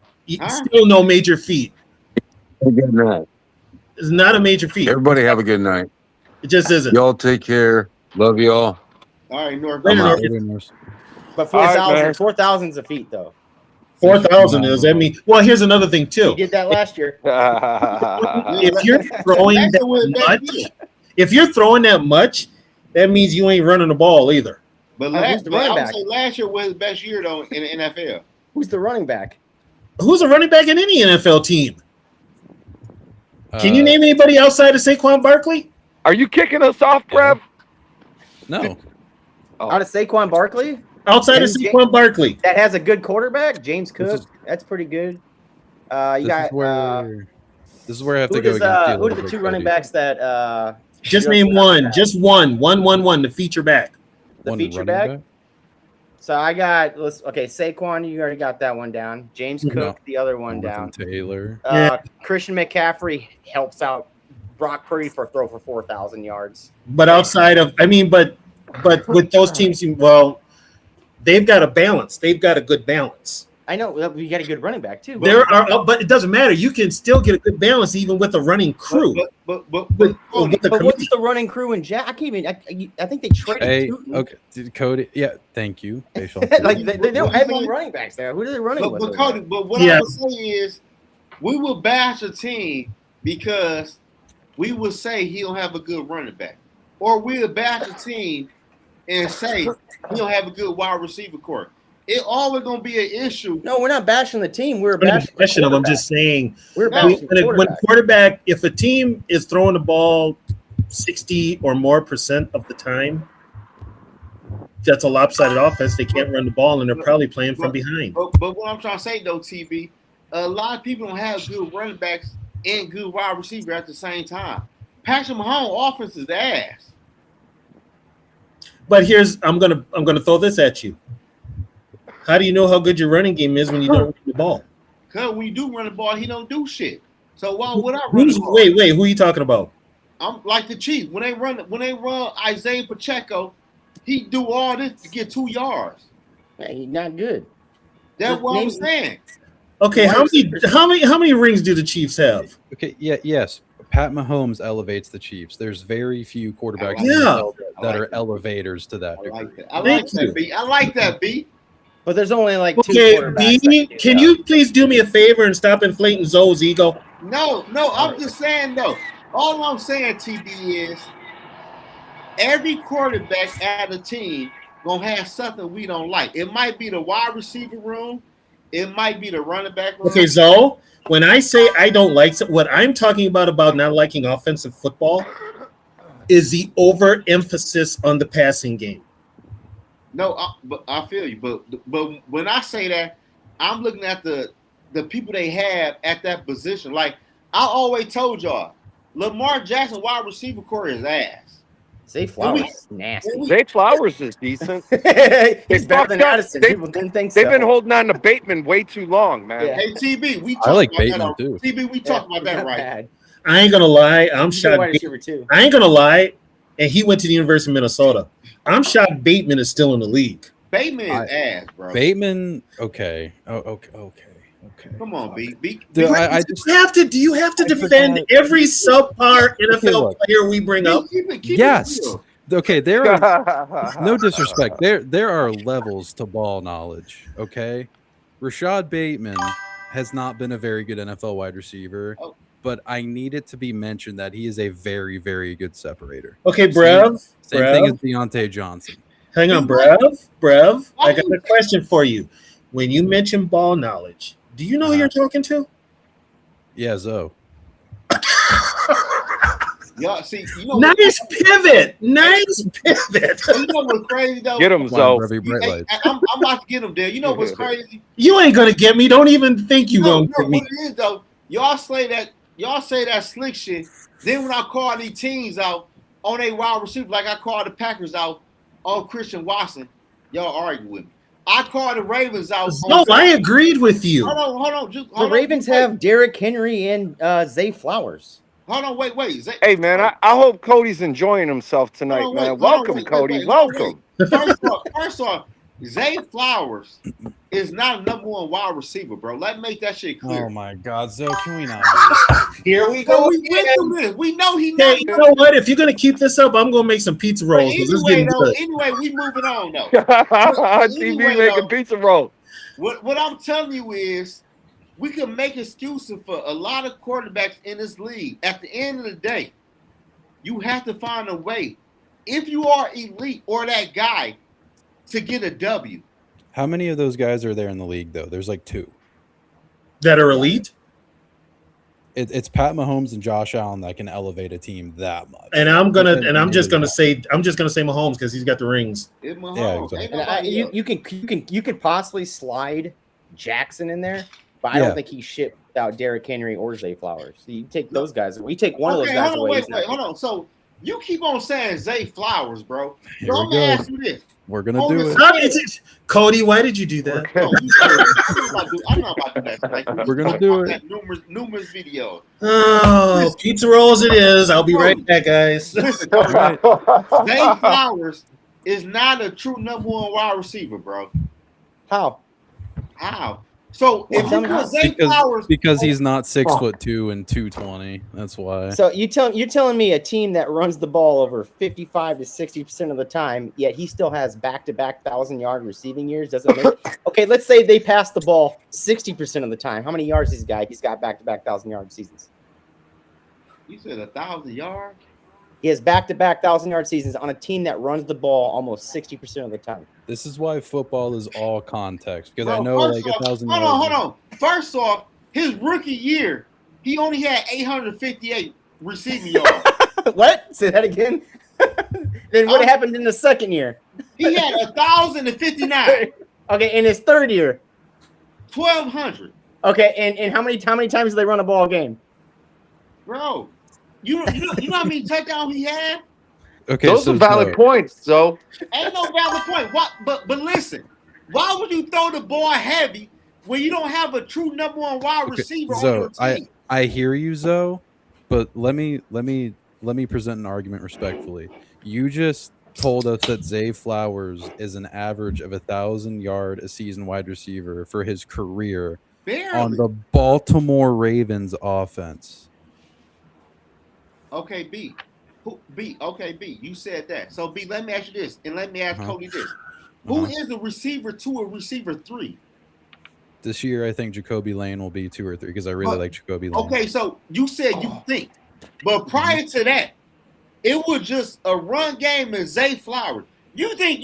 So I'm gonna ask y'all this: You think people game planning around the fucking Zay Flowers? Did we forget about his favorite target and the tight end, Mark Andrews? Yeah, so that's what I was gonna say. If your second leading receiver is a tight end, he throws to Mark Andrews all the time, Zoe. And Isaiah Likely, receiver, and Isaiah Likely. Yeah, he throws at the tight ends. He is gone. They fucked up with that. Yeah, now. He used to throw to Oliver when he was there. If your number 2 receiver is a tight end on your football team, you are a running football team. You're in trouble. That scheme, though, man. That's fucking all Derrick Henry, man. So listen. So let me understand what y'all saying. Y'all are telling me Zay Flowers is the number. You see what happens when you run the ball, man? Zoe, we're not saying Zay Flowers. No, Cody's saying yes. I am saying so. Okay, hold on. Yes. If the Ravens threw the ball 60% of the time, how many yards more than 1,000 yards does Zay Flowers have? Zay Flowers not that good. We are his numbers might actually go down. Hold on. Go ahead. We are not saying Zay Flowers is the tippity top, one of the best ones in the NFL. We're saying he's a 1. We're barely saying he's serviceable. He might be the worst wide receiver 1. I could give you that. But he's a 1. You're saying he's not a 1. He's a 1. But thank you. That's all I'm saying. You know who I compare Zay Flowers to? No, I'm saying, but damn, Jordan Addison. Here's the thing, though, Zoe. Here's the thing. Baltimore's offense is run first play action. Yes. If it's a straight pass, I bet Zay Flowers would pass. I'm gonna be honest with you. If it's a straight pass, Lamar sometimes looks lost. Okay, let me ask y'all this though. Okay, here we go again with the. Let me ask y'all this. If we name it the top 5, if we are naming the top 5 offensive weapons in the AFC North, where would the Ravens fall at? I'm asking y'all that. Oh, offensive weapons in the division wise? Yes. Not 5th because there's only 4 to choose from. No, the conference. Oh, I'd say they're close to 1. The conference, motherfucker. The conference. I would say they're slightly behind the Bengals. Just slightly. What? Yeah. Oh my! I'm done. Okay, hold on. Okay, Chase Brown. Hold on, Chase Brown or Derrick Henry? Who are you choosing? Expound. Yeah, please. Please choose. You said weapons. I'm giving you weapons. Chase Brown or Derrick Henry? Who are you choosing? Hold on. Who you talking about? B. Expound on who? Me or him? I just wanted to say that word. I would say this though. Everybody Bomba Clyde. Listen, we would take Michael Pittman Jr. and DK and the Pittsburgh Steelers running back and tight end over the Ravens. You got to answer Cody's question. You got to answer Cody's question. Cody's trying to make a point. Sorry. You're saying weapons. I'm giving you the weapons. Who are you taking? Derrick Henry or Chase Brown? Derrick Henry. So Ravens are in the first place slot right now. Okay. You're going to take Jamar Chase over Zay Flowers, correct? Correct. Now we're tied at first, right? Tight end wise, who you taking? You gonna take Mark Andrews or whoever the fuck the Bengals got at tight end? Mark Andrews. That's Andrews. Yeah, Mark Andrews. You take Mark. So who has the number one weapons? It's going to be the Bengals. Hold on, or it's gonna be wait. close because the Bengals have more wide receivers, right? Hold on, wait. See, the problem is with what he's saying is he comparing two teams. I said the conference. Okay, so we'll go with the Steelers. All right, who's better? Kate, who's the running back for the Steelers? It'll probably be, I guess, Dowdle. Jalen Warren. Or no, Rico Dowdle. Rico Dowdle or Derrick Henry? Who you taking? I'm taking Derrick Henry. Okay, Pat Freiermuth or Mark Andrews? Who you taking? I don't know. Freiermuth is pretty good too. I like He's Pittsburgh good. tight end. Dude, I like the Steelers I would tight take. end room. I bro. would give that a push. I like the tight end. Okay, I like the push. Steelers. Dude, I'll take the Steelers All right. tight end room, bro. Yeah, I'm gonna give that a All right, push. so I mean, it's going to be tied now, right? Tie. Mhm. Because you got wide receivers and running back. That's tied. So weapon wise, in the Brown, we don't want to talk about the Browns because the Browns ain't. Why are you even putting the Browns in this conversation? Well, he said the whole division. Low key, the Browns. Okay, everybody except the Browns. No, wait, no, the Browns have an problem argument. is, The Browns have I an argument. said conference. Bro, I like the Browns' weapons, bro. Yeah, I said like the Browns conference weapons. though. Okay, we can go to the conference. So, who are you taking? Derrick Judkins, Henry or I James Cook? I would take Judkins over Derrick Henry right now. I would take Cook over Henry as of today. You would take Cook over Henry as Yeah, of today. as of today. Yes. I don't know if I could. The fumble. No, James, you would take James Cook over Derrick Henry right now? Yeah, James Cook put up good numbers. He fumbles the Okay. ball a lot too. Derrick Henry fumble a lot. Most running backs do. It just comes with the territory. Yeah. All right. I think You taking Not Zay Robert Flowers Smith, or damn it. who's the wide receiver in Buffalo? DJ Who Moore. is their wide receiver in Buffalo? Moore. They got DJ Moore. So you Okay, so- you so- taking so tell DJ me- Moore's 800 receiving? What the yard hell has pass? DJ Moore done recently? Yeah, nothing. I mean, he had a good game against the Packers in the playoffs. Who hasn't? Has that man ever, let me ask you a question. Has that man ever legit had a quarterback throwing him the ball? Yes, Sam Darnold. No, he hasn't. Yes, Sam Darnold. Sam Darnold was ass over there. Down Yeah, there. Sam Darnold for KOC. He's still Darnold pre Shanahan. Dude. And to argue with that, who's that guy that was hyping up Sam Darnold? Sam Darnold led the league in turnovers as a quarterback. That defense led them to the Super Oh, what was his name? As Clellan. But Cody, all I'm saying is the Ravens' offensive skilled players is not nobody you would put on the top of no list in the AFC, bro. You would take Pittsburgh offense over the Ravens offense. Damn, TB did go make some pizza rolls. No, I wouldn't because I have Derrick Henry and you have Waddle. And Steelers' offensive play Oh, calling yeah. is like never competent. And you can say DK over Flowers, that's fine. And then you're a push on tight end. So the weapons are tied right there. How? You got Michael Pittman Jr. Okay, Zoe, you really want to impress me? You really want to impress me, Zoe? Talk about offensive lines. Talk about the backbone of offenses. Oh, I think Pittsburgh got the best O line in the AFC. Buffalo got a good O line. Pittsburgh O line is decent. Ravens O line is not good. Bengals O line is not good. Chargers O line are always injured, so I don't know how you would. They stay hurt. I had never seen. I thought the Vikings got hurt a lot. The Chargers are next level. We're all going on. They lost both their offensive tackles last That's what I'm year, saying. man. Yeah. Like when you look at the Ravens, bro, they not working with shit on offense for real when you look at it. And that's not no excuse. That's why I'm not here to make excuses for quarterbacks. It is what it is. Find a way to win. Yeah, I always say that. Like, I thought the offensive line thing last year, you're a National Football League quarterback. Joe Burrow can win with the Texans can make the playoffs with the worst offensive line and get past the first round. Burrows is Tell me winning with anything. Dalton Reisner on his line. Yeah. Like, you can't tell me anything. The Patriots made the Super Bowl with what's his name at center. They had Bradbury at center. Yeah, and who was their left tackle they drafted in the first round that was complete garbage? He looked like, but Garrett Bradbury looked like Garrett Bradbury in the Super Bowl. Oh, yeah, and so did their first round left tackle, just straight. But garbage. Cody, that's what I'm saying. I don't give people excuses because we've seen this shit before. That's a lie, So- though. You do give people excuses. Oh So, my God! do you See, wanna people like play- to argue with me? Zoe, do you wanna play a game with me, Zoe? Let's play. Let's play it. Oh yeah, I want to play a game. Yeah, Let's play a TB game. love to argue with me. That's all he want to do every night. What are you talking about? We don't talk every night. Damn near. I know, but I'm gonna call you out of your shit. Oh, you can message him back, but you can't message other people. But I see how it is. Oh, Who, TB? What's that? He being funny. If you know, you know. it. Yeah, I he know being it. funny. I've had a rough week. Don't start. Heavy. So Zoe, let's play a game.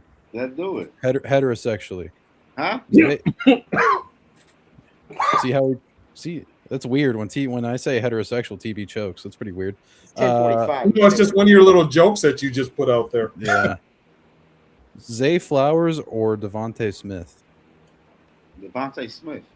Oh, that's weird. Zay Flowers had more yards and touchdowns than him without top 10 quarterback Jalen Hurts. Zay Flowers or Alec Pierce? I like Alec Pierce, I like man. Alec Pierce, bro. They liked Alec Pierce so much that they got rid of Michael Pittman and he went to Pittsburgh. Yeah, I would. That's a tough one. I would push on that one. I got to push. Zay Flowers had more yards and touchdowns than Alec Pierce last year. Zay Flowers or Drake London? I would take. I would take Drake London. I would also take Drake Yeah, London. I'd take I was gonna try to lie about that He's one. a bigger receiver. Okay, That's I'll admit it. fucked up. I was trying to get Zoe in gotchas by being ingenuine The about thing with statistics. Drake is, No, I'm if he, being bro. I'll be if- 100%. I'll be 100% honest when I tell you the shit I be saying. It's not no favoritism, bro. I'm being real with y'all. When I'm watching the Ravens and I'm watching their offense, they had no go-to guy to go to at that wide receiver spot. no, their go-to guy is Mark Andrews. And Zay Flowers he is just a guy out there. Their go-to I guy is know Mark he is. Andrews. Bottom line, it's Andrews. Can you say they don't have a go-to guy at wide receiver when Zay Flowers was the 6th leading wide receiver in the NFL in yardage last year, though? Yeah, he was second in the AFC behind No, you know Jamar Chase. Hey, B, you know why I say no? Because I watched them play. I don't care about bro. I watched the team play a lot of games. I like And Zay Flowers. And I'd be man. like, damn, my boy he really need like a wide. He need a Diggs or somebody out there to Bro, run. Zay Flowers is fucking Diggs. Huh? That's exactly who he is, bro. Hold on, that just, man. Here's the thing. You You ain't doing that shit though, bro. You heard what you just said? Zoe, you look at Flowers, you don't see the big play, but he's not a big play dude. He's he's a steady player, a steady receiver.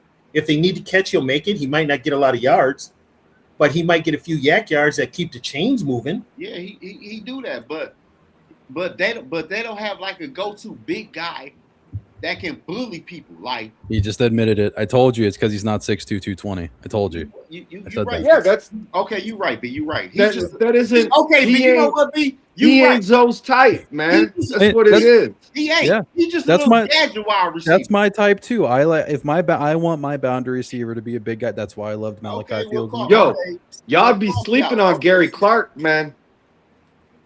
Who? Y'all be sound asleep on Gary Clark. Who? Gary Clark. Where he at? He's a wide receiver from Washington back in the day, man. Oh man, you talking about back? Oh, the Smurf? Man, Gary Clark, the fun bunch, man. Art Monk, Gary Yeah. Clark, Fred Sanders, bro. Come on, man. You know, I know who you're talking about. He was also Okay. one of the Smurfs. Well, let me say this though. Like, all I'm saying is, I can make an excuse for Lamar Jackson why he ain't shit in the playoff. I can make an excuse why Josh Allen ain't shit in the playoff. But at the end of the day, you got to get the shit done if you are an elite quarterback. There really are no elite quarterbacks. That's in the what I'm NFL. saying. TBD quarterbacks, they not elite. They I just think there's- okay quarterbacks. I think there's 3 elite quarterbacks. No, and Joe that's- Burrow not one of the quarterbacks, bro. If you're gonna say Joe B. He is. No, Yeah, he okay, so definitely B. is. I'm happy you said that. Uh-oh. So B. B, why do you do this? No, I just want to know though. Why Zoe, I love you so much. Why the fuck Do you step up to the all-knowing Brevi bright lights when you know your arms are just a little too short to box with God? Okay, you can say, okay, that's cool. I like that. I like that. I'm just kidding. I'm just kidding. I Go like ahead. that Jay-Z punchline. Yeah. I like that. Remember what you just said, and then yeah. Hey, I got culture too, homie. Well, it was actually a play. I like but that though, B. I like that Jay-Z shit in there. But I would say though, B, like, let's be real. We praised Joe Burrow off making the Super Bowl 5 years ago. The man missed the playoff 3 years in a row. Never won an NFL MVP. Never been an All-Pro. What had Joe Burrow really done besides making the Super Bowl 5 years ago? Get hurt every other year. That's all he done. But he got paid. He got paid. That's what his downfall was. He gets hurt all the time because the Bengals organization refused to put an offensive line in front of him, and when he plays, he's and let's be honest, it's a small market though. When it comes to front office, actually, technically, Minnesota's a small market too. It is. It is. Here's the thing: when it comes to front office inability to get shit together, Cincinnati's worse than Minnesota. Yeah. Oh yeah. Oh yeah. Cincinnati is beyond. I'm like, if I got drafted and they said Cincinnati picked me, I'm like, nah, I'm retiring. But I heard they got their training field under a fucking highway and shit. But it's bad. It's kind of third world. All I want to be, and Cody to answer the question for me. Cody ain't say shit. So I'm gonna put Cody in this. Why are you trying to pour Cody into it? My God, that was racist. Cody will tear that ass up. Cody will sleep. Fucking go savage down on Yeah, you. the motherfucker sleep. Wake his He's ass enjoying. up. Don's is looking at the. Someone commented, "Zay Flowers is not as good as Jordan Addison." You look at the past 2 years. not. Jordan Addison is below Quentin Johnston right now in yards. Past 2 years. Let's calm down there. Justin Jefferson. Zay Flowers. Addison is playing with Justin Jefferson. Okay, so he's one-on-one every single snap. No, that mean Jefferson gonna get more yards and targets compared to Addison. But that ain't what I'm about to talk about though. What I'm about to talk about is Joe. Look Burrow. up targets. Look up targets, Brad. Right quick. No, Look up targets. Fuck the targets. We talking about Joe. Burrow. No, targets are that's a legit point. We talking about Joe B right now. Zay Flowers has 37 more targets and almost 1,000 more yards than Jordan Addison. Okay. But okay. 1,000 yards on 37 targets. No, fuck that. No, B almost is 1,000. He's at 900. No, listen. B is trying to move what's about to happen right now. I'm not. What I'm trying to tell you all of this though, Joe Burrow going into what year is it? Year 7? In a Super Bowl appearance. Year 6, year 7? And a robbed Lombardi trophy. Hold on, but what year? Year 7. Okay, he entered year 7, and we say this quarterback is elite. And this quarterback in year 7 never won a Super Bowl, never won an NFL MVP, never been All-Pro. But we praise Joe Burrow because he made a Super Bowl and lost the Super Bowl 5 years ago. But we praise him off that. But Joe Burrow is the same quarterback that missed the playoff 3 years in a row and had one. And I would have to say this: got one of the best wide receiver duo in the AFC.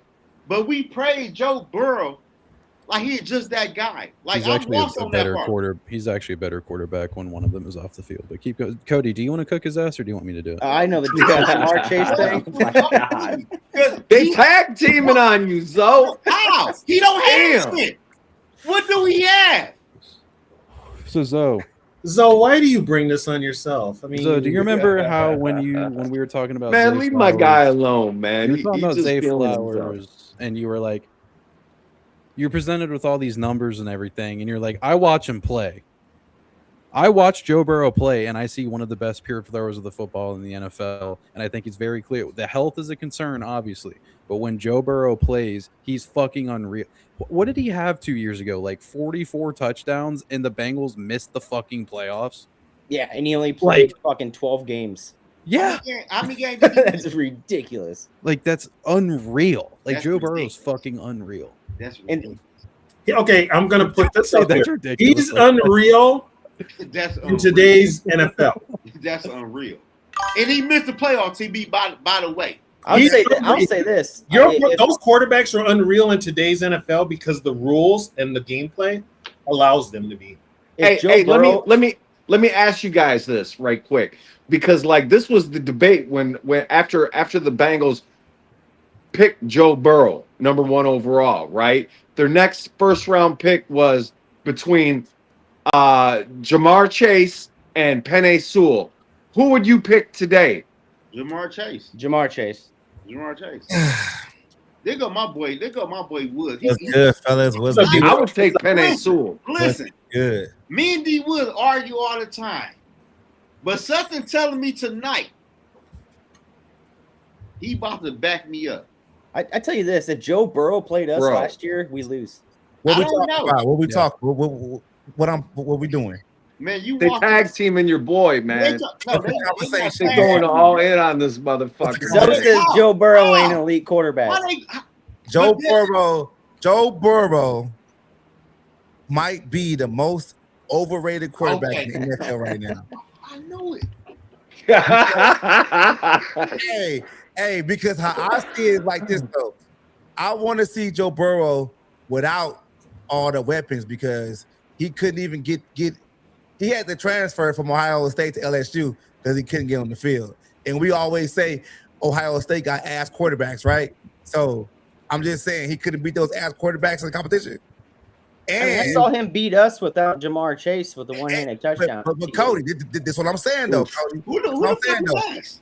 Wait, what are you talking Higgins head topping? Who the fuck is? What did you say, Cody? T. Higgins. That wasn't even Joe Burrow playing. He was hurt. Joe Burrow didn't play us. He was hurt. He didn't play us last year. No, that's what I'm saying. That's another problem with Joe Burrow because he's always hurt. I think he's only played us once. Yeah, I guess that could be your argument. He's always hurt. You can take him out of the league. At LSU, he had a great defense, Justin Jefferson and Jamar Chase. With the Bengals, he got Jamar Chase and T. Higgins, and they can't get over the hump. Statistically, a better quarterback than one of them is off the field. Okay, so Mixon. let's just call Joe Burrow Dan Marino then.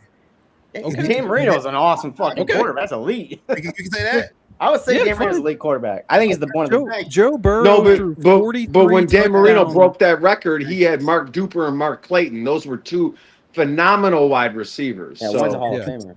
Joe Burrow threw 40. So, and I'm going to put this out there: the records that Marino broke are Fran Tarkenton's. Fran Tarkenton was never an elite quarterback. Oh no, Fran Tarkenton, if he doesn't have Chuck Foreman, doesn't get half of those yards. If Fran Tarkenton didn't have legs, he wouldn't get shit. Burrow threw 49. Exactly. Let me get this across. This is how fucking insane this is. Maybe I'm just defending a white boy. Joe Burrow. keep it real. Might be it. Joe Burrow threw 43 touchdowns to 9 interceptions and missed the fucking playoffs. Okay. Is that his fault? How many games did he play that year? 16. Oh, he got all 16 in. When he plays at least 16 games, he throws at least 34 touchdowns. All right, hey B, let me ask you this one though. So compare Lamar Jackson to Joe Burrow, right? I think how many times has Lamar Jackson missed the playoffs as a starting quarterback versus Joe Burrow? And don't even say injuries. I'm just saying that counts too. Yeah, so, Lamar. I have Lamar Jackson in my elite status. I got Mahomes, Allen, what I'm Jackson, saying is though, right? Either he's hurt or he's losing. Hey, D Woods, D Woods. Did we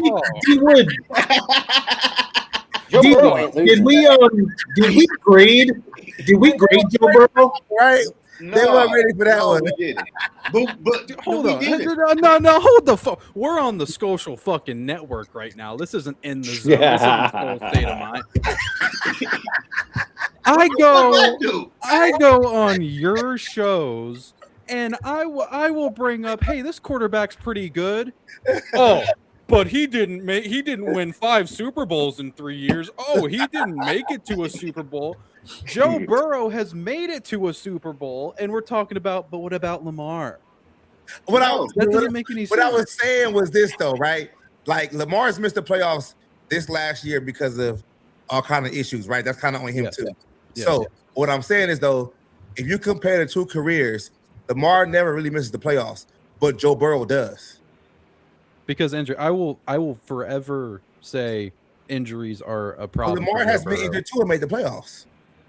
But Joe, like, am I not getting across with the 43 touchdowns to 9 picks in this? The thing is when Joe Burrow comes back, they're like 1-5 already, right? And then he gets them on a string of wins. If you look at the Bengals, I want to say last year, but the year before they rattled off like 5 straight wins. Okay, so Cody and B, let me ask you this: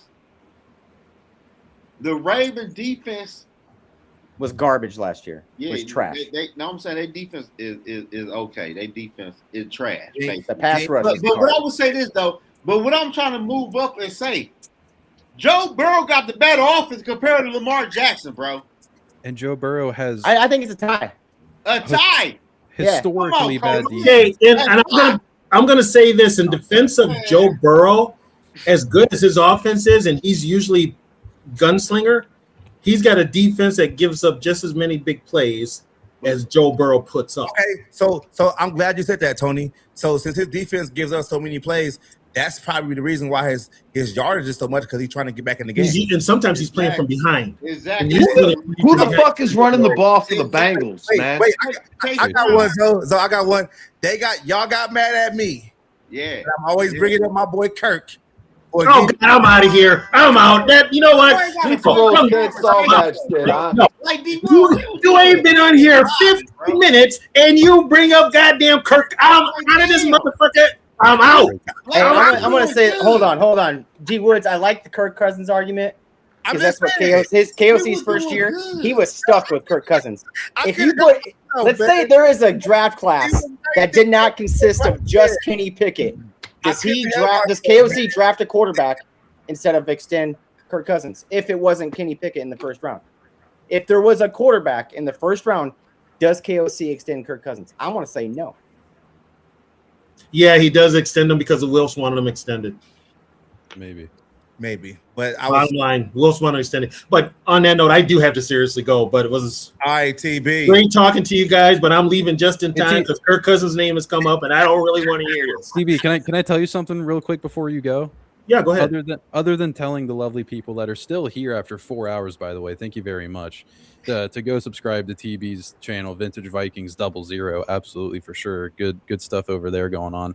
Thank you. TB, I just wanted to let you know that the Ravens have a better win percentage without Joe Burrow than the Bengals have, or the Ravens have a better win percentage without Lamar Jackson than the Bengals have without Joe Burrow. So I wanted to let you sleep on that. Bruv, I'm not the problem. Tell that to Zoe. Oh no, I know. That's how I wanted to do it. I just wanted to find a funny way. You can tell him when you guys hit each other up. Damn, y'all bad gotta keep this shit a buck. I was just trying to find a way to fit that in there naturally. Tony, what's the double zeros for at the end of the name? Does it hold any significance? No significance. It's just there to just put us away from anybody else that decides to do it. That's it. Hey, D Wood. Yeah. Hey, I'm happy you on here though, because they. Okay, y'all. I'm out later. All right, TB. All right, TB. Take care, y'all. With Joe Burrow, it is so great of a quarterback, as they say he is.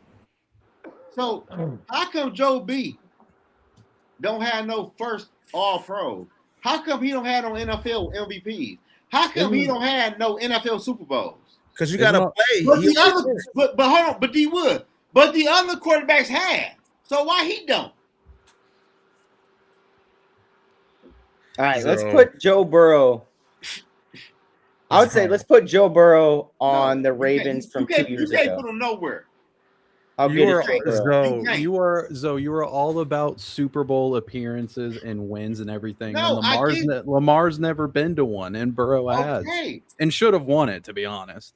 But that's Mr. Yeah, Jalen Ramsey did fall down. Thank God they had Aaron Donald, which he's coming back this year. But B, my whole issue though, B, the man missed the playoffs for 3 years in a row. Never been an NFL MVP. Never been an All-Pro. Yeah, because he doesn't come back till week 8. That's not my problem, bro. That's the our problem. The injuries are an issue. The injuries are an issue. Okay, I'll give you that. We said we'd give you that. We give you the injuries. So otherwise, I'm correct. When he plays a full season, what does he do? What do we do? Otherwise, 49 touchdowns and 9 interceptions is pretty fucking elite to me. But when the last time you played the full season? Yeah, that's why I gave you that argument. When was it? What year was it? the last time he played a full season was 2024 when he threw. Oh, he didn't play. He didn't do it in 16 games. He did it in a full season when he threw 43 touchdowns, 9 interceptions at a 71% clip for 5,000 fucking yards. What the fuck are we talking about, dude? Huh? Year? No. No. So he threw for all those yards and they didn't make the playoffs. Yeah. No, but he rattled off. They were close. They were close that year. Yards. That's empty stats. No, they were close that year because they rattled off like 5 of 6 wins. But he threw for 5,000 yards and didn't make the playoffs. Like Cody and B. What y'all trying Come to on argue now, about, bro? Come on now. You missed the playoff 3 years in a row. Well, I'm gonna ask you this though, Cody and B. Which other elite quarterback we say are elite missed the playoff 3 years in a row, and they played more than 10 games? Not many. Probably none. What? Can we get back to the 5,000 yards? He threw for 5,000 yards and missed the playoffs. Yeah. Yeah, they were How down. does that happen? He ain't. How does that, why is that on the quarterback? Well, I'm failing to understand how that's his fault. I'm just. Oh, hold on. I didn't say it was anybody's fault. I'm just wondering. Like, I didn't say it was fault. I got something for him though. It's impossible because I'm pretty sure he's the #1 scoring offense in the league. Okay, And he missed okay. the Hey, playoffs. D Wood, I got something for D Wood. Hey, D Wood, you know what? They ain't gonna like this though. Cody, he's Hey, got D Wood, something you know for what duck crazy? and cover. They about to make an excuse for what I'm about to say. Joe Burrow played the Patriots in week 1 and scored 10 fucking points. Was that it? Okay. How is that even possible though? Week 1, like what did I say? Fucking 2.5 hours. It's week 1. Like, Oh, see, I just said. See what I just say?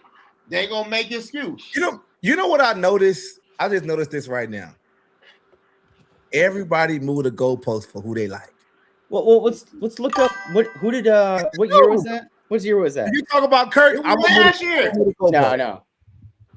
It was last year. Last year. Okay, let's look up Patrick Mahomes. He's an elite quarterback, right? He's the best. Hold on, wait. First off, AB. Yes, Z. Stop Cody right there, bro. We're not comparing none of these quarterbacks to no fucking Patrick Mahomes, B. We're doing it week 1. We're doing week 1. No. How many? Hey, Zoe. How many times has Lamar Jackson beaten Patrick Mahomes in the AFC Championship? Probably none. Yeah, probably. How many times has Joe Burrow? Once.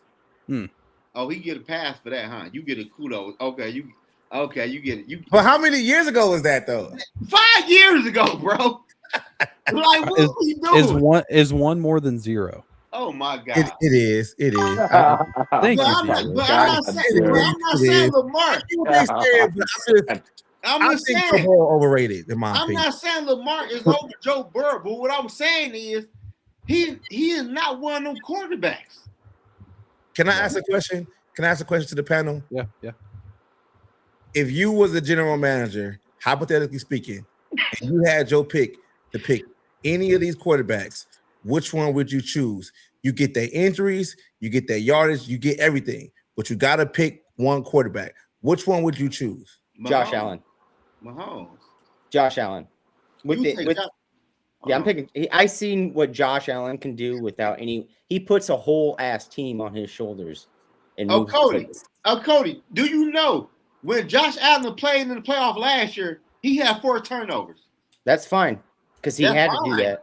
Yeah, he had to do. He's the only player on that team. What would you take, Brad? We saying I mean, you can't go wrong with picking Allen or Mahomes. Oh, Mahomes, yeah.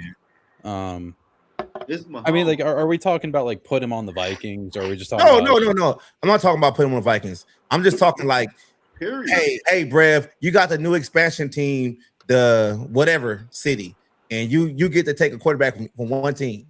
Who would you take?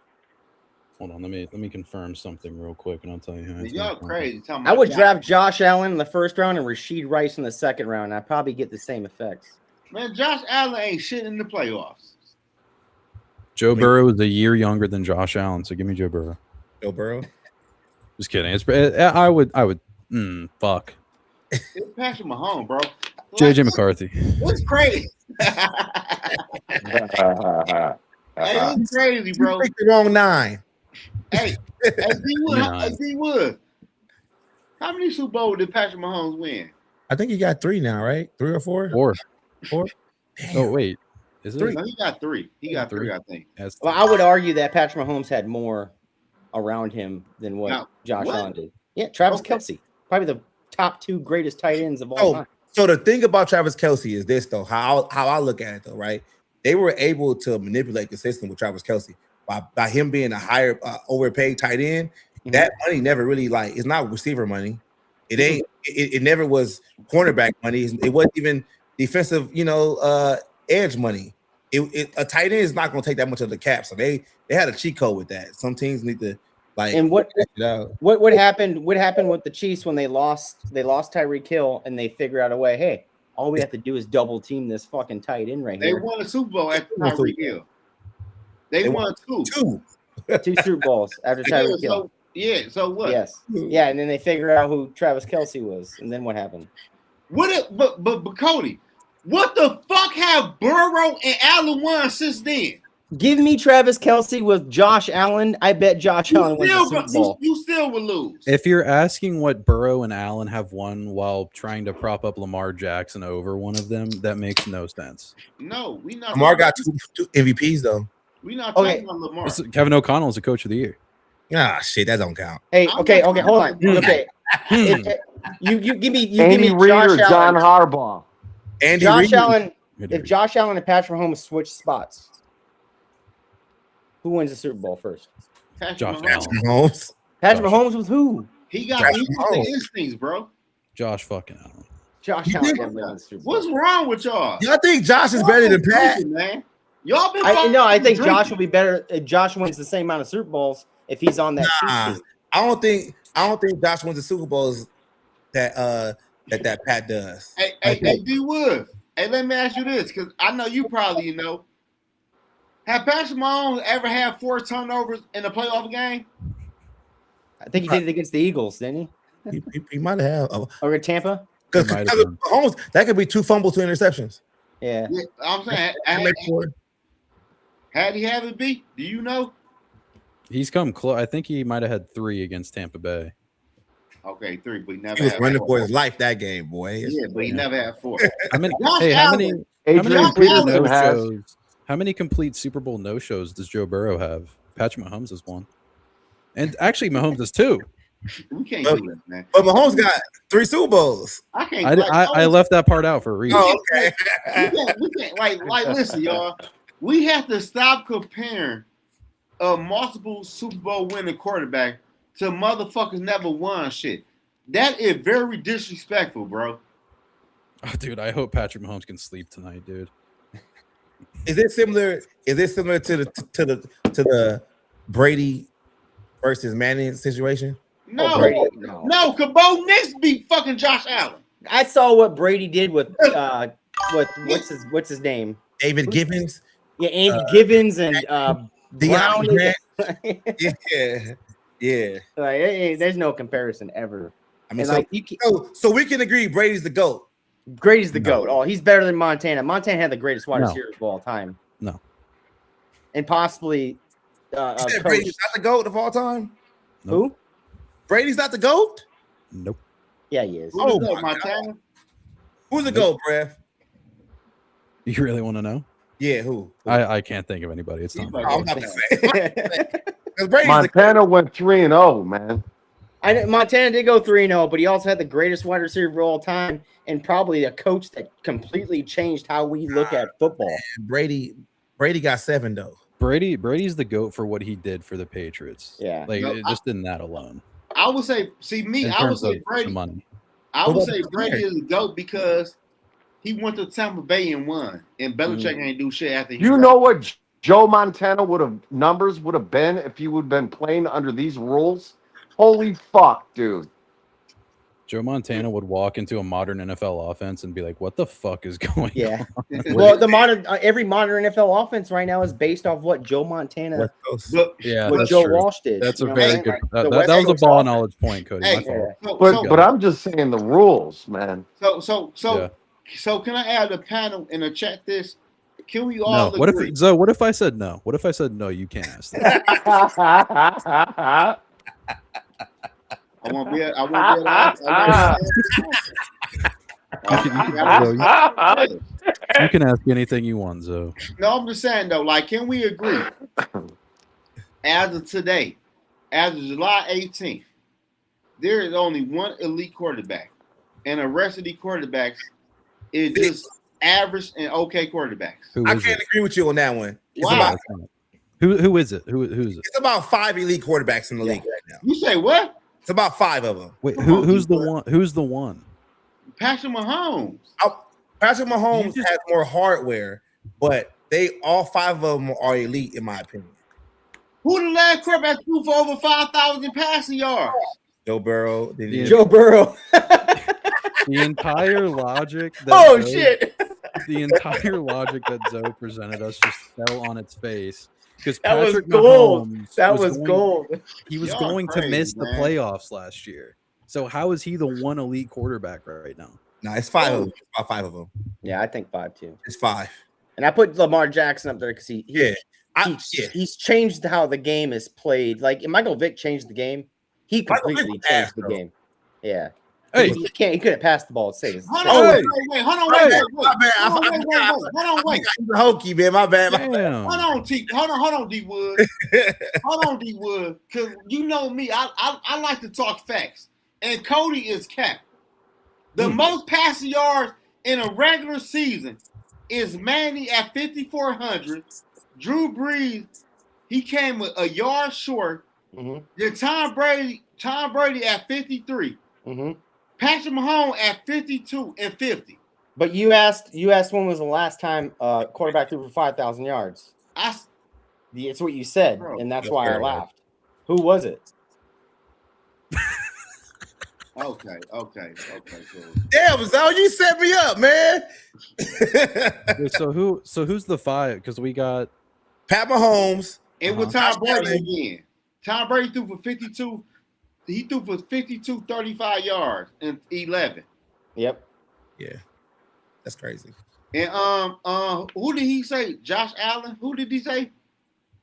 Who did it the last time? The last time someone threw for 5,000 yards in the That was season. Joe That's Burrow. what you said, and we told it you was Joe it Burrow. was it was actually Pat Mahomes.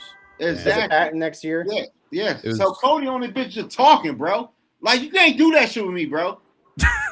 That's what I'm saying, though. So they both threw for 5,000 yards in the same I don't- season. Patrick Mahomes threw for more than him. No, Cody, I this is my fault. From one white boy to another during this race. He set during me this- up. during this race war we're apparently having about Joe Burrow. Race war. Wow. I said he had 5,000 yards. Now I'm about to log off. Burrow had like 4950 or something. He didn't. I just rounded up to 5,000 to make my argument sound better. Like, All I'll right, be yeah, honest. but yeah, I would. Yeah, John. Okay, Patrick Mahomes number 1, Josh Allen number 2. Okay, then say that. Then. Now, after the injury, after the Pat Mahomes injury, I don't know. Is he come back? After the injury, after Patrick Mahomes injury, I'm pretty sure he gonna win one before Josh fucking Allen. Is he going to be as mobile as he is? Yeah, he gonna be good. Yo, Joe Burrow threw for 5,700 yards and 60 touchdowns in 1 year at LSU. What Yeah. the fuck, dude? Sorry. Okay, so we got Pat Mahomes, Allen, Mahomes. Lamar. Lamar. Or no order, by the No way. order. Just the 5 elite. So if They're Burrow's not not in the elite, though, 5, bro. who- They're just good. Burrow is my 4, and that's all. That's the 4 I put out. Okay, I can say that. Do we? Who's the 5th? who would be that 5th? Yeah. Jalen. I don't. No, not Jalen. But like That hurts. it's crazy. Like You gotta have a 5th. Like Yeah, I don't like, think there's what a you 5th. doing? There's not a 5th. Do y'all know how many playoff wins Lamar Jackson had? 2. Yeah, he's Only number 3. 2. He's number Only 3. 2. He's number 3. Now he's elite, but He's not elite. He good. no, Lamar's elite, man. He got Bro. 2 days, man. But D Wood, when you say you are elite, that means you to me when you say a person are elite, you showing up in the playoffs. You want me to explain to you what I feel like elite is? Go ahead. This is what I feel like elite is. Elite is where you constantly keep your team in contention. That means every year you're a perennial playoff team. We know things happen in the playoffs, but you are one of the reasons why your team is always in the playoffs. Last year was a down year where you had no Pat Mahomes and you had no Lamar Jackson. But prior to last season, they're elite because they always have their teams in the playoffs. That's elite to me. Like they're the reason why their team is always there. So like that's how I look at it. How many playoff wins does Lamar have? 2. Only 2. You know what's really weird about that? Joe Burrow got 2 in one season. Joe Burrow's got 5. 5. He's 5-2. He is 5-2. Weird. Oh, Stafford. Thank you, Robbie. Stafford. Hey, 99 Stafford's overall club. Stafford's 99 overall club. I somehow forget about Stafford every time because No. I don't know why. That's why I said it's only like 2-3 quarterbacks. If we're talking 5 elite. It's not if we're 5 talking elite quarterbacks. It is 5 elite quarterbacks. How? Because they always go to the playoffs. if you're talking if we talk stat wise, where does Jared Goff fall in all this? 12 to 16. 12 to 16, even though what did he throw for last year? You're saying stat. I mean stat wise. Like I think Jared Goff is a really good quarterback. He'd be number 10 on my list. Number 10. I have him right behind whoever our 5th was. Who? Oh, Cody, I gotta ask you. Oh shit, Cody. It's Justin Herbert top 10. Oh shit! Why you put that there? I'm a big Justin Herbert fan. Man, okay. Yeah, you about to start this again? Yeah, I think Justin Herbert is a top 10. Oh my! Do you think Jalen Hurts is top 10? Yeah, I would put Jalen Hurts in the top 10. Okay. How do you feel about that, Zoe? I'll agree with the Jalen Hurts 100%. But when you talk about Justin Herbert, bro, like I got a list right here of the top quarterback in the AFC: Lamar, Josh Allen, Joe Burrow, and Justin Herbert. Do you know Justin Herbert win percentage out of everybody is a 1.43 with his record 3-18 off a plan. This is all playing team will win a record. I ain't get to the playoff yet. Justin Herbert is 1-4 on the touchdown and turnover ratio in the playoff. Justin Herbert is the ass in the playoff. And for y'all to say Justin Herbert is a top 10 quarterback over like a Brock Purdy who made the Super Bowl, the one playoff game, but I see Cody face, he gonna come up with the offensive line. No, I'm not. I'm gonna say you put number 11 in Justin Herbert's spot. Is it the same outcome? You say what? Jalen Hurts? No, who's number 11? I have Jalen Hurts in my top 10. No, Cody. All I'm saying is you put Brock Purdy in Justin Herbert's spot. What's the outcome? I don't. But listen, Cody. Listen. I want to say that. I want everybody to know this. Listen. When I talk about my top 10 quarterbacks on the list I like, I'm not moving a player or moving a receiver or moving an O-line or a coach. I'm calling as I see where the fuck you are at. And as of right now, Justin Herbert win percentage against team with a winning record is bad. When Justin Herbert entered the playoff, he got a 1-4 touchdown to turnover ratio. Justin Herbert is not a good quarterback in the playoffs. And we're going to keep on ignoring that because he put up good numbers in a regular season. You got Brock Purdy you could put on your top 10 list. You got Jordan Love. You got Bo Nix. What has Justin Herbert done to say he's a top 10 quarterback? When Justin Herbert get in the playoff, he is the fucking train wreck when he got to throw the football. I just want to throw out there real quick, not about Justin Herbert. Joe Burrow has a better winning percentage against winning teams than Lamar Jackson, but continue. You say who do? Joe Burrow has a better winning percentage against winning teams than Lamar Jackson, but if you guys can continue. You said Justin Herbert do. Joe Burrow has a better than Lamar Jackson. My bad, bro. Because you talking about Burrow and I'm talking about Herbert. Okay, name me your top 10. I would say, bro, like listen. I just want to know if you can name the 10 quarterbacks I would say without naming Justin Herbert. Oh, that's fucking easy. Matthew Stafford, Josh Allen, Lamar Jackson, I said Joe Burrow already? Yeah. No, you haven't said it yet. You're saying it now. Oh, he Joe didn't. Burrow. He didn't want to say that shit. No. That's so No, funny. Joe Burrow. No. We're at 4. We're at 4. We We got got 6 4. more. He We got was like, 6 damn. more quarterbacks. Okay, He was like, cool. damn, I got to say Joe Burrow. Fuck. Sam Darnold. Oh, Damn, Darnold. Come on, Darnold. like Darnold, yeah. I'm gonna get on D. Hell the guy that led the league in turnovers last year. I agree. Okay, did me hey Cody. Dale left. Okay, Cody. When Matthew Stafford won a Super Bowl with the Rams, he led the league in turnovers. I don't give a fuck about. Okay, we're at 5. We're at 5. Keep going. We at 5. Okay. I said Sam Darnold, Brock Purdy. Okay. Sam Darnold, Matthew Stafford. It's getting tough now, ain't it? Y'all gonna get mad at me, but I don't care. Bo Nix. Okay. So that's Caleb I'm at Williams. who? Caleb Williams. Oh shit. There we go. Jordan Love. He's just trying to name quarterbacks. Just to name No, quarterbacks I'm now. just saying though, bro. You're at 9. Who's 10? Who's 10? 10, I would say. Hold on. This layout feels a little racist. Sorry. Let me just, there we go. Jalen Hurts. Put Jalen Hurts in there. Jalen Hurts, number 10. Yeah, Jalen Hurts. Okay, I got a question. No order. In no order. I got a question though. Go ahead. How is Sam Darnold making the list? I will tell you this though. You know why Sam Darnold make my list, D Wood? Because I see Sam Darnold go to Minnesota in 1 year, learn new playbook, win 14 games, and make the playoff. Then I see Sam Darnold learn new playbook, go to Seattle, win playoff games, and win a Super Bowl, and win crazy against the Rams in a title game. I get that. My idea is that's just me though. My That's idea. just me. I need a 3-year consistent sample size. That's Yeah. just my thinking about it, because I can't put 3 years. You got Caleb in there. He only had 1 good year. But his rookie year he was decent though.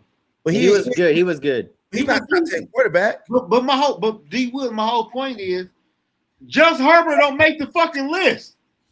Where do we make the list at? I'm just saying. But okay, this is my gripe with the list situation. Like, we gotta have better criteria on these lists, man. How? I need a 3-year minimum. I think I need a 3-year minimum. Bro, the man that won a Super Bowl, D Wood, what more do you want the man soul? What more do you want? I need 3 years. Oh my God. You know what I want? You know what I want? I want more fucking Dak mentions. I want more Dak mentions. Dak went off last year. I think He Dak took was a shit team and put him on his back. Man, Dak ain't shit.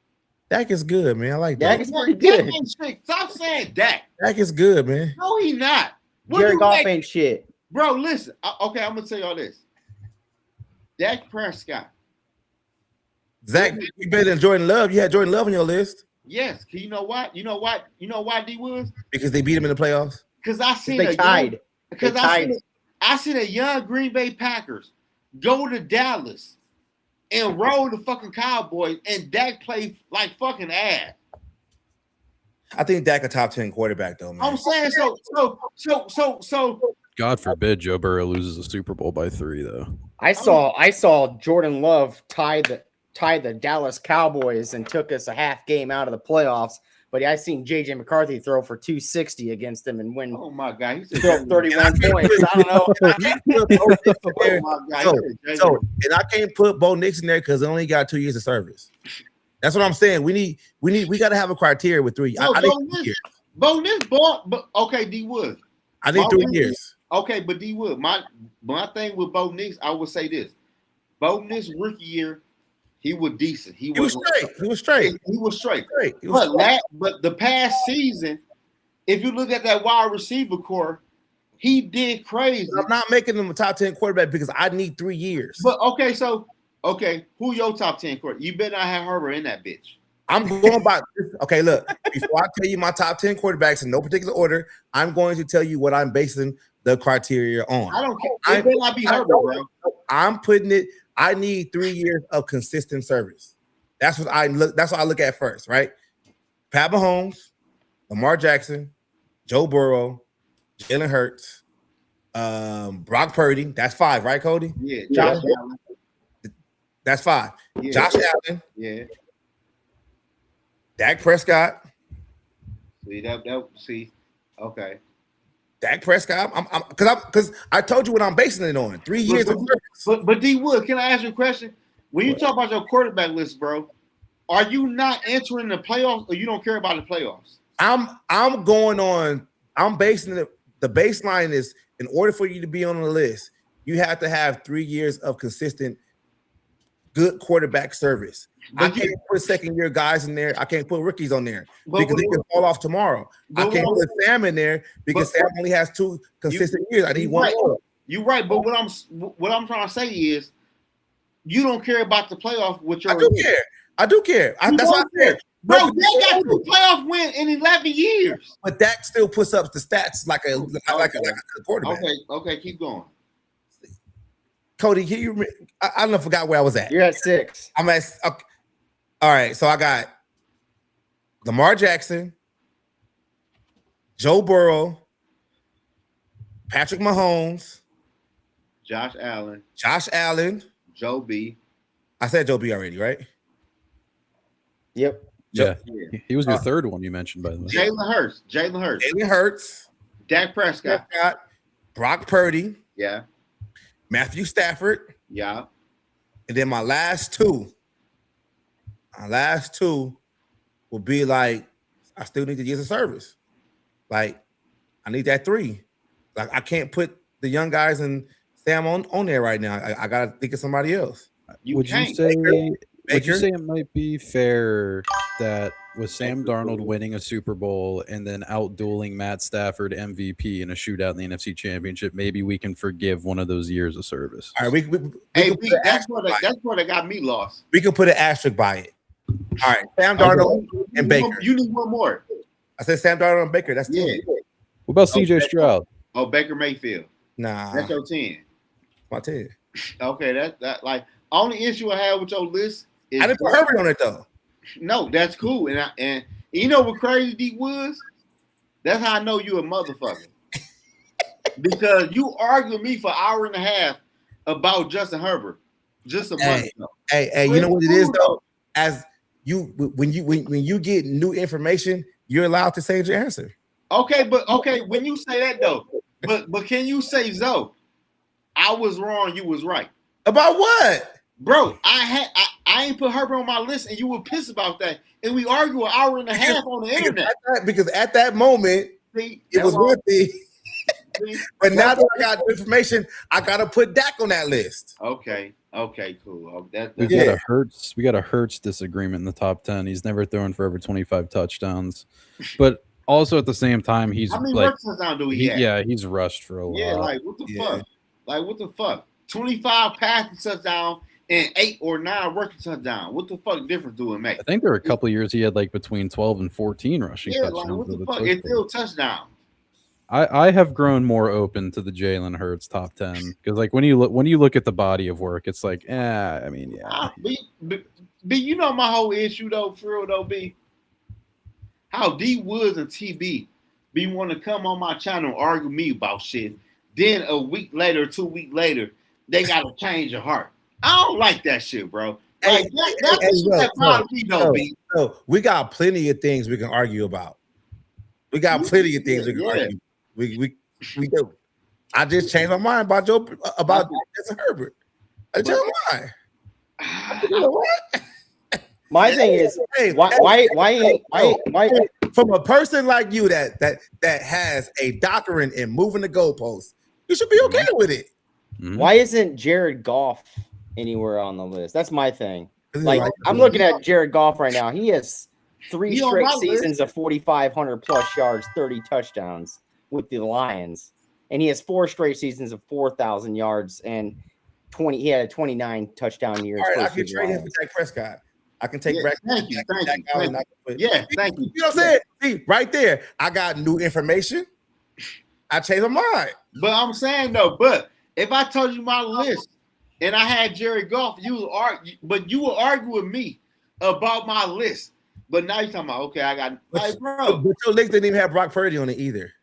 Okay, I had somebody else Yo, that was good. The reason why I don't like your list is because you got Sam Darnold and Bo Nix on there, and I don't think they should be on the list. Bo Nix that guy, bro. Bo Nix only got 2 years of service, man. He that guy. And you got Caleb Williams on there.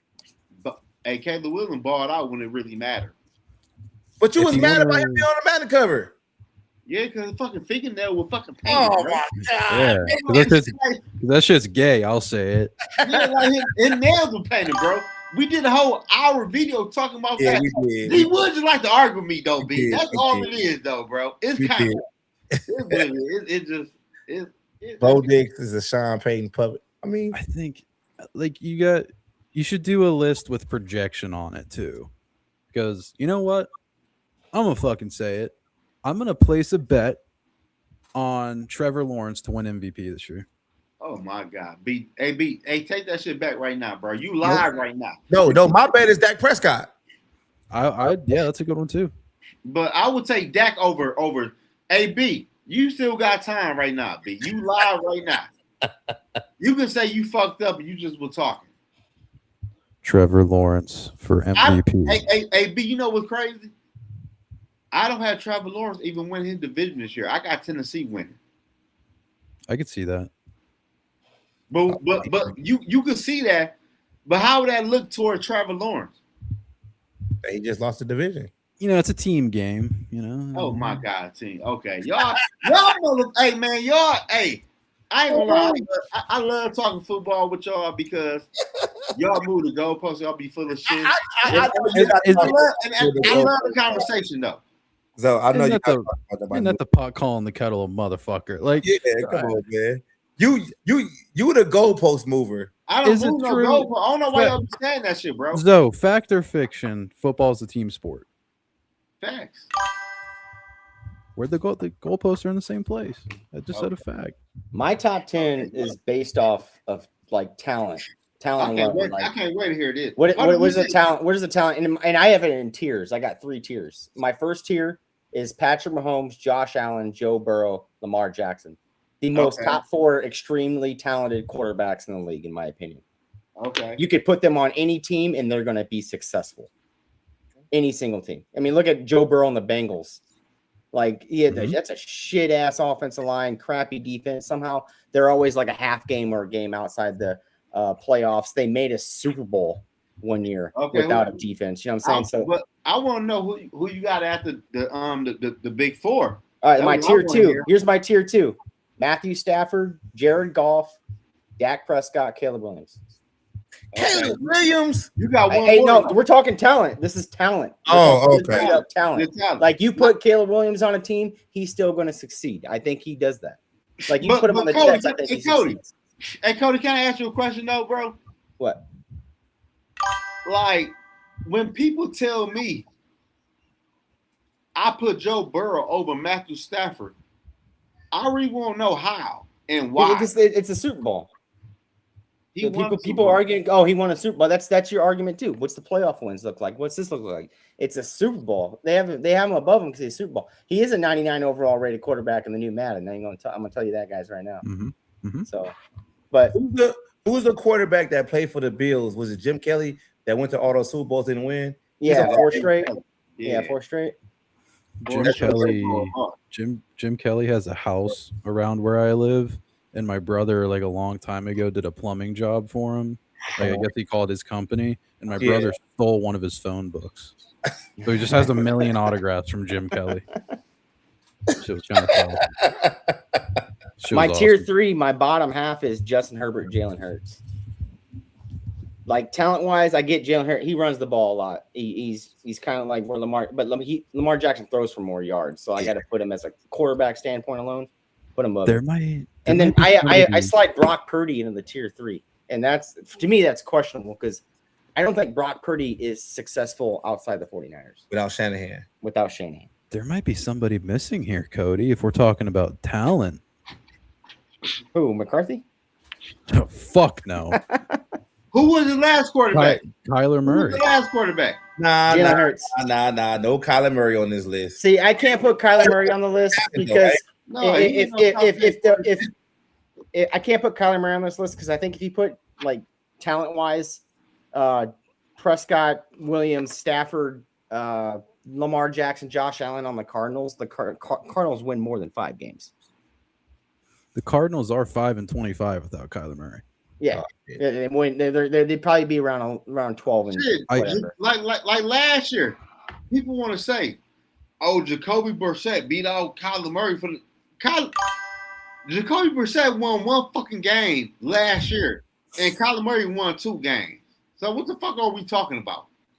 That's what worries me.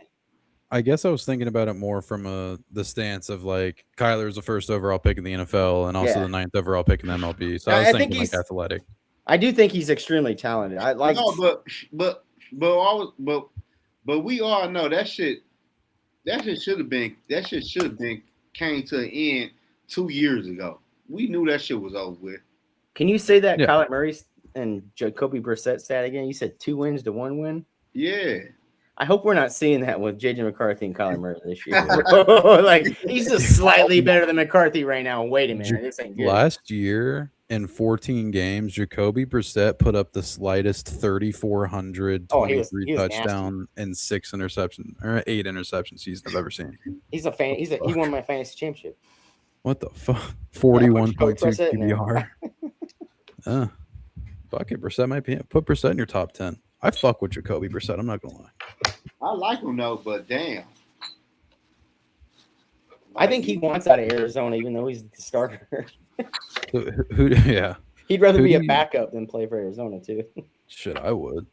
Who outside of the top 10? So this could bring in D Wood's point about the 30-year service. Who outside of the top 10 right now could break into your top 10s this year? CJ Stroud. Stroud or Purdy. I would say CJ or I would say CJ or Herbert. If CJ has a good offensive year and paired with his 3 times going to the playoffs and actually winning playoff games and not having that stinker last year, I mean he could get in that top 10 list, but he has to perform.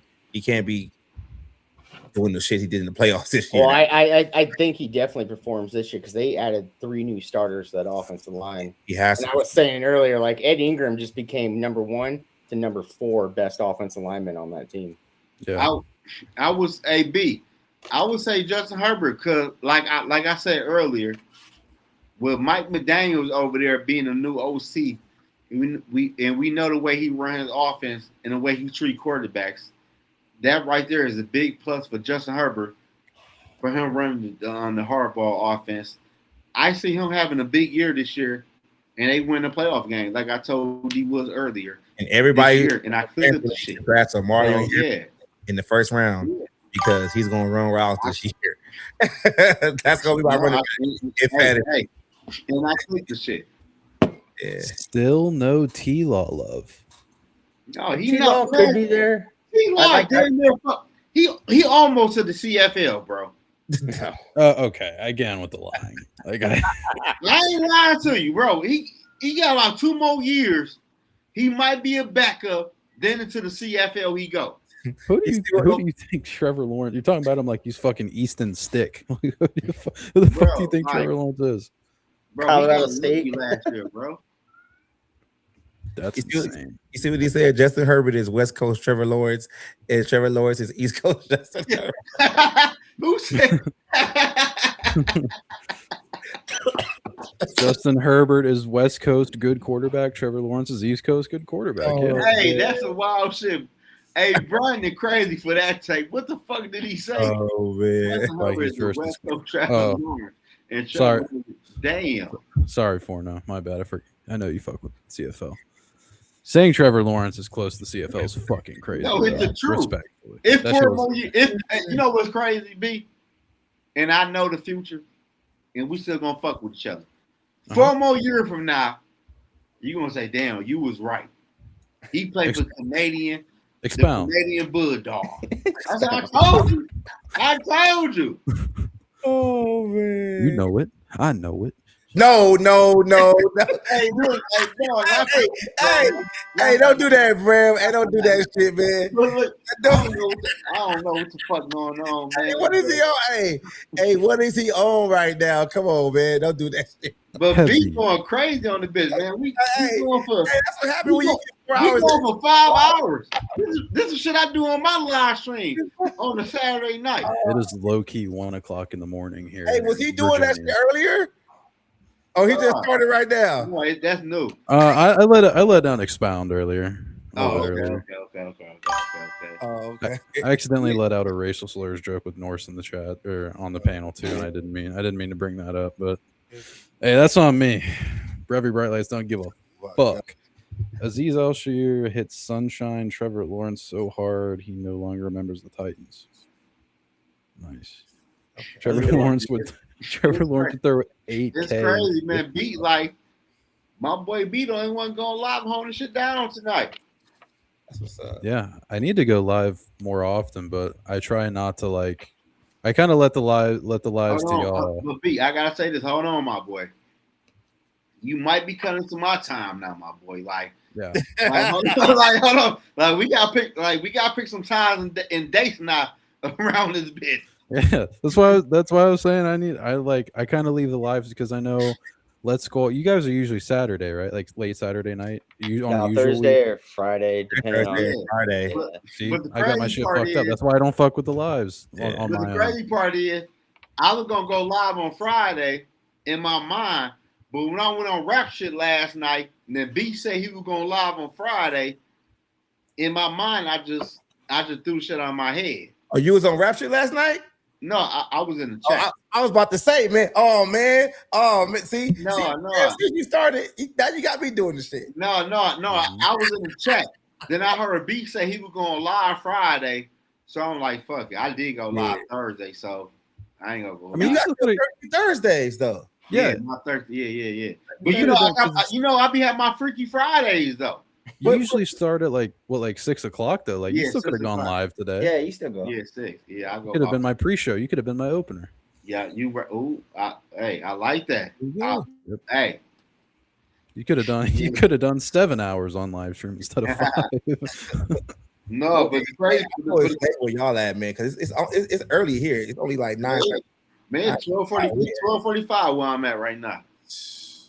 What I didn't get was how people can't get on the show, but we did a 12-hour fucking straight show. Like anybody didn't get on. Hey, see why y'all talking about it, man? Are you talking about stream? Damn, hey, why y'all bringing this shit up? Don't shoot. Don't shoot. Heavy. Don't shoot. Hey, I would say, hey, you see them, so huh? They over here making jokes and shit, man. No. This is PG. No, but I would about to say though, but I told B a couple weeks ago. I don't know if it was last week or not, but I said like, bro, you got to start going live on your channel more often, bro. Like the live stream where you get the subscribers and you get the vibe from your fan base. I need to. Yeah. He's too busy writing. You gotta write shit too. Yeah, my creative energy goes into the writing because that's where the money's at. And then like I just don't want to talk about the shit anymore. Like I can hop into somebody else's show and kind of bounce off them, but like hosting it, I'm like I fucking can't. It's like cooking. Hey, though, Cody, that was cool. That marathon, man, for real. Yeah, that was dope. Dope, man. Hey, Cody, you know what crazy, Cody? What? I told D Woods, like, bro, I don't think about doing a marathon just to do one for probably from like 8 to probably about midnight, and reach out to people to see how many people can I bring onto my channel because that shit was fire though. It was pretty fun. You're actually gonna reach out to people though. Okay, yeah. Hey, man. Why you start? Hey, I already reach out to people, right. man. Like I already reach out to people, man. Hey, because reason why I was saying it, bro, because you know he's watching. Huh? He might be. He's watching because quiet is kept though. I think old buddy had a live today, but somebody that name start with a B went live and somebody else didn't go live. So I mean, I look at what's going on. I ain't stupid. Did he not go live? I mean, I didn't know he had a live tonight. Yeah, I don't give a fuck.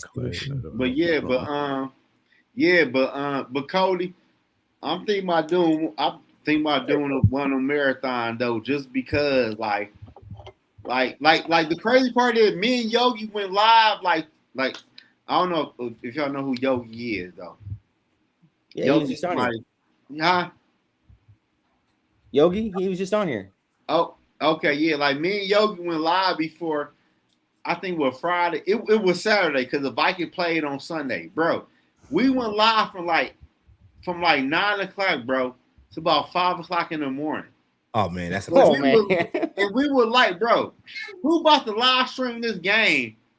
And we just not about to go to sleep. And the game come on. And the crazy part is, this is when we had an overseas game. We're like, bro, the game come on in 2 hours. Man, that's a lot, man. Man, we were live for about 6 hours one time on YouTube, bro. Cody, I ain't never been live that long before. Cody hopped right out of Let's Skull, ending at like 11 something or midnight my time. Oh yeah. And then we played Madden for like 2 or 3 hours after. Yeah.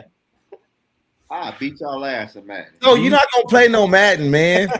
D Woods, you know how I get down to Madden. Shit. Oh shit! I knew I forgot something at the top of the show. I meant to tell everybody to go subscribe to my Madden channel. Fuck. You got a Madden channel? I'm doing it. It's starting this year. You play Madden? Motherfucker, I used to be a top 0% Madden player in the world. Fuck yeah. I beat your ass in Madden, B. You wouldn't beat shit. I'd beat you with a hand tied behind my back and blindfold. Hey, though, Brett, we gotta play. I'll play with you. I'll slam 12 beers and score 40 points. I'm throwing 5 interceptions. Up the seam. He's seen him. Hey B, who you play with on Madden? My Minnesota? ultimate team that I spend money on. I don't play regs. Yeah, we play Ultimate Team. Oh, yeah, the Ultimate Team. Okay. I haven't did Ultimate Team since Xbox 360. It's probably a good thing. Yeah, you save money. Hey, no, because I was a dumbass. This kid got me for my card, and after that shit, I just stopped playing. I had this Terrell Owens. I think it was the Terrell Owens broken leg card for Greg Jennings. No, Terrell Owens. Broken leg card. Oh, Greg Jennings was this year. Yeah, Terrell Owens broken leg card. Yeah. And man, he got me for my card. Man, I was like, I ain't playing this shit no more. I beat D Wood's ass in Madden. You did not beat my ass. You did not beat my ass. You beat me by like 7 points.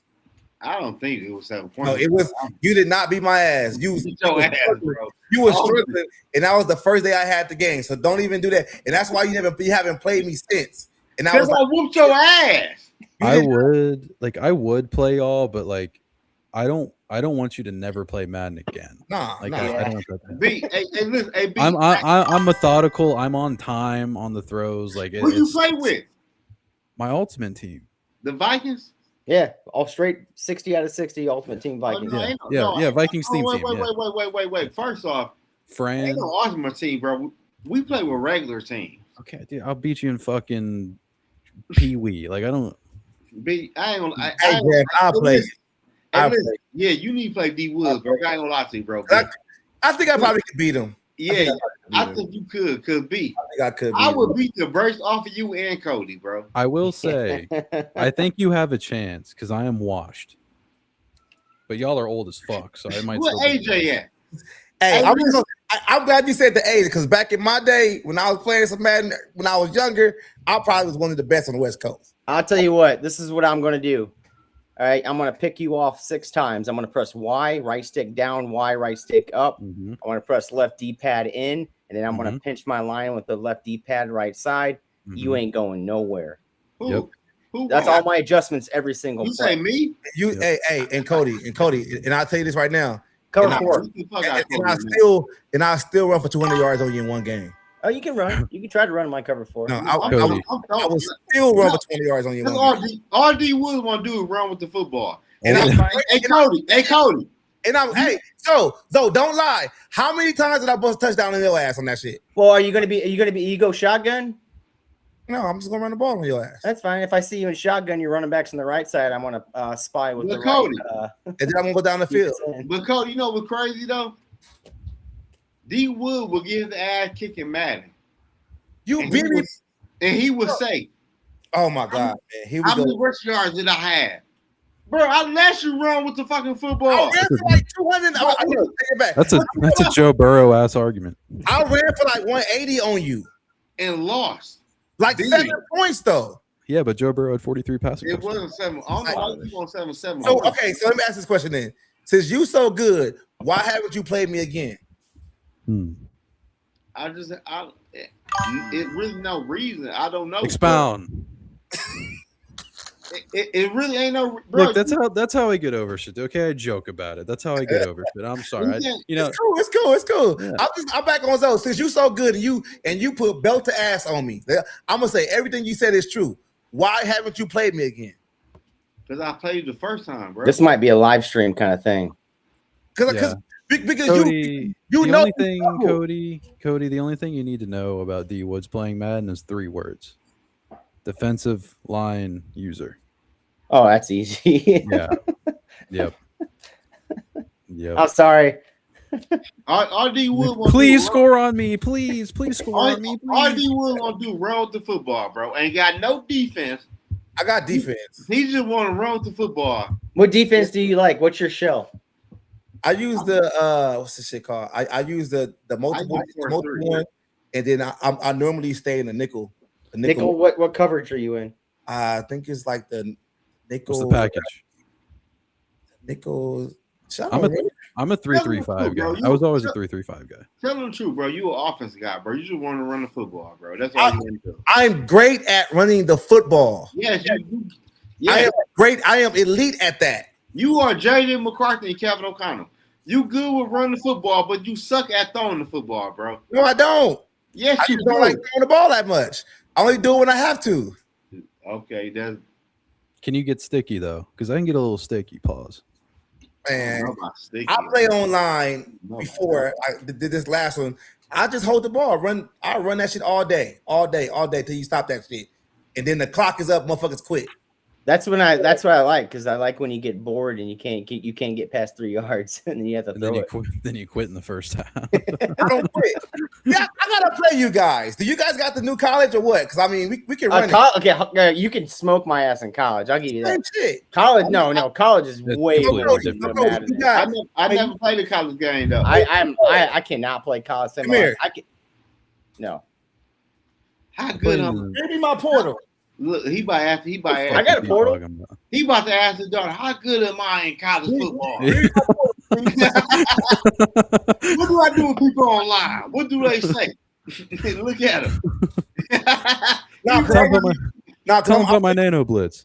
Talk about my nano. I give you a mid blitz. You ain't play me. I'll play you. Okay, bro. I'll run one coverage and that is it. But my whole thing is though, bro.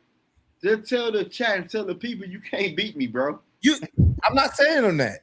I'm not saying that. I think this might be a live stream thing going on. How? If you want to play me? I played you. He don't. So what you got, Cody? You on PlayStation or you on what's the name? It don't matter. You can play. It doesn't matter anymore. I'm on Xbox. Xbox. I'm on Xbox. I'm on Xbox. See, y'all ain't even elite gamers, man. And y'all talking about being Xbox 2? Look, y'all can't fuck with Xbox 2. Hey, listen. Can't none of y'all what the hell is an Xbox? A game? What is it? Gamecast. Can't none of y'all on the panel or in the chat beat why me haven't Madden, you bro. played me? D Woods just said y'all aren't elite gamers. He must not seen us. I moved off the Xbox years ago, man. I'm just Xbox the shit. I think we were averaging 42 points a game. Something like that. Yeah, pretty high powered offense. Who was? Me and Rick played online together. Cody, I want to October, play you now, man. my October team was allowing 50 Cody, again. listen. Cody, I'm down. Hey, Cody, I'm down to play you right now, man. I'll play you right now, man. I'm down. I'm down. You got an ultimate team or not? I just play with I haven't even started Ultimate Team. I haven't did Ultimate Team in years. No, I even open it up. I play regular team. Play with the regular players. I play regular team. And Cody, you will never average 40 nothing. All I'm gonna say is if y'all gotta play on an Ultimate Team that's a 99, y'all can't beat me. No, I'll play with you. Mine's playbook specific. I'll play with the Niners. I beat the Niners ass, bro. All the good people play Ultimate Team. And guess who I play with? I play with the Bills. That's fine. No way. I would beat your ass with the Bills. Who could have seen that coming? He plays with Josh Allen. So, hey, Cody. So when you want to play, man? I'm down for whenever.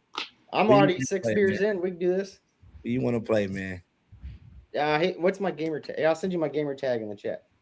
All right, send it to me. We got 2 ass players. Yeah, whoever win, play me. With fine. y'all two. I'll see you. Give me about 20 minutes. Whoever win, play me. I bought a capture card and everything. Like, I got the official fucking recording shit. You know what? Hey, B, you know what's crazy?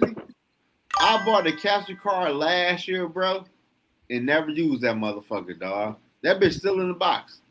Damn. I just got like the $20 one. That's the one I got. Walmart, yeah. Yeah. Where that bitch at? I got so much shit in this fucking room. I got it. That bitch got it? right somewhere. D Wood know. I sent him a picture. I'm pretty sure we got the same one. Yeah, probably. Mine was somewhere. But hey, B, I want to say this though, bro. I take my hat off to you, bro. You've been live for 5 hours. I didn't think I would be. I thought it'd be like Bro, 2 hours in peace. Yo, live stream, bro. It's 1 o'clock in the morning where I'm at, bro. You Me went too. crazy tonight. I think that means you're saying you're about to leave. I think you're begging me silently to end the show. Me, bro. This is a cry for help. Bro, I got a whole bottle. I'll be on the bitch all night. I don't give a fuck. I'm just saying. I'm just giving you props because you doing what you should do, and you going crazy. I gotta take my head off, and I salute you. Like I ain't going nowhere. I appreciate it. I low-key shouldn't be doing it because I got to get up at fucking 8 a.m. and get articles out. But fuck it, I'm here. Man, listen, I'll be on the bitch till 7 a.m. I don't give What? I will would. not be on this son of a bitch. I would. I'll be on the motherfucker with beat to the bitch end. Talking about Vikings. What the fuck is the name of y'all hockey team in Minnesota? Wild. The Wild. Well, we talk about the Wild, the baseball team, the WNBA team, the So what do you think the Wild are going to give up for Dylan Larkin? Who? I don't know who the fuck that is. Dylan Larkin plays in New York City. He played for the Red Wings, right? Yep. Yeah. I don't know. Shit, some first round picks. Shit, I don't know. What's the percentages you think LeBron comes to the Timberwolves? 0. Right now, you know what happened today, right? What happened today? Anthony Edwards flew up to New York to Fanatics Fest to meet with LeBron personally. LeBron, listen. LeBron don't want to play with no fucking Anthony Richardson, bro. LeBron not going to Minnesota, man. He's not going to Minnesota. He's probably not, but Anthony Towns, not Richardson. Anthony Towns. I think he goes back to LA. I don't even want that. Go back to Miami, man. He don't want to play with no Anthony Towns. Anthony Edwards, bro. Anthony Edwards. Whatever his fucking name is. He don't want to play with him, bro. I think the for him to play where he wants to play, I think Minnesota is the best fit. They're not going to win a championship, though. Cause the motherfucker ain't gonna listen. You think LaMelo, you think a Ball and a Edward gonna listen to a LeBron James? He doesn't need to. He just wants to have fun. I think his best bet is Cleveland. If he wants his best bet, Miami, man. Go to Miami. Nah, you get in there. Nah, it's too many guys do the same thing. Miami. Yeah. You have LeBron, you have Bam, and you got. But I think LeBron doesn't have to play defense when he comes to Minnesota. But Wood, I think that team can beat. I think if LeBron go to Miami, I think that team can beat New York. Nah, they still gonna be a play-in team. Mm-hmm. Hell, fuck no. I know personally, we've been a play-in team majority of the time with LeBron James. Well, probably so though, until we got Luka and we wasn't a play-in team no more. The issue with Luka is Luka don't play defense. And Luka through, y'all like D Wood. The Lakers through right now, bro. Man, don't y'all done played my man off. What's the name? Austin Reeves? Austin Reeves, yes. Y'all done paid him all that money for what? He a good player. He a good player. He a good player. He a decent player, bro. Y'all done pay that man. Y'all done pay that man $148 million for what? There's something about Austin Reeves. Just something about him. He's got good fundamentals. He's a good player. First one in, last one out. Yes, Cody. He okay. Sneaky, athletic. What the hell y'all doing in Detroit besides losing? Damn. Trying to keep Cade Cunningham healthy. Oh, yeah, you talking about my Lakers? Oh what no, y'all doing in Detroit? They got to focus on breathing outside first. we good over here. Y'all losing though. How we losing? Y'all losing. What y'all do this year? The same place we at. The same place we at. KD about to come up here, bro. We about to get KD. That's not gonna move the needle though. See, y'all gotta start trying to get these old ass players thinking y'all gonna bro. KD and Cam and Durant is gonna go crazy. Done, bro. He's done. He's buns now, bro. Who? Kevin Durant is done. Them old motherfuckers is done now. You need some new legs in the league right now. Why do you think New York won a championship and fucking Oklahoma City was close and San Antonio? They young teams, bro. And we got a nice rookie. Go. I'm saying, and we got a nice rookie we drafted. Y'all good with Cade and y'all young core. Don't get fucking Kevin Durant down up there because he's gonna fuck your whole team up. And y'all gonna be right back to being the losing Pistons even more. Bro, listen, bro. You worry about them fucking Lakers. We straight. Y'all not straight. We straight. We're the Lakers. Y'all might not make the playoffs. We will make the playoffs. Why? We will make the playoffs. But why won't they make the playoffs? Say it. You know they're starting five.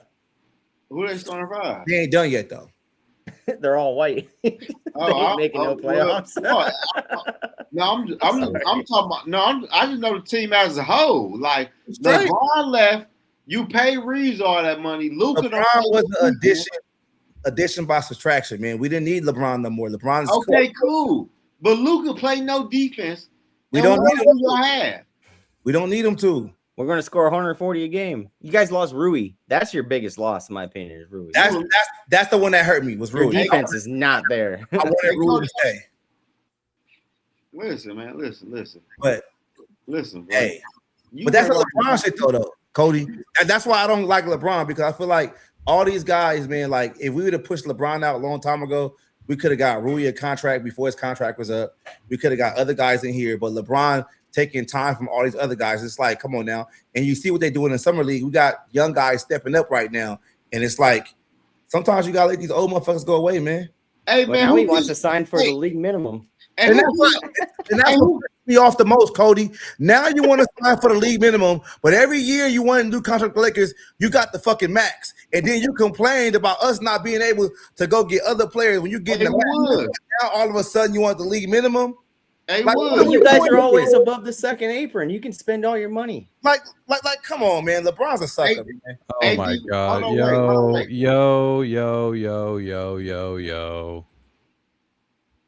Yes, me and Cody's about to play Madden. No. Hold on. Breaking news. What?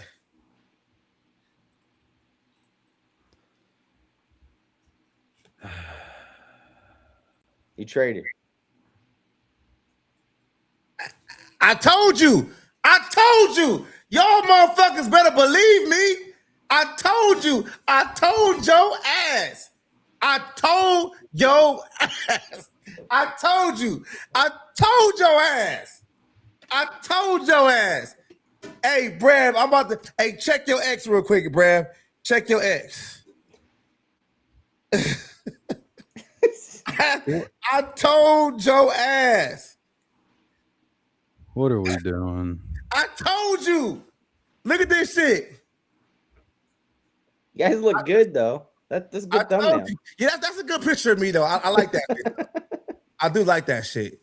But I told your ass. Man, You get that, Brev? I did. I've been ready. I told them 2 days ago. I said I can't wait because I know he's gonna do this shit again. That shit's coming out in 8 hours. Yeah.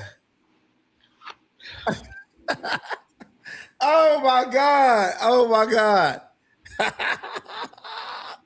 Oh man! What are we I'm doing? happy I made the thumbnail this time.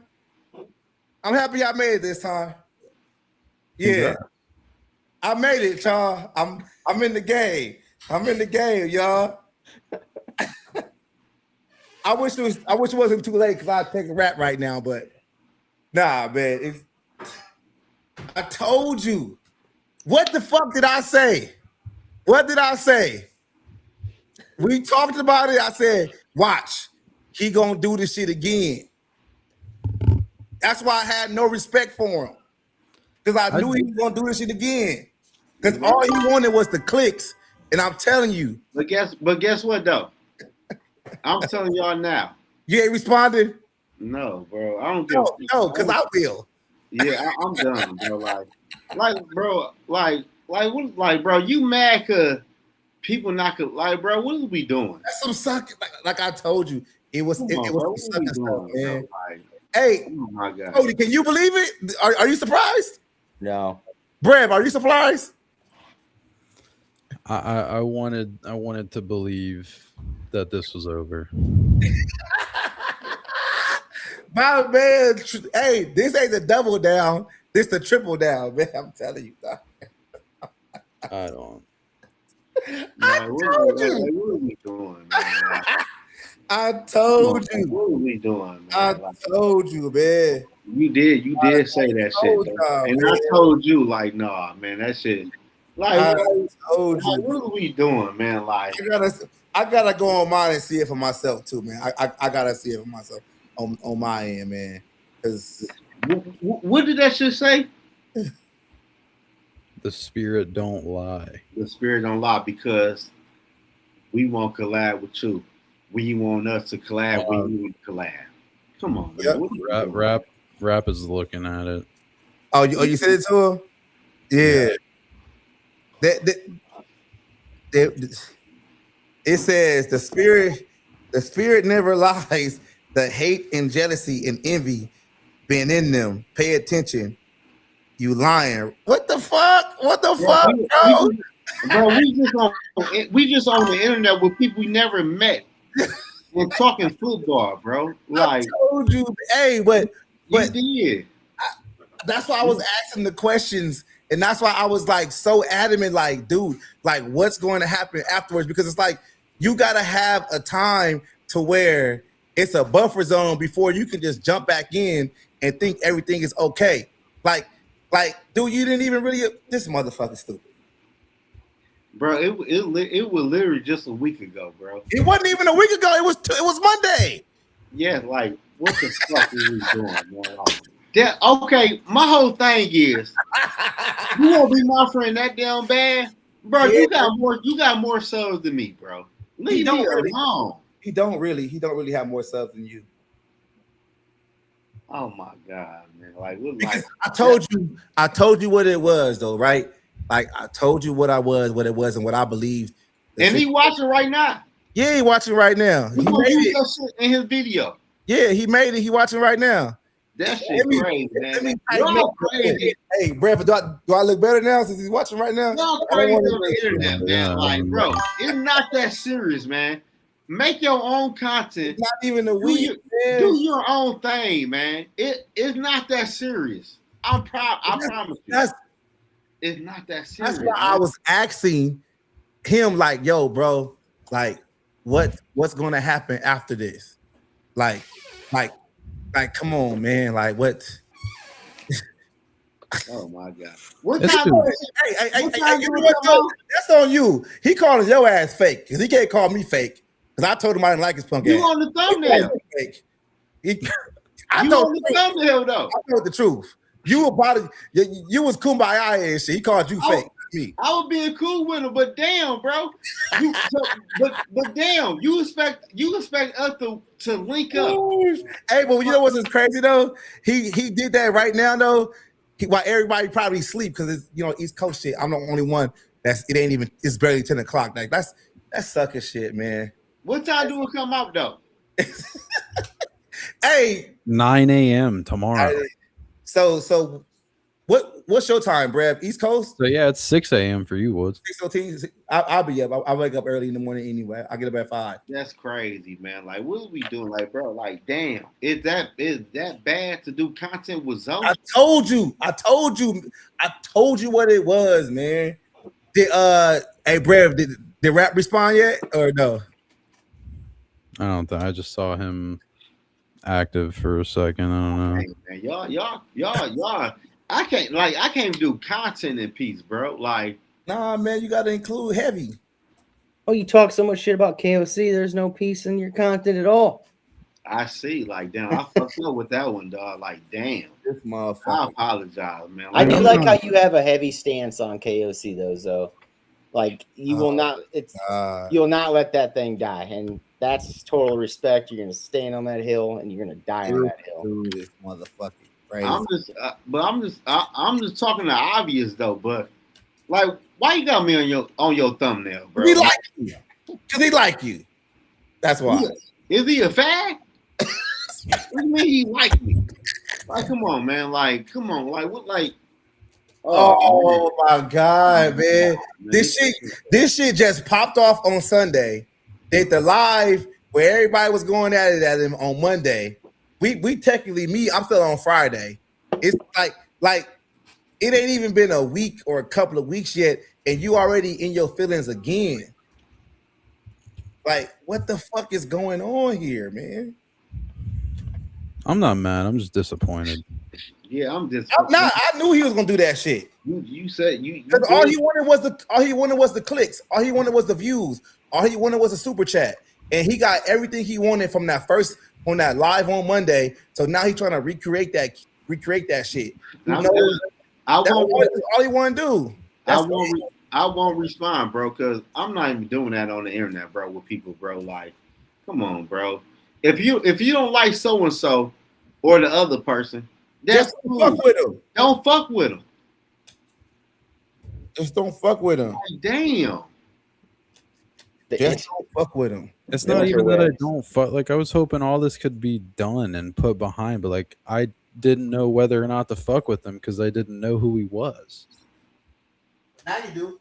But now I do. And it's in this fucking circumstance. Like, I don't. Man, damn. Oh man. And I still don't know why I'm dragged into this shit. Like, you know why? Because you got us on this. Hey, don't bring us on here, Brav. Don't bring us on here. Don't click the link. Just leave us in the background. Just leave us in backstage and shit. Like, don't bring us on here. That's crazy, man. Like, bro, you like. Honestly, bro, you gotta have a fucking illness, bro. I told you he did. That's why I was asking. That's why I was trying to get him a therapist, so this wouldn't happen. Y'all thought I was capping. I was really gonna give him a therapist. I don't know, bro. Like, but you get mad because Cody's cracking up. Yeah, Cody laughed. Like, Cody thinks it's like Cody. This. I was serious though. I wasn't playing. Y'all thought I was fucking around. I was serious. They got the thing on that. What's that shit called? Ruler, where you can fucking send a person a free fucking consultation or a free session. All I wanted was his email so I could send it to his ass. Crazy. I guess we didn't lose enough subscribers the first time. I don't. Because it was You lost subscribers? Yeah, he lost like a good 20 something. Oh, okay. Yeah,